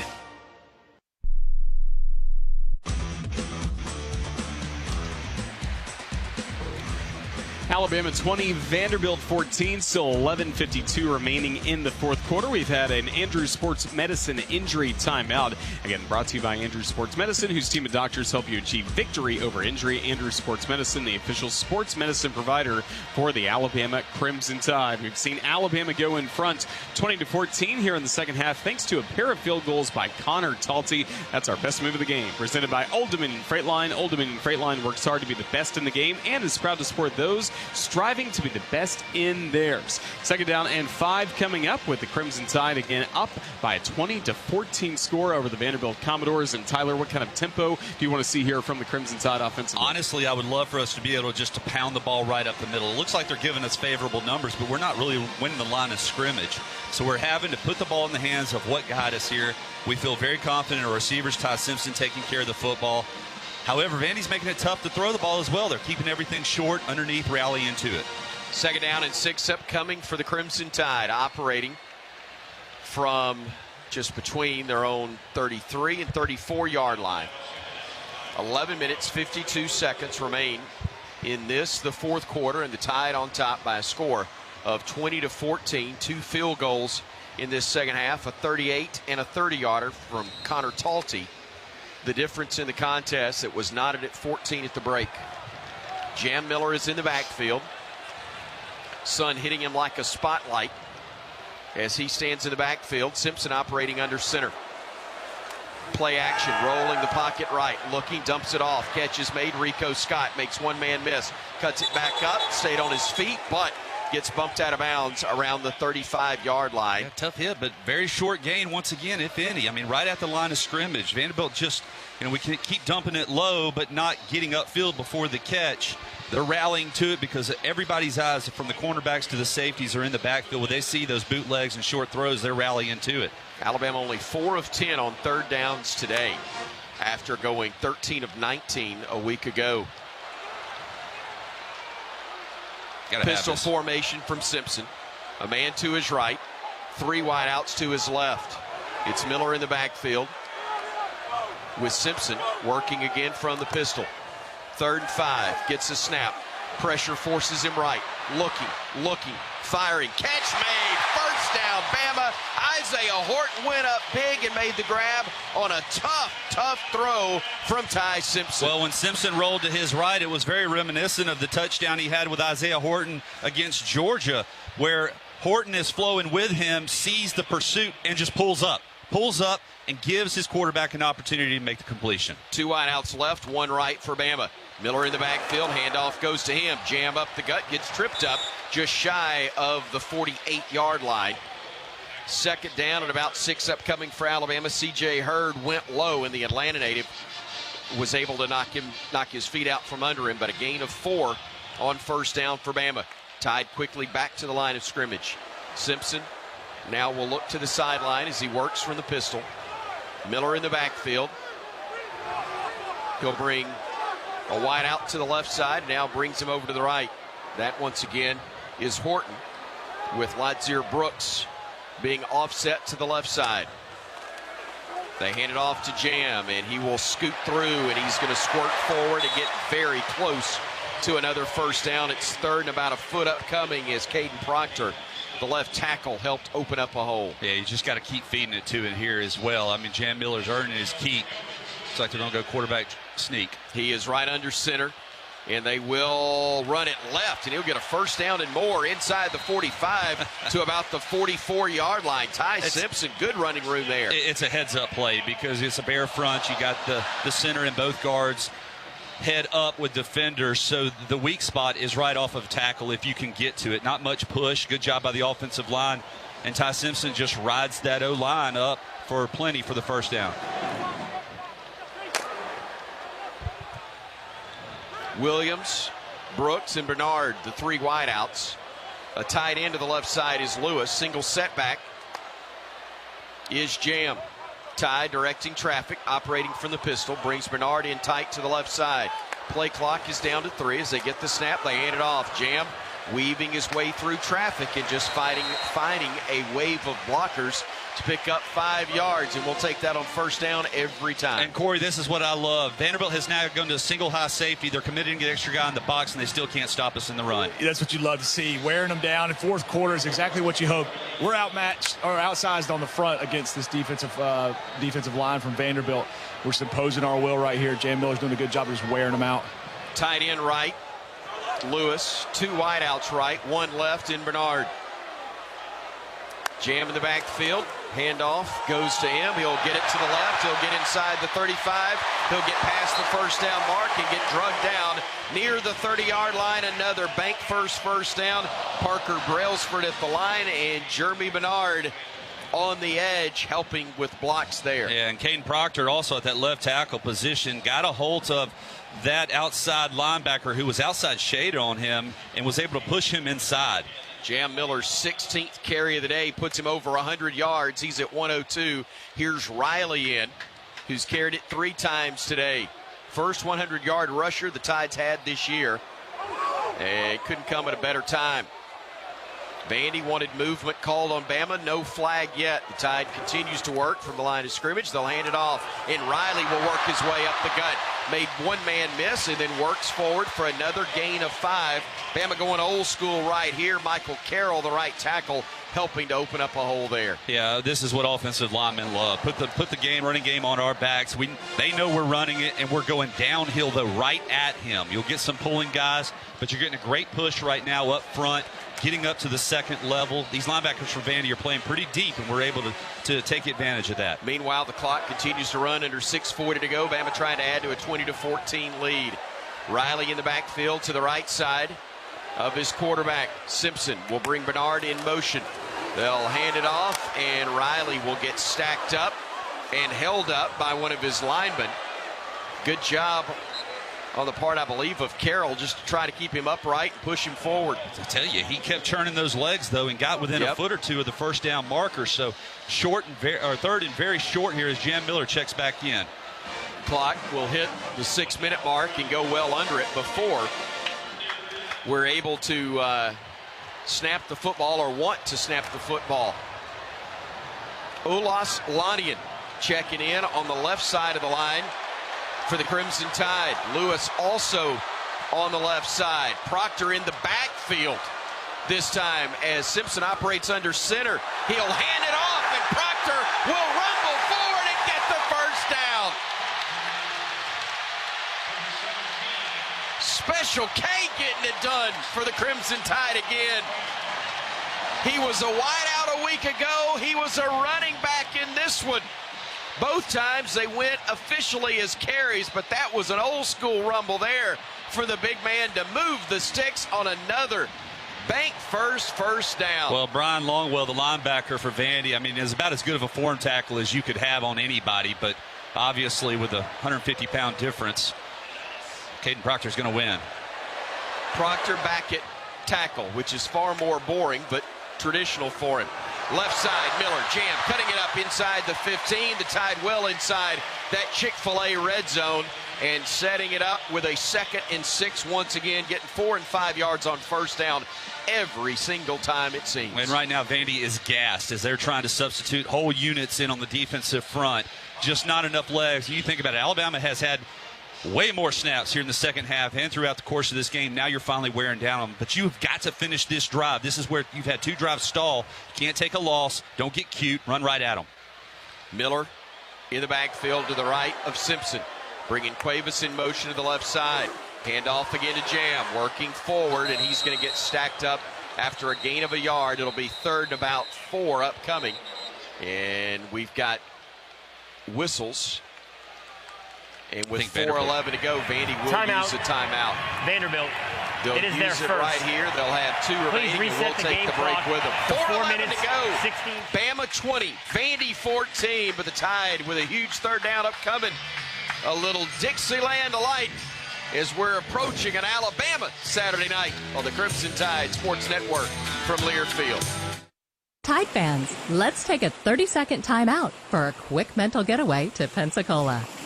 Sugar white sands, crystal clear waters. Remember, your perfect getaway is just a short drive away. So hit the road for the ultimate time out from the hustle and bustle. Fresh seafood, stunning sunsets, and relaxing beaches. All waiting for you in Pensacola. Saturdays with the Tide and any day with your toes in the sand. That's the way to beach. Plan your getaway at visitpensacola.com. Touchdown, Alabama! This is Alabama Crimson Tide football from Learfield. 1225 is your ultimate game day destination. Catch the game on one of their 35 big screen high-def TVs, combined with an extensive menu of mouth-watering food and refreshing drinks. Juicy burgers, crispy wings, craft beers, signature cocktails. 1225, where the energy is high, the screens are massive, and the excitement is contagious. Visit 1225 on the Strip in Tuscaloosa, less than 2 blocks from Bryant-Denny Stadium. 1225 Sports Bar, where sports, food, and fun collide. This season, honor the win and the West in Tecovas. Whether you're in the stands or out celebrating after a big win, Tecovas Western boots are handcrafted for all-day comfort. With colors and styles that look right at home, you can show your pride from head to toe. First down this football and make season, a slow show touchdown. up in boots. Find your perfect pair at Tecovas.com or one of our 50 Tecovas stores from coast to coast. Tecovas, forever West.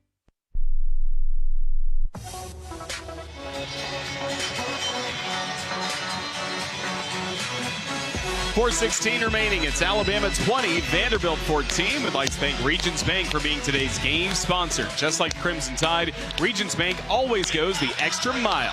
Because at Regions, extra is our ordinary official bank of the SEC. Tyler Watts, I hate to use a football cliche, but big third down here. Yeah, big one. Big one right here, guys.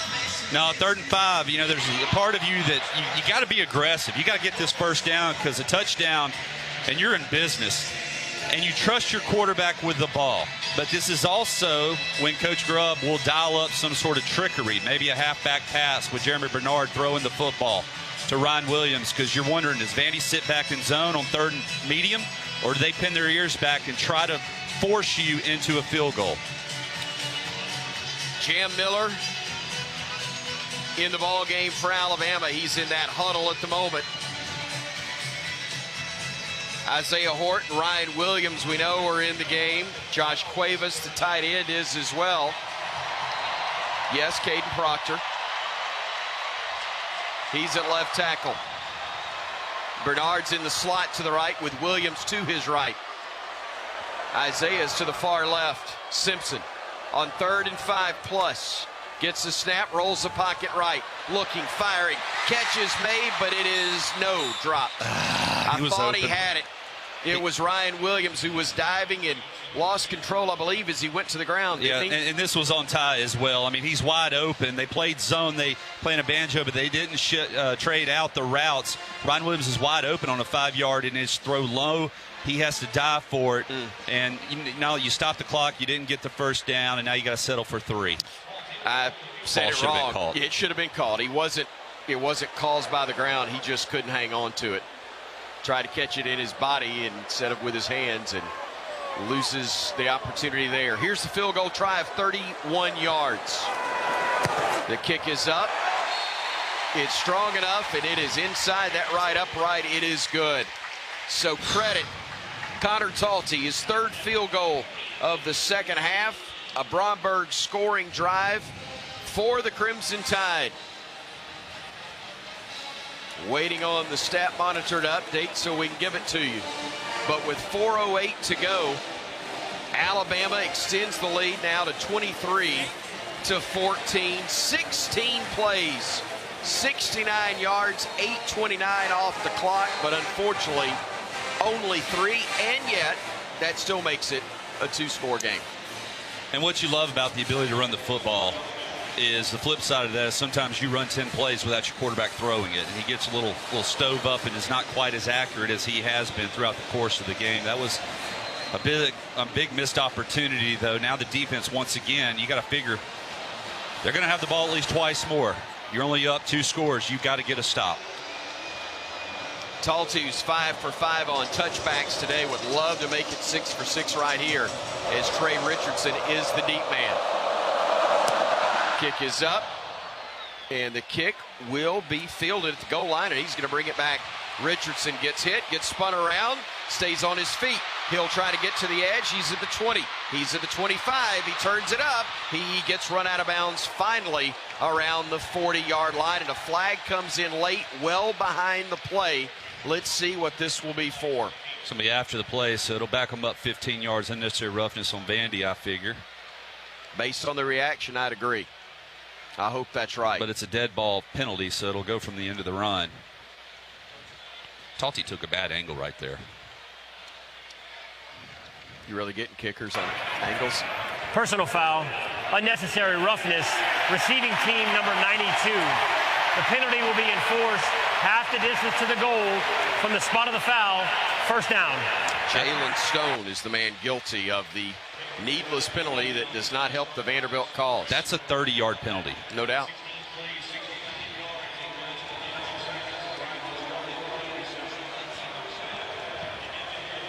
Again, Alabama's drive started after the Keon Sabb interception. And the Tide was able to drive at 8.5 minutes. And ultimately add to its lead, making it a 2-score game. And we've got a timeout, Alabama. Confusion. Timeout, Alabama. Kalen DeBoer and Kane Womack, the defensive coordinator, both wanted to make sure that everybody was on the same page. We will keep it right here, however, with 3:57 to go.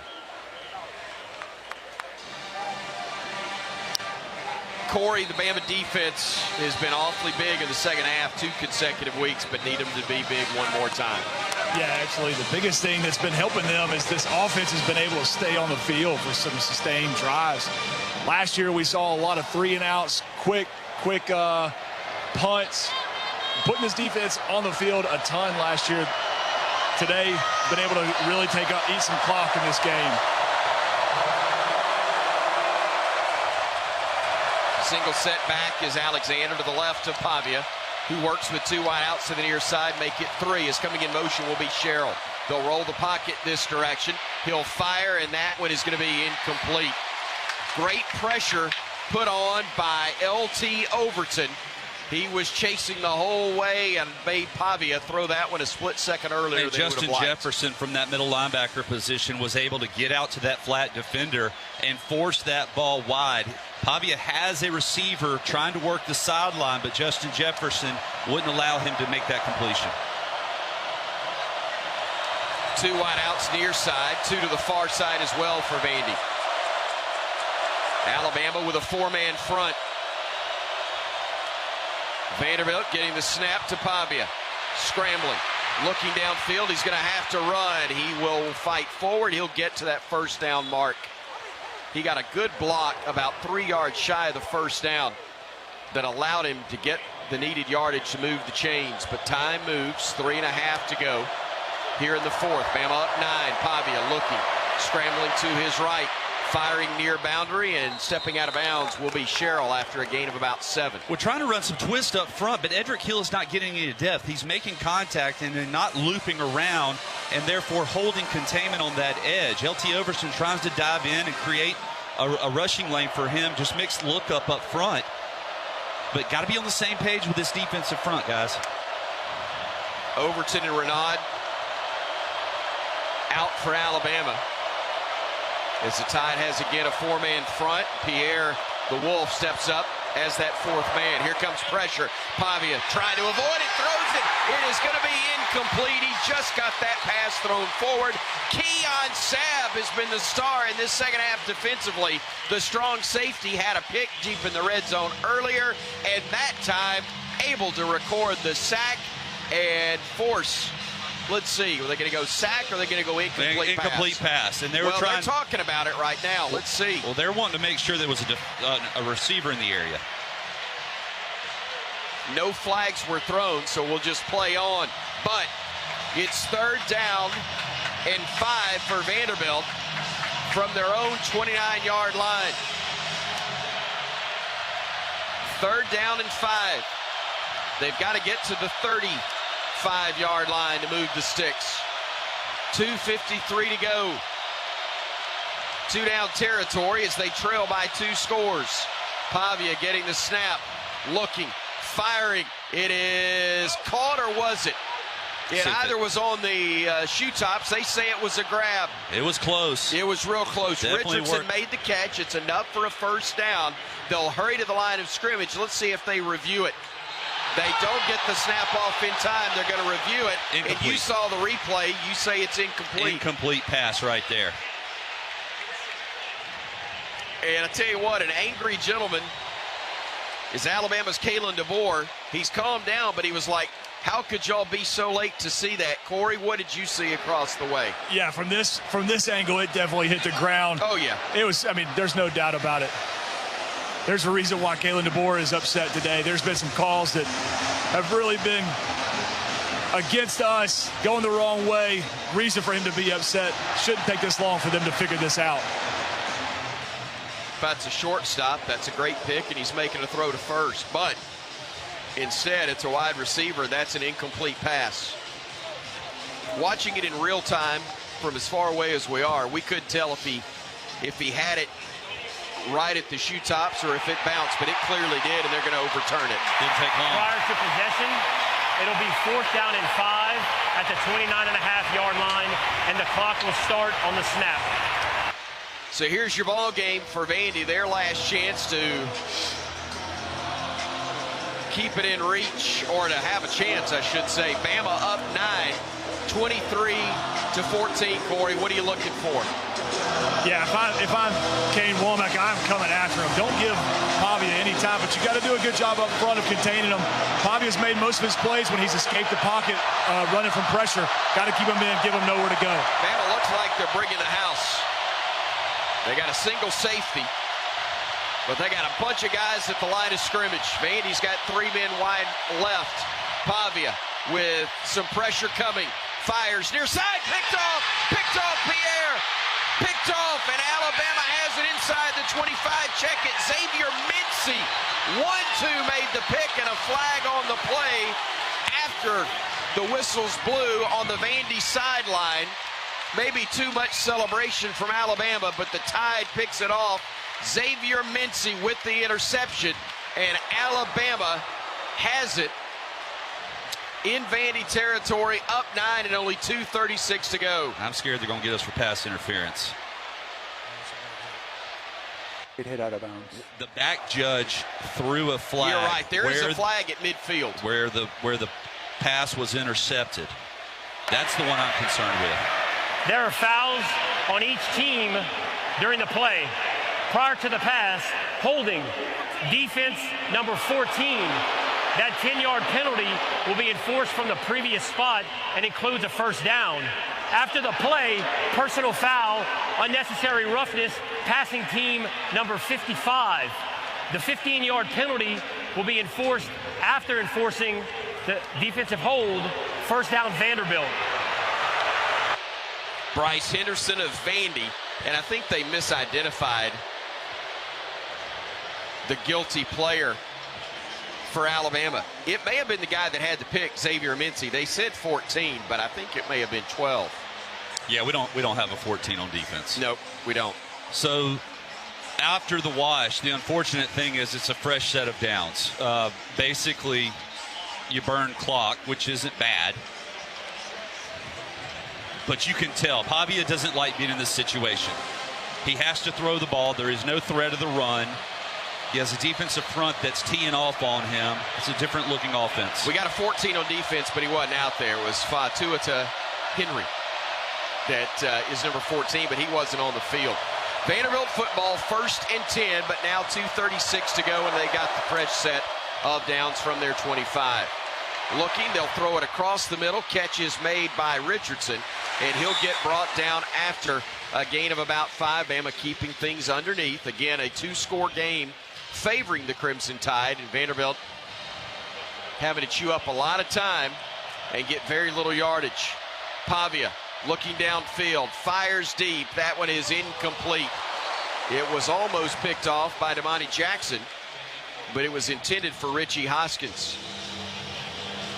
He was in basically triple coverage. Yeah, he was. That was a forced throw, just trying to make a play.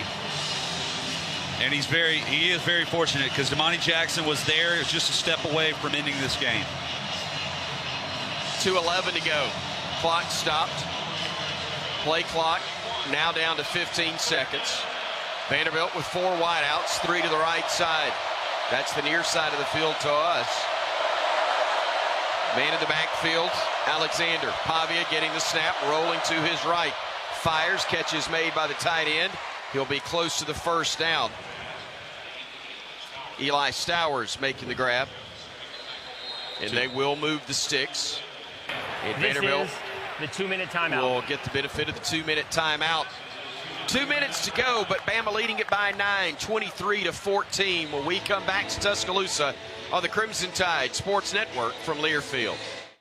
Hey, college football fans, I know you'd do anything for a win on game day and an ice-cold Bud Light. Because whether you're tailgating in the parking lot or parked on the couch, sitting on your lucky stool at the bar, or standing in the fan section all game long, the clean, crisp taste of Bud Light turns a win into a win-win. And there's nothing easier to enjoy than that. Bud Light. Easy to drink, easy to enjoy. Enjoy responsibly. Anheuser-Busch Bud Light Beer, St. Louis, Missouri. Hey Bama Nation, welcome to Shoe Station, your go-to destination for top brands and trending styles you love. With more than 100 stores across the Southeast, you'll find over 30,000 styles from Hoka, Birkenstock, Hey Dude, Brooks, Crocs, and more. Whether you're gearing up for game day or casual comforts on campus, Shoe Station has the perfect pair waiting. There's always something new to explore, so find your nearest Shoe Station and shop the latest arrivals. Stop by today and see what's waiting for you. What's up, Alabama? This is Ron Williams reminding you that the best offense against termites, mosquitoes, and other pests is Cook's Pest Control. I run routes and make catches on the field, but off the field, I trust Cooks to catch what I can't. Fast, precise, always getting the job done right. Roger, just like me. That's pest control you can trust. Way. Call Cooks today for your free inspection. Roll Tide. Looky, looky, looky, here comes Cookie, Cooks Pest Control.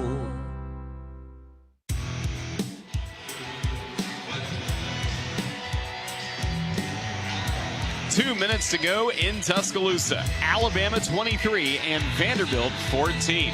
Stay with us after the ball game for the region's 5th quarter show and the post-game press conference with head coach Kalen DeBoer, brought to you by Tri-Green Equipment. Alabama tradition runs deep. Just like our football team, Tri-Green stands the test of time in Alabama hometowns with lawn and land care equipment and support you can count on.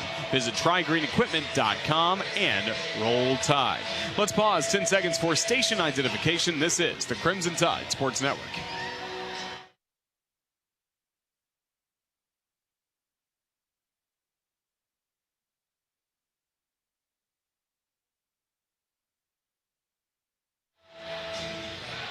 Two minutes still to go in this game. Alabama 23, Vanderbilt 14. Our Cooks Pest Control sideline reporter is Corey Reamer. Cooks Pest Control. Call Cooks to score superior protection from pests and termites. What kind of protection, Corey, does Alabama need here trying to slow Vanderbilt down on this drive? Yeah, they got an opportunity to end this game right here. Pavia is back here. Like Tyler said, this is not the game that he wants to play, having to sit back in the pocket and make throws down the field. We've seen some opportunities by this defense to turn the ball over. Had one that was overturned. Hopefully we can go over here and get this one done right here.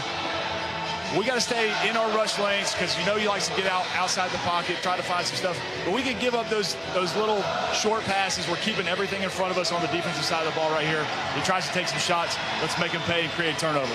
2 minutes to go. Bama 23, Vanderbilt 14.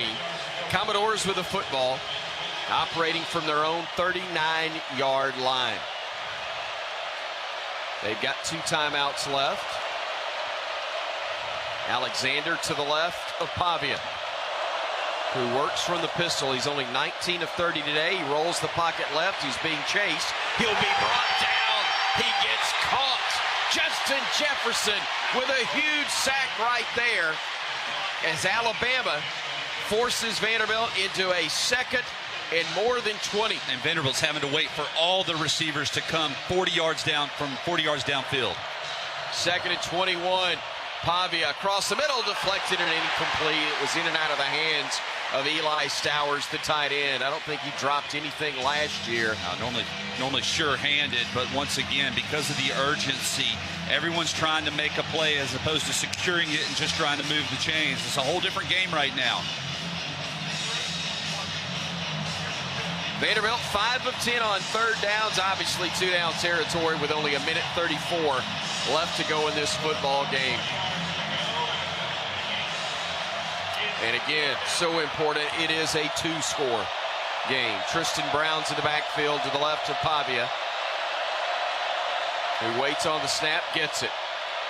Steps up, his pressure was coming from the edges. Fires downfield, it's in and out of the hands of the defensive back, Zabian Brown. He almost had the pick, but there was some contact between he and the receiver as he stepped in front. Zabian almost got that one for the Crimson Tide, but it sets up a 4th and a bunch for the Doors. He didn't catch it clean, and that was the problem because Trey Richardson was the receiver who made contact. It kind of got between his hands, though, and his chest, and Richardson actually knocked it loose.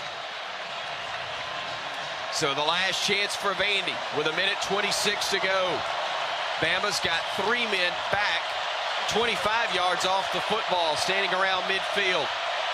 Basically 3 safeties all in front of the 1st down mark as Pavia looks, trying to buy some time, fires downfield. It is in and out of the hands of the intended receiver, Stowers. It would have been a 1st down. It's incomplete, and Alabama takes over on downs.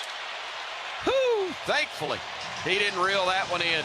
And it was there, too. I mean, Pavia could not have thrown the ball any better than what he did. I mean, we got 4 or 5 guys playing at the sticks, and your tight end is able to get across and go up and high point the ball with, honestly, closest defender, probably Bray Hubbard, who's 5 yards behind him. It would have been a heck of a catch. The ball was thrown a little bit high and in front of him, but one nonetheless that he got his hands on 4th and 21.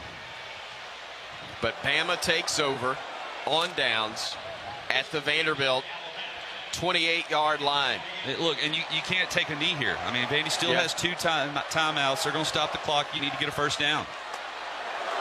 Jam Miller gets the handoff, fights his way forward. He'll get stopped, and there's the 1st timeout used by Vandy with 1:11 to go. 23-14. Bama up 9.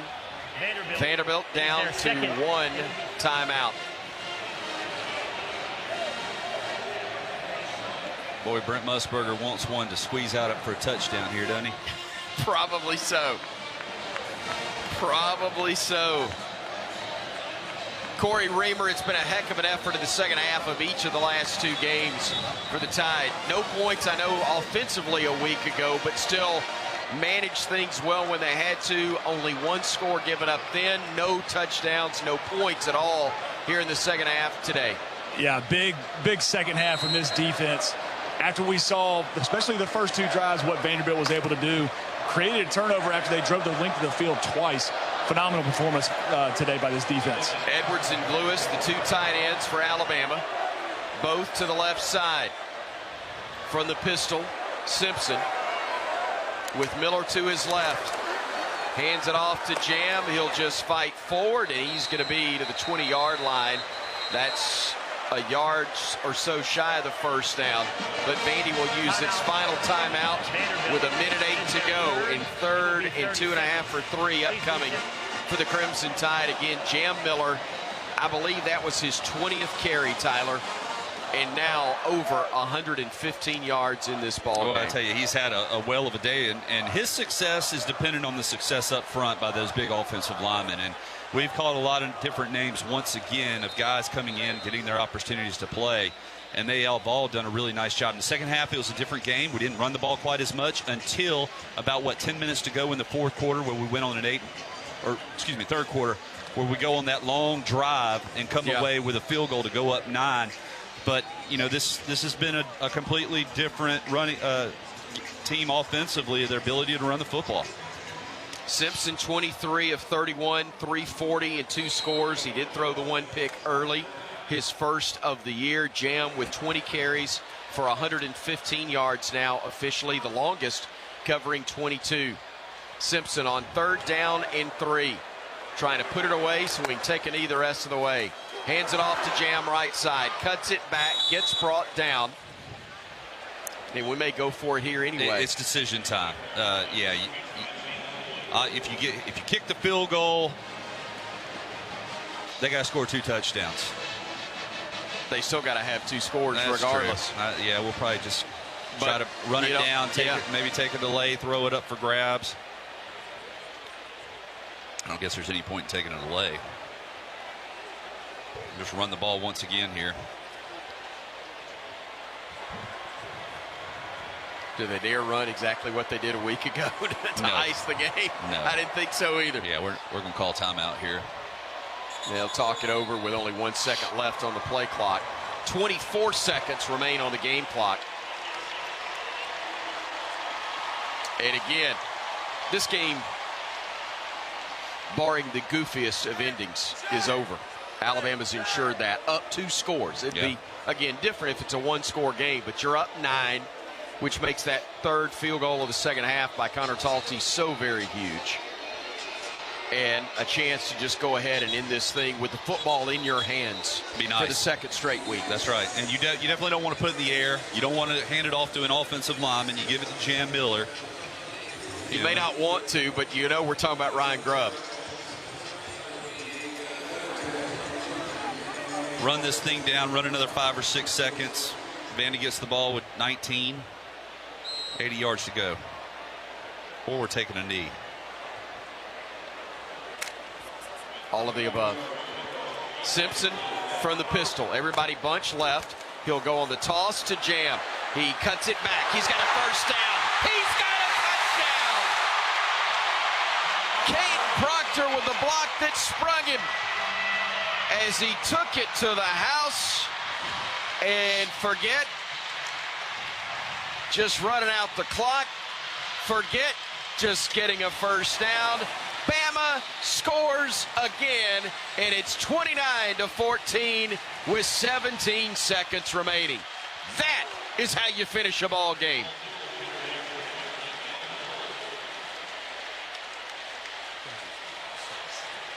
The exclamation point upcoming from Connor Talty.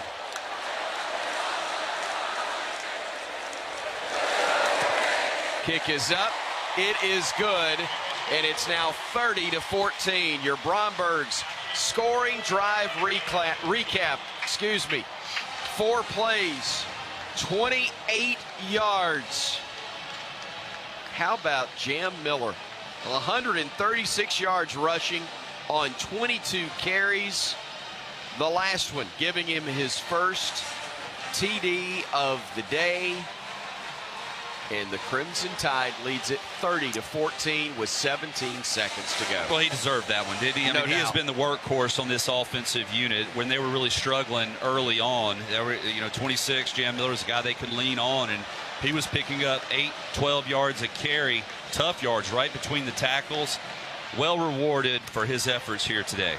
20-yard touchdown run, his second longest rush of the day. The other one was 22.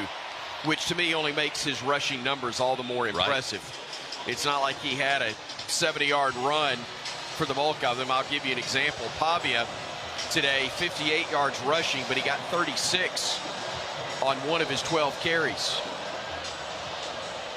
Trey Richardson deep as Talty will kick this one low and try to angle it away from him, and does, into and through the back of the end zone, and the Tide we'll see Vandy start off 1st and 10 from their own 25-yard line with only 17 seconds to go and check that, 1 timeout left. Listen, I'd be surprised if Vandy does anything other than just run the ball and get out of here. And the reason is because they lost this game today. The score is not indicative of how this game was played. They had 2 trips inside the red zone where they had turnovers. That was points taken off the board.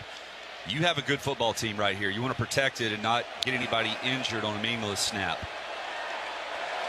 Also, no stupid plays, because they've been throwing some shots has Vandy after the whistle, as that one is going to be caught and downed shy of the first down mark by Cedric Alexander. Vandy will not take another snap, I don't believe. The final 3 seconds are going to tick away, and they will snap it one more time. I said it wrong. They'll look across the middle of the field. Catch is made, and they'll bring down Bryson Coleman to end the ball game. 30-14 your final. And strike up the band as Bama puts the earth back on its axis with a win over the Doors.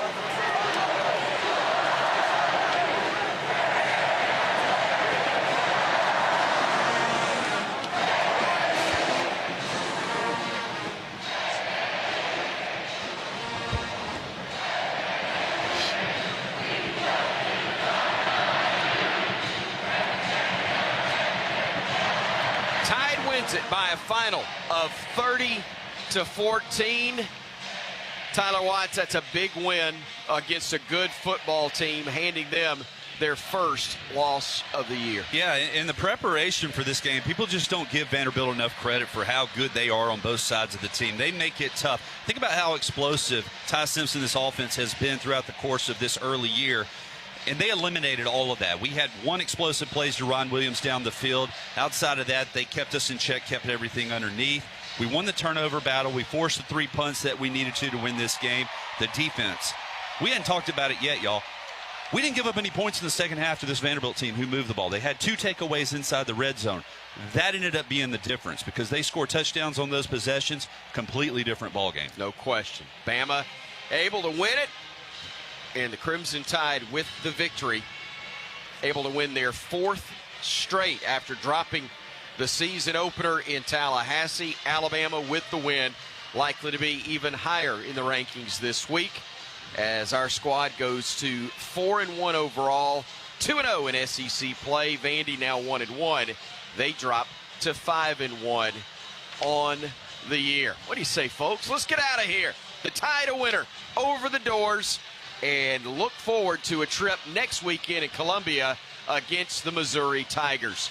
Post-game coming your way in a moment with Roger Hoover as your broadcast host, taking you the rest of the way. I'm Chris Stewart, checking out till I can talk with Coach Kalen DeMoore in the locker room. Again, 30-14 your final. Alabama a winner on the Crimson Tide Sports Network from Learfield. Tide fans, let's take a 30-second time out for a quick mental getaway to Pensacola.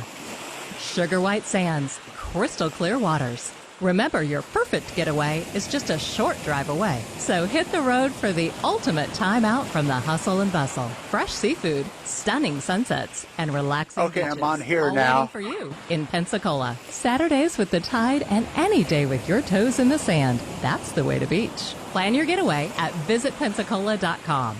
In football, a triple threat is a player who can do it all. For barbecue, Dreamland is a triple threat. He is right, by the way. Carry out, or let us cater your next event.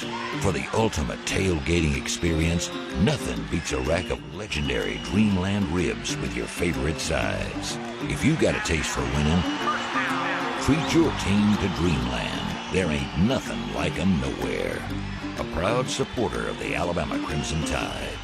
Bama fans, why wait to start your college journey? With the University of Alabama Early College, high school students can earn college credit from UA now, online or on campus. Students are eligible after completing the 9th grade with a 3.0 GPA or higher. Thousands of students across Alabama and the United States are already part of the Crimson Tide tradition. So don't just cheer for the Tide, join it. UA Early College. Legends start here. Visit earlycollege.ua.edu to learn more. Roll Tide. Hey, Bama 30 Nation. seconds to Billboard. Welcome to Shoe Station, your go-to destination for top brands and trending styles you love. With more than 100 stores across the Southeast, you'll find over 30,000 styles from Hoka, Birkenstock, Hey Dude, Brooks, Crocs, and more. Whether you're gearing up for game day or casual comforts on campus, Shoe Station has the perfect pair waiting. There's always something new to explore, so find your nearest Shoe Station and shop the latest arrivals. Was that the whole? Stop by today Okay, go and into the see what's billboard. waiting Here we for go. you. This now. This is the Regions Fifth Quarter Show on the Crimson Tide Sports Network from Learfield. Alabama football is also brought to you by Cook's Pest Control, the South's most trusted name in pest control and proud sponsor of Alabama football. And by Barkley GMC, Barkley Buick GMC, where Barkley makes it easy. The Regions Fifth Quarter Show starts now. Roll Tide, Crimson Tide picking up this victory 30-14 over Vanderbilt. Roger Hoover and Tyler Watts, glad to welcome you to the Regions Fifth Quarter Show. Put an extra Roll Tide in your wallet with the University of Alabama Regions Visa debit card or prepaid Regions Now card. Order at regions.com/GoBama, Regions official bank of the SEC. Tyler Watts, Crimson Tide off to a 2-0 start in conference play. Yeah, I love the tenacity on this defensive side. You know, it didn't look pretty on the first two drives as they take a 60, 70-yarder to the house with Cedric Alexander, and our run fits weren't there. I loved how more aggressive we were, but we were still leaving some holes open, and you tweaked, you made a couple of adjustments. They take the second possession. Diego Pavia goes on a 30-something-yard run and get inside the red zone, and then Justin Jefferson changed the script for the remainder of the day, forcing the turnover. Alabama drives, gets points on the board. Now things are cooking. And on the day, this Alabama defense, the first two drives in the second half, forced punts. Alabama plays ball control, sucks the air out of the game, controls the line of scrimmage, runs, goes up, and then we get that second turnover late off of the interception with Keon Sabb once again inside the red zone. So Diego Pavia, for all the plays that he makes, sometimes he makes mistakes, and we capitalize on both of them. We certainly did. And speaking of Justin Jefferson, had that great sack on Diego Pavia. That was our Guthrie's sack count sack of the game and the 6th sack of the year for the Crimson Tide. Again, Bama's sack count always presented by Guthrie's, home of the original chicken finger and proud partner of the Alabama Crimson Tide. Visit us in-store or online at Guthrie'sChicken.com and Roll Tide. And again, the offense, even though it took until the final drive to get a touchdown on the board in the second half, still made the plays necessary to find some points, get separation from this Vandy team. Yes, and listen, once again, you love the grit. We didn't play our best. We weren't as sharp as what we have seen offensively, but defensively picked up the slack, and that's what good football teams do. You play to each other's strengths and disadvantages, and one needs a little bit of a boost or some help. You bail them out. You help them out. That's what good teams do. So this is an overall team win, obviously. You'll take them all. Can't believe we're saying that about Vandy, but, hey, this is different, man. This is a different era with this offense, this football team that Clark Lee has up in Nashville. They're a good football team. They're going to win a lot of football games this year. Certainly are. Already have won 5. They do suffer their first loss of the season today to Alabama to drop to 5-1. With the win, the Crimson Tide improved to now 4-1 on the year. 4 victories in a row for this team, really continuing to turn the corner from what we saw week 1 to where we are now here into October. You just have to keep improving. That's the name of the game. And every football team across the country has room for improvement. It's not where you start, it's where you end. Just show growth. Plenty to work on that we saw out here today. Ty Simpson has to do a better job of protecting the football. He has to do a better job once he crosses that 20-yard line of knowing situation football. Can't take a sack. Got to throw the ball away. Can't take a sack. Can't have any losses. No interceptions. Those are things that continue to be improved on. But you love how aggressive we were.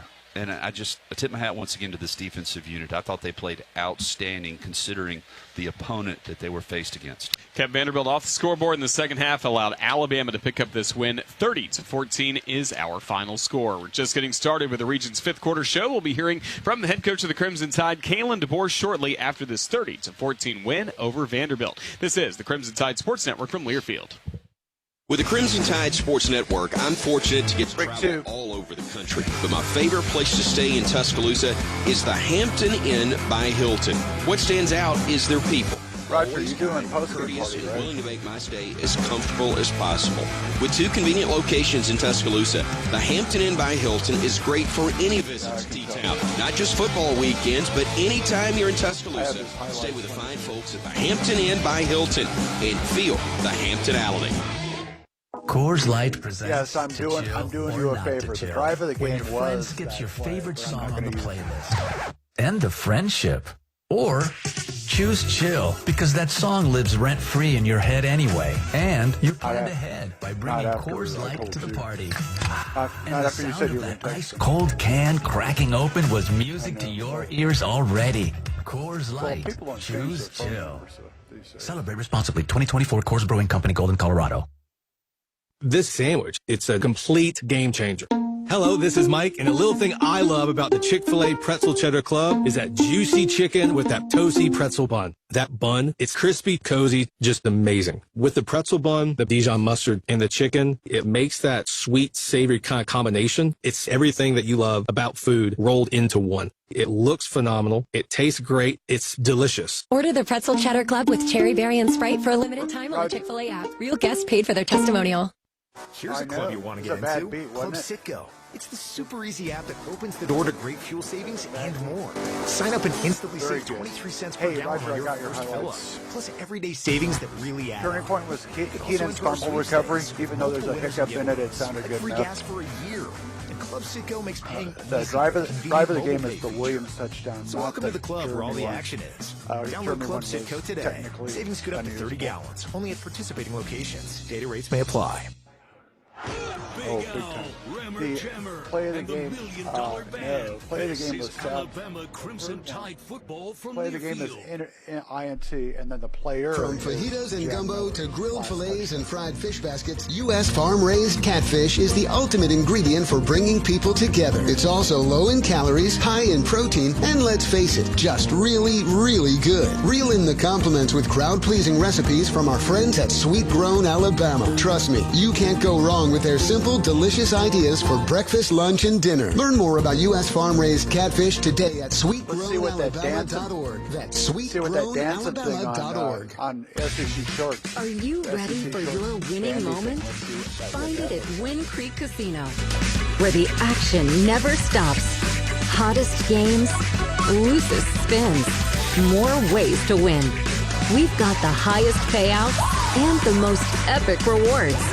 At Wind Creek, there's a win waiting for you around every corner.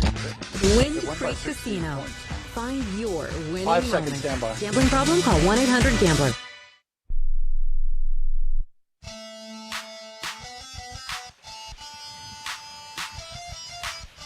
Coming up, we'll be hearing from the head coach of the Crimson Tide, Kalen DeBoer, with his post-game press conference powered by Tri-Green Equipment. Also coming up on Monday, we will start our week of programming on the Crimson Tide Sports Network with Crimson Tide Rewind. All across the Crimson Tide Sports Network, live from Baumhauer's Victory Grill in Vestavia Hills. Make Baumhauer's Victory Grill your big game headquarters all season long. Tyler Watts and I will be with you from Vestavia for that show, and everyone should be in a really good mood. That show always has a lot of energy, Tyler, as we talk on Monday nights, but especially after the way we saw Alabama play and any doubts about if this defense can be physical, they have answered all the doubts really with a game like this. Gave up 7 points to Georgia in the second half, no points to Vanderbilt in the second half. That's an impressive performance all the way around. It certainly helped having James Smith back in the lineup there in the second half. He was fresh, but it gave you another set of legs. But I love the participation chart, just continues to get longer and longer every single week of how many players are rotating through, and that really wasn't talked about enough. We controlled the ball, controlled the time of possession on 2 consecutive games, and in the fourth quarter, the opposing offense or defense got worn down, and we were able to not necessarily run up the score, but keep control of the ball. Keep control of the ball, keep it away from their offense, and therefore preventing them from being able to tie it up or go ahead. Yeah, they certainly were not able to do that as the Crimson Tide pick up this win. Again, 30-14 is the final score against Vanderbilt. And you mentioned just so many different names on the participation report. Even though that play got taken away from a penalty, how about Xavier Mincy with the interception we saw on the field at least? Right, and that wasn't his first snap, obviously, but just his first opportunity. You put Diego Pavia in a situation he doesn't like being in necessarily. He's not a drop-back John Elway going to beat you through the air on a 2-minute drive. And he throws off his back foot. He throws some lob passes. He just tries to extend plays and make them. He throws one up for grab. Mincy gets the interception. Heck of a play, right? But unfortunately, we had the pass interference holding that erased that from the board. But we're able to get them turned over after another penalty, set them back, and then take it in and get the score that we all needed.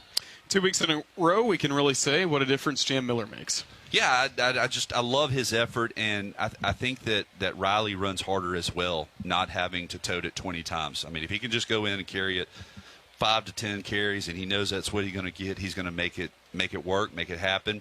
I think he continues to get better also. He's run through contract, run through arm tackles, and is seeing the field. So that's a great combination to have back there in the backfield. And also when number 74 can go in the backfield, another carry for Caden Proctor. He ain't bad. Now, we've seen a pass. We've seen a run. Does he have it in him to throw it? I think he could. That'd be fun to see. I'm rooting for it at least. Maybe we'll see it next week against Missouri. You love seeing big guys do things, don't you? Absolutely. Just look forward to seeing Caden Proctor. Maybe he's building up a Heisman campaign. Not only just trying to get the award for lineman of the year, left tackle of the year, but maybe all around. Maxwell Award. Why not? I once again just go down to look, it doesn't matter how good of an athlete you are. It takes guts to call those plays because so many different things can happen. And a simple handoff. Y'all, a lot of people don't know how to take a handoff, and it seems so simple, but they don't understand the concept of how to hold their arms, and their elbows end up knocking it out of the quarterback's hands, or they take contact. They don't know ball security. So to put the game on the line with your big left tackle at that point takes a lot of guts, and it paid off. 2 weeks in a row. 2 weeks in a row, maybe 3 in a row. We'll see. Coming up next week for Alabama against Missouri. Again, coming up, we'll be hearing from the head coach of the Crimson Tide, Kalen DeBoer, after this Alabama win, 30-14 over Vanderbilt. This is the Crimson Tide Sports Network from Learfield.